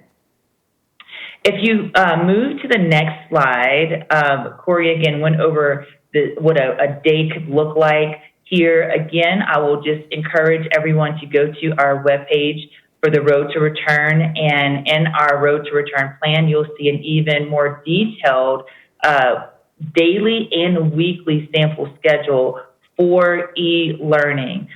Every week, every Monday, our teachers will send out to all of our families what their schedule looks like, what the learning objectives and general assignments are. And then throughout the day, for each of the days, Monday through Friday, our students will be live with their teachers, working through lessons, receiving direct instruction. Our teachers for e-learning 100% will also have office hours, so the families and students can also receive additional support as needed. If you would go to the next slide. Again, Corey did a great job of talking through some of the courses, and I just wanted to remind everyone, one of the pieces that makes Edgenuity so powerful is that it actually offers honors level courses that are already designed, as well as standard level courses. We have middle school courses as well, because we know that there will be gaps for some of our students around what they might not have grasped completely in the spring. And we want to make sure that our e-learning teachers can do the same as our hybrid teachers, having the resources to be able to go back and fill in what those gaps are, to use the assessments that are within this curriculum that are aligned to our Colorado Academic 2020 standards, and to be able to do that. So you will see here in these next few slides, and you can go to the next one, slide 12 as well, that it is a pretty extensive list of courses that will be available, so our teachers don't have to recreate the wheel. And as they become more comfortable with this and they're able to work through how to navigate not just Edgenuity, but how to add those lessons and things that they love so much, they're able to do that and not focus on how do I create this course that's supposed to be comprehensive and research-based in the limited time that I have. You'll also see that we have advanced placement courses that are available to our students as well, and our teachers, and that's hugely important. I've received more emails than I can count, and have had more conversations around from high school parents who are worried that their kids will receive what they need for college. So we thought this was incredibly important that we have this piece. And if you go to slide 13 again, it has the world languages there, as well as our social emotional learning as part of that. CTE, we do have, as you will see, some CT elective courses, but because our state has our own specific rules around that, Joy is working very closely with our CTE teachers to make sure we're meeting those guidelines, so our students that are enrolled in CTE courses are able to complete those pathways as needed, whether it's offered through Edgenuity in particular, or if we're having to look at other creative ways around that. So just know that we are working with our CTE classes, our CTE teachers around that, and Joy is leading that work. If you go to slide 14, I just want to remind everyone again that when we think about what Erica mentioned earlier, what's available for our hybrid teachers in addition to what some curriculum that they might already have, I just wanted to, again, provide another moment of clarity around our why behind this. For our hybrid teachers, that are teaching in the cohort A, cohort B, they will have access at the middle school level to the Edgenuity that they can use. And the reason being is in just a few months ago, seems like a lifetime ago now, earlier this actual calendar year, very thankful for our community and our staff and our teachers and our board for using some of the monies that we have received from 5A and 5B to purchase about $4 million worth of curriculum, primarily for our elementary schools, and then math for our middle schools as well as science. So these programs that we were using as pilots at the end of last school year, it really was impactful when we had to do the remote learning, but all of these programs have a digital component already. So we met the needs of our elementary. We prioritized that first when we looked at our strategic plan and where our biggest gaps were. So our elementary teachers, our hybrid teachers, have access to this already. They have access to this already. At our secondary level, if COVID were never a thing, that would be next on our list to assess, and we have assessed that actually, but to work with our principals, work with our teachers to, just like we did with elementary, to see what those needs were. How do we make sure we have the most updated information and materials and curriculum for our students that align to our 2020 CAS standards? So just as a reminder that this is already in our district, they have a digital piece at our elementary level, and again for our middle school for math and for science. And we will continue to support and work with our schools and the teachers and we've done that already throughout the summer, and building their capacity around not just navigating these particular resources, but also being able to wrap their arms around it and truly affect the instruction that they're providing for our students. Next slide, please.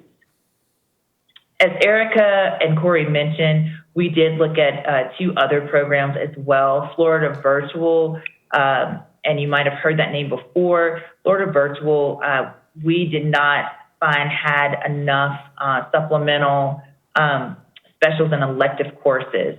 And we're going to talk about those and share where you can find a list of all the elective courses that are available with Edgenuity, with this purchase that we have. So Florida Virtual did not meet the needs there. And eDynamics only offers specials and electives. And Edgenuity does use eDynamics for their specials and electives, but to buy that separately, it would just provide specials and electives. Edgenuity by far is more comprehensive out of the different program choices, especially ones that were currently used in the district. And they also have resources specifically for our ELD population, as well as our GT population, as well as being able to customize this for our SPED students as well. And next slide. So some of the accessibility features that I wanted to make sure that I pointed out that are in Edgenuity that we found were lacking in some of the other two were lesson support tools, which is super important as we work with our teachers. Once they are identified as the e-learning, 100% e-learning teachers, they're going to go through an intense training around Edgenuity. They have a e-notes section where kids and teachers can notate throughout their lessons. We do, even though our teachers are providing direct instruction as well, in addition to, please know, and I just want everyone to hear me very clearly, teachers are not monitoring this program and checking in with students. There will be direct instruction given each and every day. I do think it's important and it's incredibly helpful to have videos and to have other resources that are already done.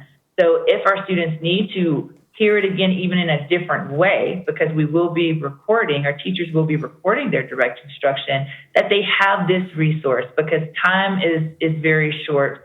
It's never enough time in a day. And so having that is super important and will definitely impact the level of rigor that our students will be able to engage in and depth that they'll be able to engage in their particular courses.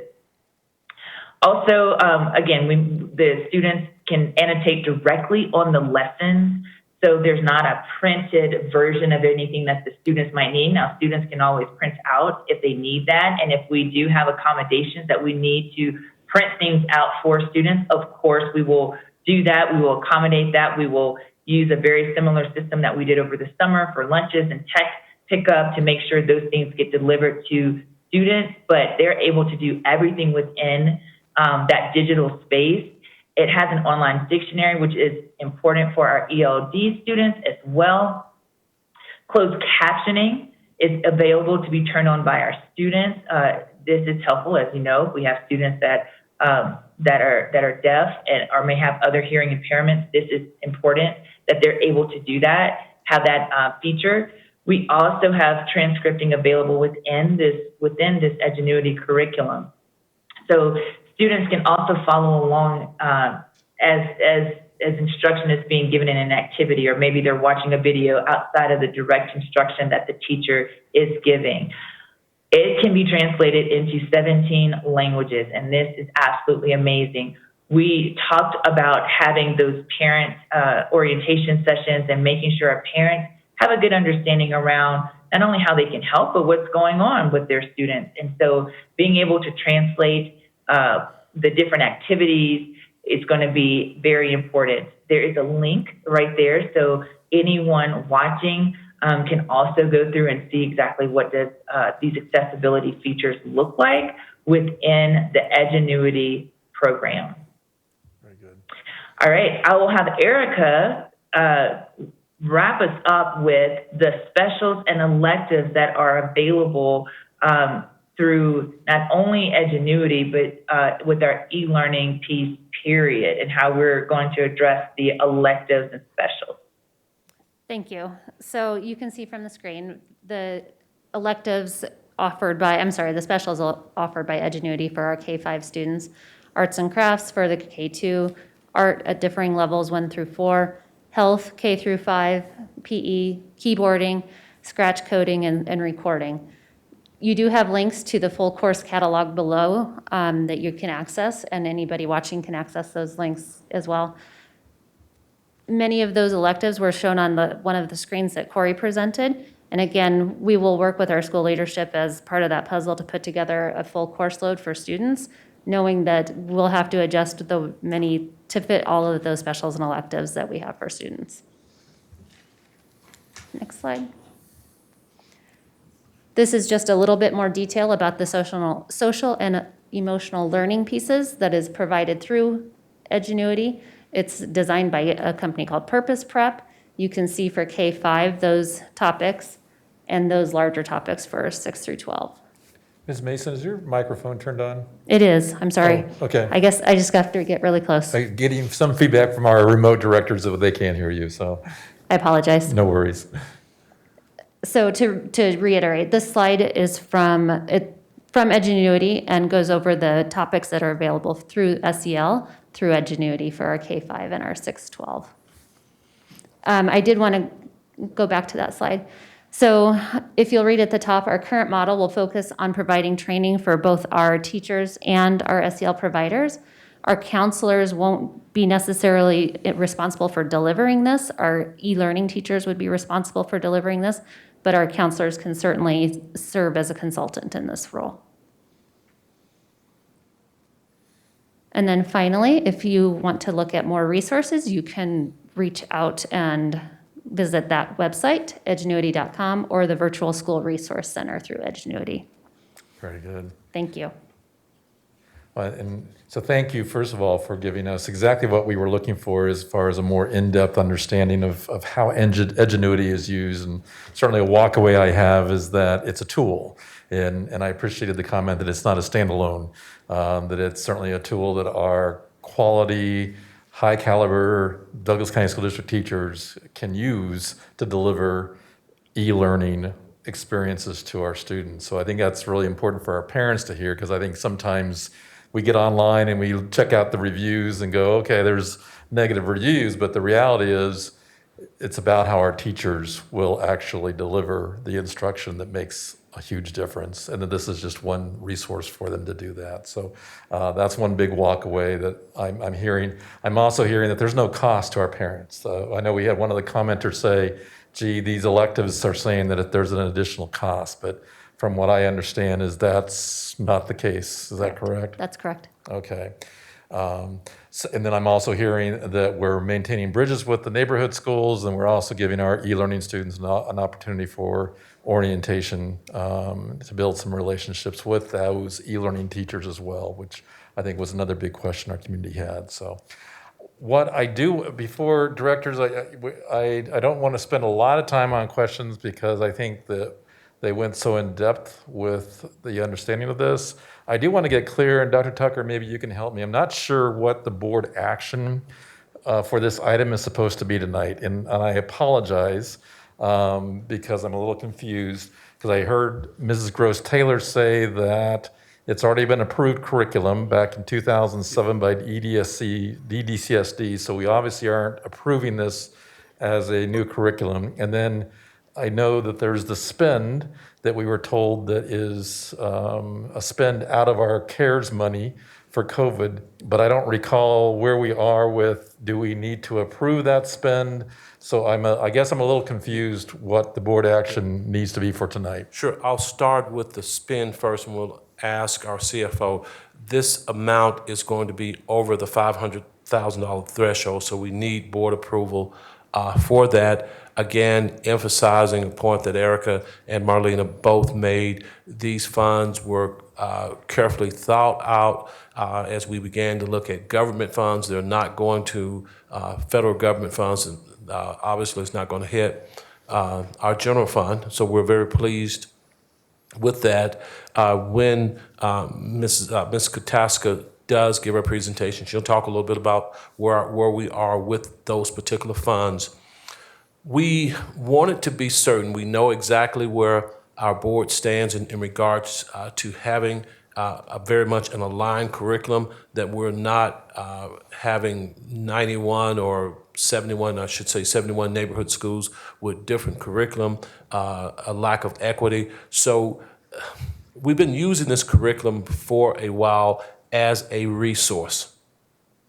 But because Edgenuity purchased the parent company, and it's a little different from the Odyssey where we want to make sure that we're being totally open with the community and with the board, that a new company, Edgenuity, purchased Odysseyware, and their curriculum is a little different. Although we viewed this back in 2000, I think we've been using this in various schools since 2016. So this year is not the first year we've used Edgenuity. In fact, we talked with our vendor, and I'm pretty sure he's out there somewhere, probably still on hold, to ensure that we were right about these dates. Because again, I know all of our directors really set forth in 2018 that we have some idea of where this curriculum is, and to ensure that we can be accountable, because that is one of the duties of the board, to adopt curriculum. And so we're working with one of our building principals, Greg Wiley, who's used this before, to help us draft. I think Marlena mentioned it earlier, or Erica, to draft this recommendation that we'll bring to the board, although it has been used as a resource that does not require board approval. But we want to make sure, because a new company now owns it.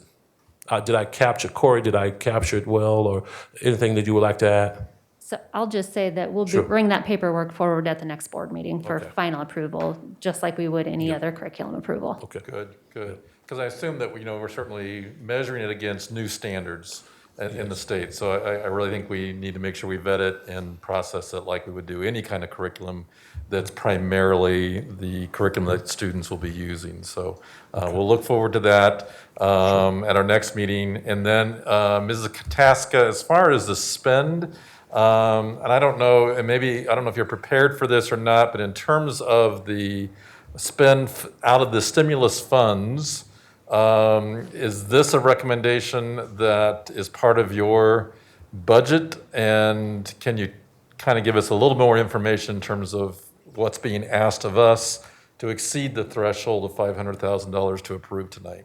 Sure. So we'll talk a little bit more about that in the next section as well, where we've got an update on the CARES Act funding. What we're proposing to do is split fund that, basically to use half of within the CRF dollars, then the other half within the ESSER funding, where we have a longer runway. Okay. So because this is an annual license fee, and we have a deadline date of that December 31st date on the ESSER funds, we have to split that payment into those two sources. I see. Very good. Director Graziano, then I know I've got two other directors that have hands up, and we'll get to them. And then I'm going to really push this a little bit, folks, because we are getting close to the midnight hour. Just quick question, because as a piece of software, is there ongoing maintenance for it, or will continual residual fees? How will that work, and where will those funds come from? It would be an annual license fee, including the implementation cost in this first year. We'll need to reevaluate, certainly what our 100% e-learning and e-learning options look like next year. Hopefully, most of this COVID stuff is behind us at that point. So it is a one-year term. Director Chacha Shore and then Director Holzman. Director Thank Chacha you. Shore. Yeah. If we were to go back to the page where it shows all of the different high school options, thanks, Ms. Gross-Taylor. Could we use these particular courses in this particular Edgenuity curriculum for credit recovery? That is a great question. It has been used as credit recovery already in our district.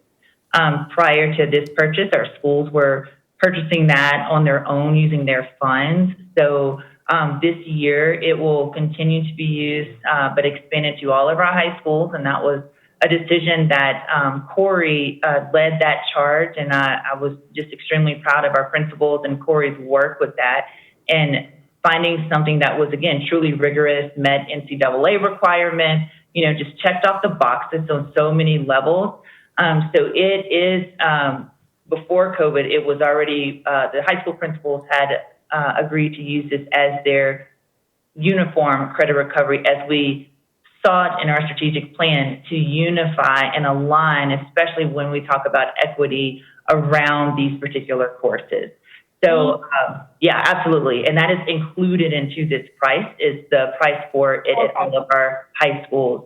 And even middle schools can use it for their credit recovery.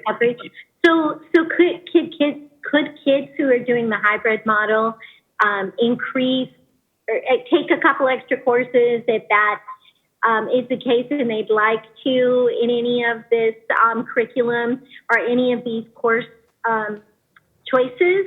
If they wanted to take additional courses, would they be able to take the additional courses? Would it be available for kids who perhaps wanted to graduate early? So I am going to ask Matt Reynolds to come and share a little bit about that. We do have board policy around extra credit. It is an accredited program. For families that choose to do that, the cost that's associated with that is for those parents paying for an Edgenuity teacher to teach them directly, and Edgenuity would be providing the transcript. So a high school student would have a transcript from Edgenuity since they are accredited, and then a one from our high schools, and then it's up to the college of their choice, wherever they're going, to put those things together. So Matt, if you would like to share a little bit more around that, I will say for this particular purpose, we did not pay for teachers through Edgenuity. We're using our DCSD teachers.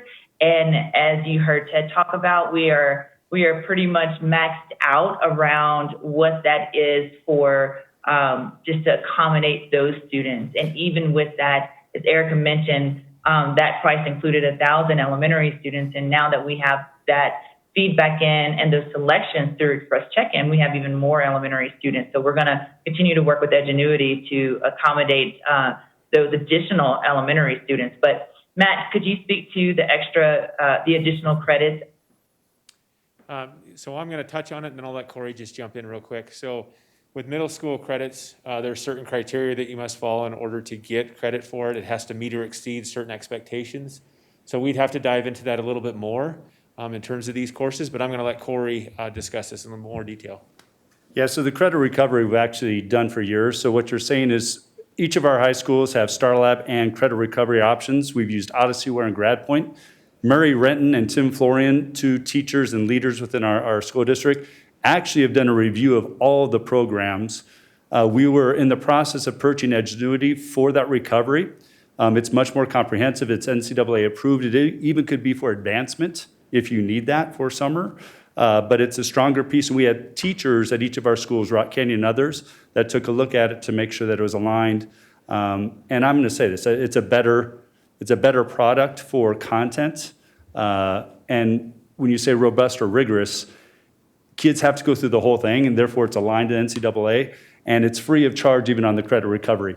Summer school, there's a fee, but on credit recovery to advance during the school year, we work with kids all the time in that option. Very good. All right, Director Holtzman, final question. Thank you. So my question, and I appreciate that you guys explained that this is a curriculum resource and that teachers are not restricted to only using this, that they can supplement and use other things. My question is, are we offering AP classes? Are we offering any of our CTE classes? Or are we not? And I understand that we may have some limitations. But I just want to be clear for parents and for students what is available, AP, CTE, and if they are participating in the only e-learning portion, how does that affect their ability to participate in activities like band and orchestra, sports, that sort of thing? So I will address the first part of your question, and then I will let Erica and Corey. Woohoo, Marlena. I think Matt Reynolds was going to respond to that, so I'm just trying I'm directing traffic here. So go ahead, Mr. Reynolds. Great, thank you. So on slide 12, you can see the options that are available for advanced placement. As Marlena stated earlier with the CTE courses, we'd obviously work with Joy to make sure that those CTE offerings align with what the state's expectations for those would be. For advanced placement, we would also have to match those students with a proper teacher in order to offer those courses. So is that jigsaw puzzle that people have talked about is, yes, there are advanced courses that are available, but we would also have to look at staffing. Very good. Did that answer your question, Director Holtzman? Unfortunately, I could not hear him. And I also was going to ask for one more question. I couldn't hear Ms. Kataska either in regards to Director Graziano's question. So if Mr. Reynolds could try one more time, I'm trying to listen really closely. And then if you could possibly have Ms. Kataska repeat her answer, that would be greatly appreciated. Thanks. You bet. Okay, I'm going to give this another shot here. So as you can see on slide 12, there are a plethora of advanced courses that are available through this program, but we would have to match those programs with the requisite teacher for each of those. So that's part of the jigsaw puzzle that we need to work with school leadership and HR in creating this whole feeder. The CTE courses up there would have to be reviewed by Joy to make sure that they meet our own state's expectation for CTE courses. All right. And then Ms. Kataska, if you want to come up. Director Ray, I'm sorry, but I would just say that if I'm a student listening, I still don't know if I can take AP classes or CTE classes. I appreciate we're still working on this. I'm just saying that I didn't understand the answer. The short answer is yes. It's a matter of which ones. So, yes. Which I think is the concern, and that's the puzzle that you're trying to piece together. But I think that's Director Holtzman's concern as well, is that not all of these things on this slide are guaranteed to be offered to our students if we don't have a teacher that matches the ability to teach that AP class. Yeah. Am I summarizing that correctly? Mrs. Gross-Taylor, go ahead. Yes, you are. And here I'll refer back to what Ted was mentioning earlier, using the CARES Fund to hire additional staff. So since we now know which students are choosing that 100% e-learning, that's what school leadership is working on and seeing, what are the courses that are being offered and putting that against what the teacher certifications are for that. And if we're needing to have additional teachers to do that, then that's what Ted was referring to, that we will continue to hire for those, or our backfill for those or figure out a happy medium in between. We want to make sure that our students are able to complete their pathways, whether it's an advanced placement pathway or it's a CTE pathway. So we will have to, we are working on, and school leadership is taking the lead on that, and matching up teacher certifications along with the course selections of these students that have chosen the 100% e-learning option. All right. Director Holtzman, now you have a follow-up. Go ahead. And I'll have Mrs. Kataskis. I think Mrs. Kataskis is actually going to help my us. follow-up was just, could you please even just summarize the answer in regards to ongoing costs for Edgenuity, since we're still considering that expenditure? Yes, thank you. So I will try to answer a little bit louder to that one. The answer there was, one, we will bring the full contract for approval to this board at our next board meeting on the 18th. It is a 1-year annual license contract. And because we are paying for a full use of services or a full year of services, that is why we've made the decision to split fund it between our CRF and our ESSER funds, because our ESSER funds have that longer lead time in terms of a spending deadline. But what we've entered into for now is an annual license contract. All right, very good. All right, directors. So I think we need to move on from this. So really tonight, we're not taking any action because Ms. Kataskis is going to be bringing us the contractual agreement with Edgenuity for us to consider at our next meeting. So at this point, this has simply been an information-only item, and we appreciate all staff who have contributed to the depth and understanding of what we are offering students. All right, we're going to move on to Mrs. Kataska to talk to us about the CARES funds and possible recommendations of how we might expend those funds. Mrs. Kataska.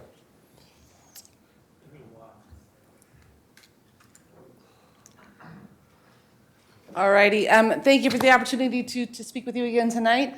So what I'm going to do is give a brief update in terms of the funds that have been dispersed thus far, and then address Director Meek's question from our last meeting on the 25th related to how might we provide some additional funding through these sources to our most at-risk populations, so our highest free and reduced price lunch students or schools. So as of July 31st, and these numbers haven't changed too much since we talked to you on the 25th, we've committed about $19.5 million out of the CRF fund. So that's our larger bucket of funding that has the December 31st termination date. To the next slide. Out of our ESSER bucket, which is about a $1.3 million total allocation, we have about $336,000 remaining. So the biggest chunk of that and the biggest change from when we discussed on the 25th is the commitment of the Edgenuity funds for that half of year through that funding source. So while this has a longer lead time or a longer termination date, we have a much, much smaller bucket of money to be utilizing here. So we need to be really careful about what we're reserving in terms of the back half of the year to fund things like our additional potential 100 teachers that we might have, or extra duty pay for staff, or substitute costs, or assistance with base, or whatever some of those things might be that are going to extend past December 31st. So also since that time, we have met as a committee and distributed a form out to our building leaders, our central office staff, to start to gather those individual requests that folks need. So whether that is plexiglass and just getting an inventory of the PPE packages that folks need, or some of those things above and beyond, what might be considered normal. So we started to meet as a team today to start to prioritize those requests. We're sitting at about 5 million of individual building level requests that have come in. And so we'll meet again as a committee on Tuesday to review, prioritize, and get those funds out. So what I heard from the board and from Director Meek during our meeting on the 26th was the desire to allocate an additional set of funds to our highest need students. And if you want to go to the next slide for me. So while we have two sources of funding to do that, ESSER is really based on a Title I calculation of that's how we were allocated the money. I am recommending that we actually use our CRF funding to earmark those funds for our highest at-risk students. One, what that allows us to do is to actually go below what our Title I cutoff would be and actually allocate down to a 10% free and reduced price lunch level, as opposed to the 35 or so percent that is the Title I eligibility requirement by school. So it gives us some additional flexibility to meet the needs of schools and kids that we know have need, just aren't necessarily at that Title I cutoff. Similar with either bucket of money, we would have to make an allocation to schools, but they would submit a plan. We would have to understand what it is that they are utilizing those funds for, making sure that it's in compliance with either of those grant funding sources. So that is no more or less restrictive based on either of those funding sources. The one thing that we need to be cognizant of with those CRF funds, again, is that December 31st date. So we'll be working closely with building leaders to make sure that we can gather those requests, understand exactly how they want to use their supplemental allocation above and beyond what would already be provided to them in terms of the standard packages of support, and make sure that we're getting those requests in soon. A couple of different ways that we can allocate that. One would be to take the total allocation through the ESSER funds as a per pupil allocation based on all of our students. So that takes us down to about $17.68 in terms of a per pupil amount allocated to all students in schools that have above 10% free and reduced price lunch. So that's option one, and that's about the $500,000 allocation using that methodology. Option two would be able to look directly at our free and reduced price lunch allocations or percentages, and allocate directly to those students at a higher amount because we're dealing with less students.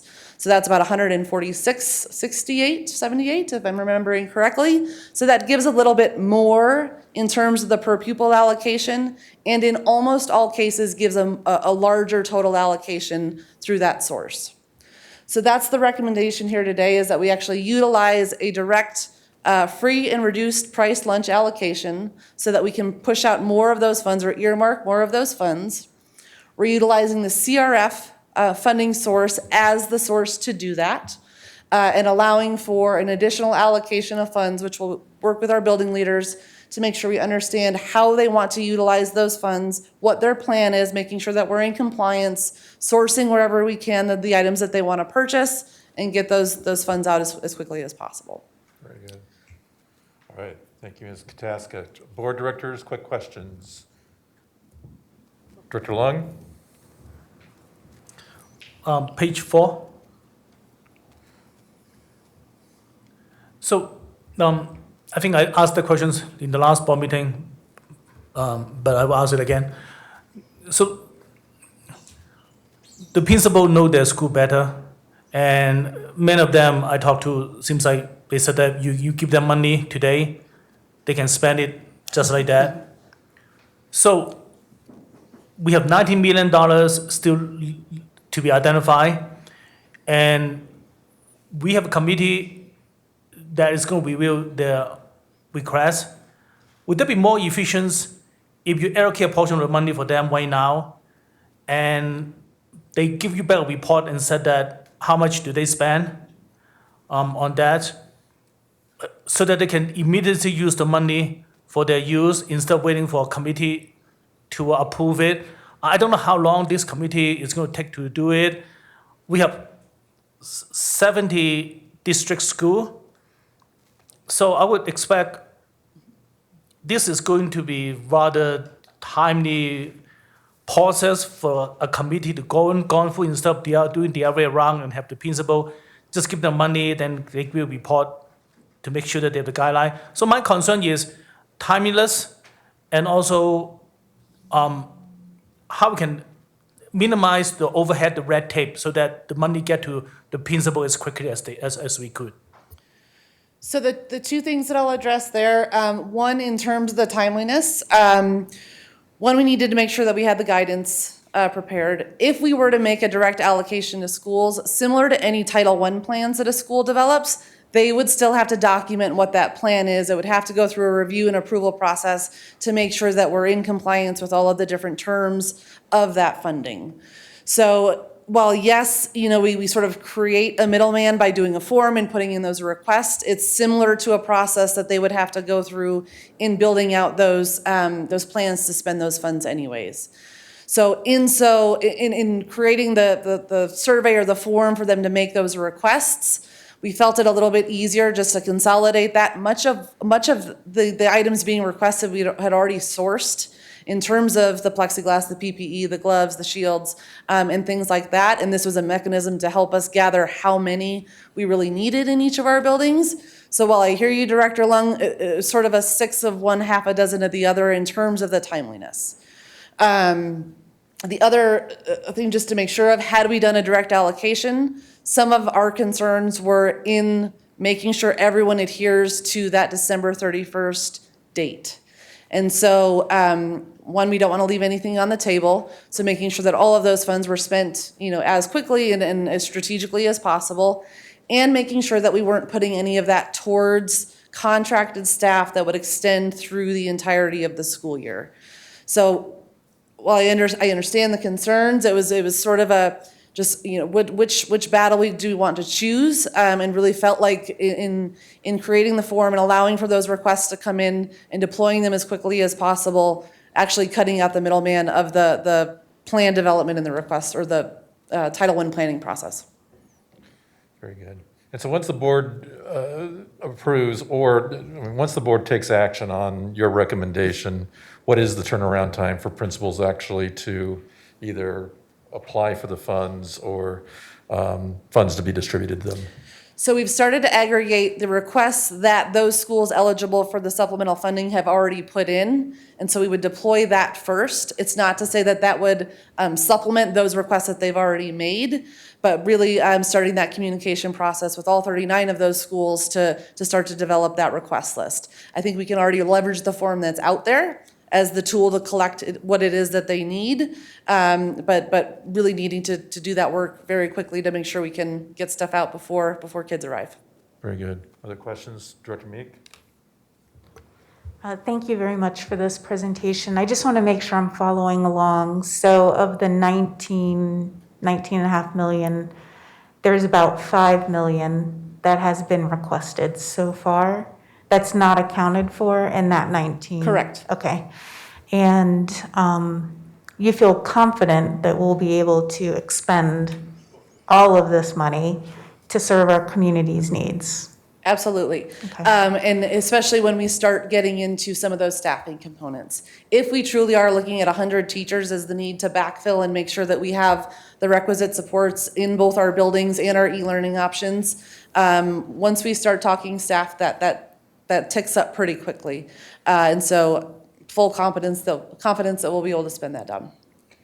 Mr. Seth, if you turn to the slide to the recommendation that we're being asked of, so board, I want to entertain a motion that we approve the recommendation as presented by Mrs. Kataska. Is there a motion? Move to approve. Motion made by Graziano. Second. Second by Director Meek. I'm sorry? Was that a second too, Director Holtzman? Okay, all right, I think, so we'll give that to Director Holtzman because Director Holtzman hasn't got a second tonight. So any further discussion before we vote? All right, seeing none, let's vote. Chancha Shore?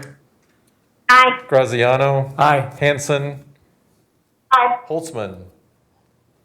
Aye. Lung? Aye. Meek? Aye. Ray, aye. That passes unanimously. Thank you. Thank you, Ms. Kataska. All right, directors, how are we doing? Can we plow through this next section because we have already discussed our policies at our work session, or do you need a quick break before we plow through? What's the pleasure of the group?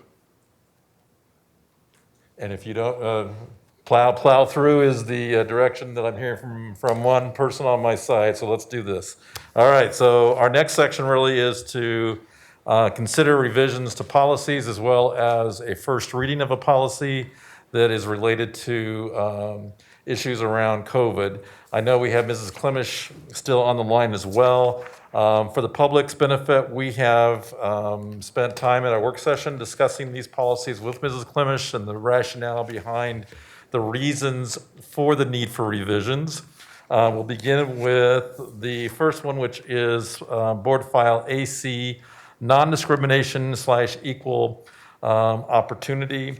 Again, this policy is in response to revised statute around Title IX, and Mrs. Clemish has walked us through the reasons for that. Are there any further questions, board directors, regarding this particular policy?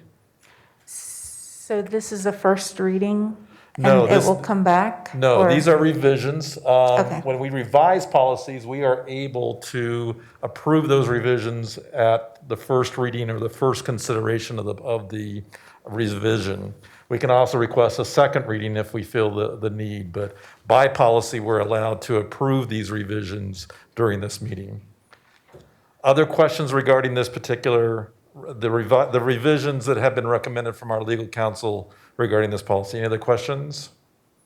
Okay, motion to approve the revisions. Move to approve. Director Chanchashore, motion to approve the revisions for policy AC. Second. Seconded by Graziano. Any further discussion? Seeing none, let's vote. Chanchashore. Aye. Graziano. Aye. Hanson. Aye. Holtzman. Aye. Lung. Aye. Meek. Aye. Ray? Aye, that passes unanimously.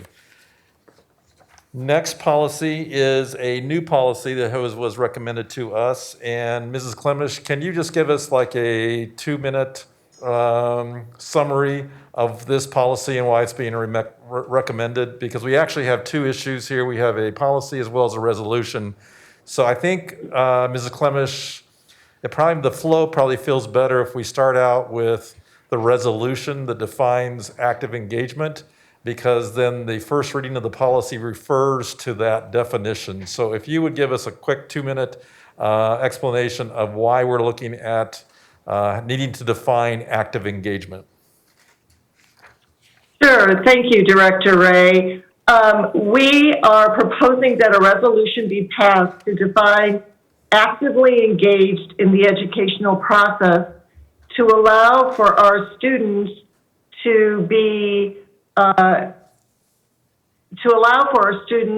attendance in activities where they're actively engaged in educational processes, but may not be physically present in a school location.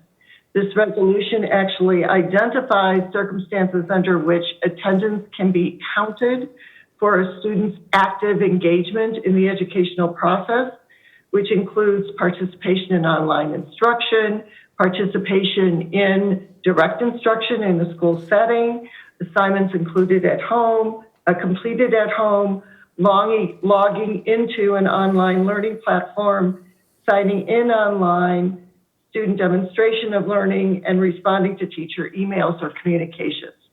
The importance of acting on this resolution in the view of the district's leadership is so that our students' attendance and participation in learning through e-learning or as part of the hybrid model can be successfully accounted for purposes of meeting the State Board of Education's requirements for attendance and hours of time engaged in the learning processes. And certainly we want to fulfill those requirements, and our students will be actively engaged in the educational process, even though they will not be physically present at the school site at all times in the upcoming school year. Very good. Thank you, Mrs. Clemish, for that summary. So I'll entertain a motion that we approve this resolution that defines active engagement. Let's get the motion on the table, and then you can ask a question, Director Lung. So a motion to approve this resolution. I'll move to approve the resolution. Motion made by Graziano. Second. Seconded by Chanchashore. Director Lung, question? So I was just curious, why do we need to have these resolutions passed? Does it mean that if we don't pass these resolutions, those activities that you list over there are not counted right now towards the instructional hours? And the reason why it does not count right now is it because we have existing policy that forbidden us to to count this, and without passing this, our current policy is not allow us to count this, and only if we pass this, then we can make this count. So how does it work with the state law that currently in place? Mr. Reynolds is here, Mrs. Clemish. I don't know if you want him to jump in at this point, and Mr. Reynolds, go ahead. I do. Okay. Director Ray, I'll defer to Mr. Reynolds All to right. respond to Lung's question. Very good. And I do want to clarify one thing, Mr. Director Lung, is that there is no policy. We don't have an existing Right. policy on this particular topic. So this is it's a definition that leads us to a first reading of a brand new policy. So just to clarify that, but Mr. Reynolds, go ahead. Yes, thank you for the question. And as Director Ray just pointed out, it's absolutely that's the case. We don't have a policy in place that defines this. The resolution gives us the flexibility afforded to us because of the pandemic for us to count those activities, but we also have the policy that we must put in place going forward, not just this year. So you're correct. If we don't have this policy in place, then those activities, we can't take advantage of the additional flexibility that the state is providing us. All right, so there's been a motion and a second. Any further discussion or questions regarding the definition of active engagement as a prerequisite to us discussing this new policy? Any other questions? Yes, Director Ray, I have a question. Okay, Director Chanchashore, go ahead. Ms. Clemish, I just wanted, and you probably said this, I'm just having a hard time hearing. Was this vetted through CDE? I again will refer back to Mr. Reynolds to see, it is my understanding that this is consistent with the CDE regulation and the statutory authorizations which they have provided in guidance to school districts. But I'll defer to Mr. Reynolds in that regard. Mr. Reynolds or Dr. Tucker, I see he's amped up to speak to this as well. Just a little bit. I just had a bag of peanut butter cookies and I didn't pause in between. A little sugar going on. Now, Matt and I are on calls and share communication with CDE, and this is exactly the type of guidance that Commissioner Anthus and her staff are giving us to ensure that we're positioning our students and our staff to be successful during this age of COVID. Again, I don't know, can't remember the last conference call we had with the commissioner, and she talked about these things, talked about flexibility, and you've heard Matt ever since March talk about making a good faith effort. This is an example of making a good faith effort to meet graduation requirements, attendance, instruction, and so forth. Very good. All right. Any other questions or, I'm sorry, Mrs. Clemish, go ahead. Yeah, I just want to add, in addition to Director Chancho, in response to Director Chancho-Shore's question, that the Colorado Association of School Boards actually recommended that districts consider adoption of this resolution and the policy. And if a district did not have policy revisions consistent with what we are proposing to the board this evening. Very good. All right. Motion's been made and seconded. Seeing no other questions or discussion, let's vote. Chancho-Shore? Aye. Graziano? Aye. Hanson? Aye. Holtzman? I'm sorry, Holtzman? Aye. Very good. Lung? Aye. Meek? Aye. Ray, aye. That resolution passes unanimously. So now that's a prerequisite to the first reading of the policy ICICA, which deals with school year, school district calendar, instructional time. Mrs. Clemish or Mr. Reynolds, any additional comments regarding this particular new policy that we're considering as first reading? Any additional comments? I have no additional policies, just other than to reaffirm, I think, my belief that this policy is important to the district in that it identifies in policy that moves forward what active engagement in the educational process means, and that it also defines what under the supervision of a licensed teacher means, and affords some flexibility for circumstances that may be beneficial to addressing health and safety in the future where students may need to be accommodated in ways outside the physical presence of the school building to continue to advance their learning. So I think it's important for the board to consider adoption of this policy moving forward, not only for the present school year. Very good, thank you. All right, I'll entertain a motion to adopt, no, we don't need to do a motion. This is a first reading, so this is information only. At our next meeting, we'll have an opportunity to consider it for approval. Next on the agenda then is a resolution regarding suspension of certain graduation requirements for the 2020-21 school year. Again, Mrs. Clemish or Mr. Reynolds, any quick highlights you would like to make regarding the request for this resolution? My only comments again are that this resolution is directly responsive to the circumstances that the district and our students, particularly our seniors, will be facing this upcoming year, and that I think passage of this resolution by the board will support the seniors in their understanding of their graduation requirements and will allow them to focus on a successful school year without, of course, diminishing the expectation that they meet the academic standards expected of our students, our graduating students from the district. Very good, thank you. Mrs. Clemish, Mr. Reynolds, anything? And I would add that it aligns us with the State Board of Education's recent decision in July. Very good, so it puts us in compliance at the state level as well. All right, a motion, and I would also just emphasize that this is for the 2020-21 school year. This does not permanently change policy. This simply suspends the requirements, as Mrs. Clemish said, due to the circumstances that we are in for this school year. So a motion to approve this resolution. Move to approve. Second. Motion made by Graziano, seconded by Meek. Any further discussion? Seeing none, let's vote. Chansha Shore. Aye. Graziano. Aye. Hanson. Aye. Holtzman. Aye. Lung. Aye. Meek. Aye. Ray, aye. That passes unanimously. The next several policy revisions, and I took away Mary's thunder or Mrs. Clemish's thunder a little bit about this Title IX work that our legal counsel has been doing for several months now to get us in compliance. So Mrs. Clemish, I will give you an opportunity to give us an overview of the Title IX compliance and the revisions that you're requesting us to consider.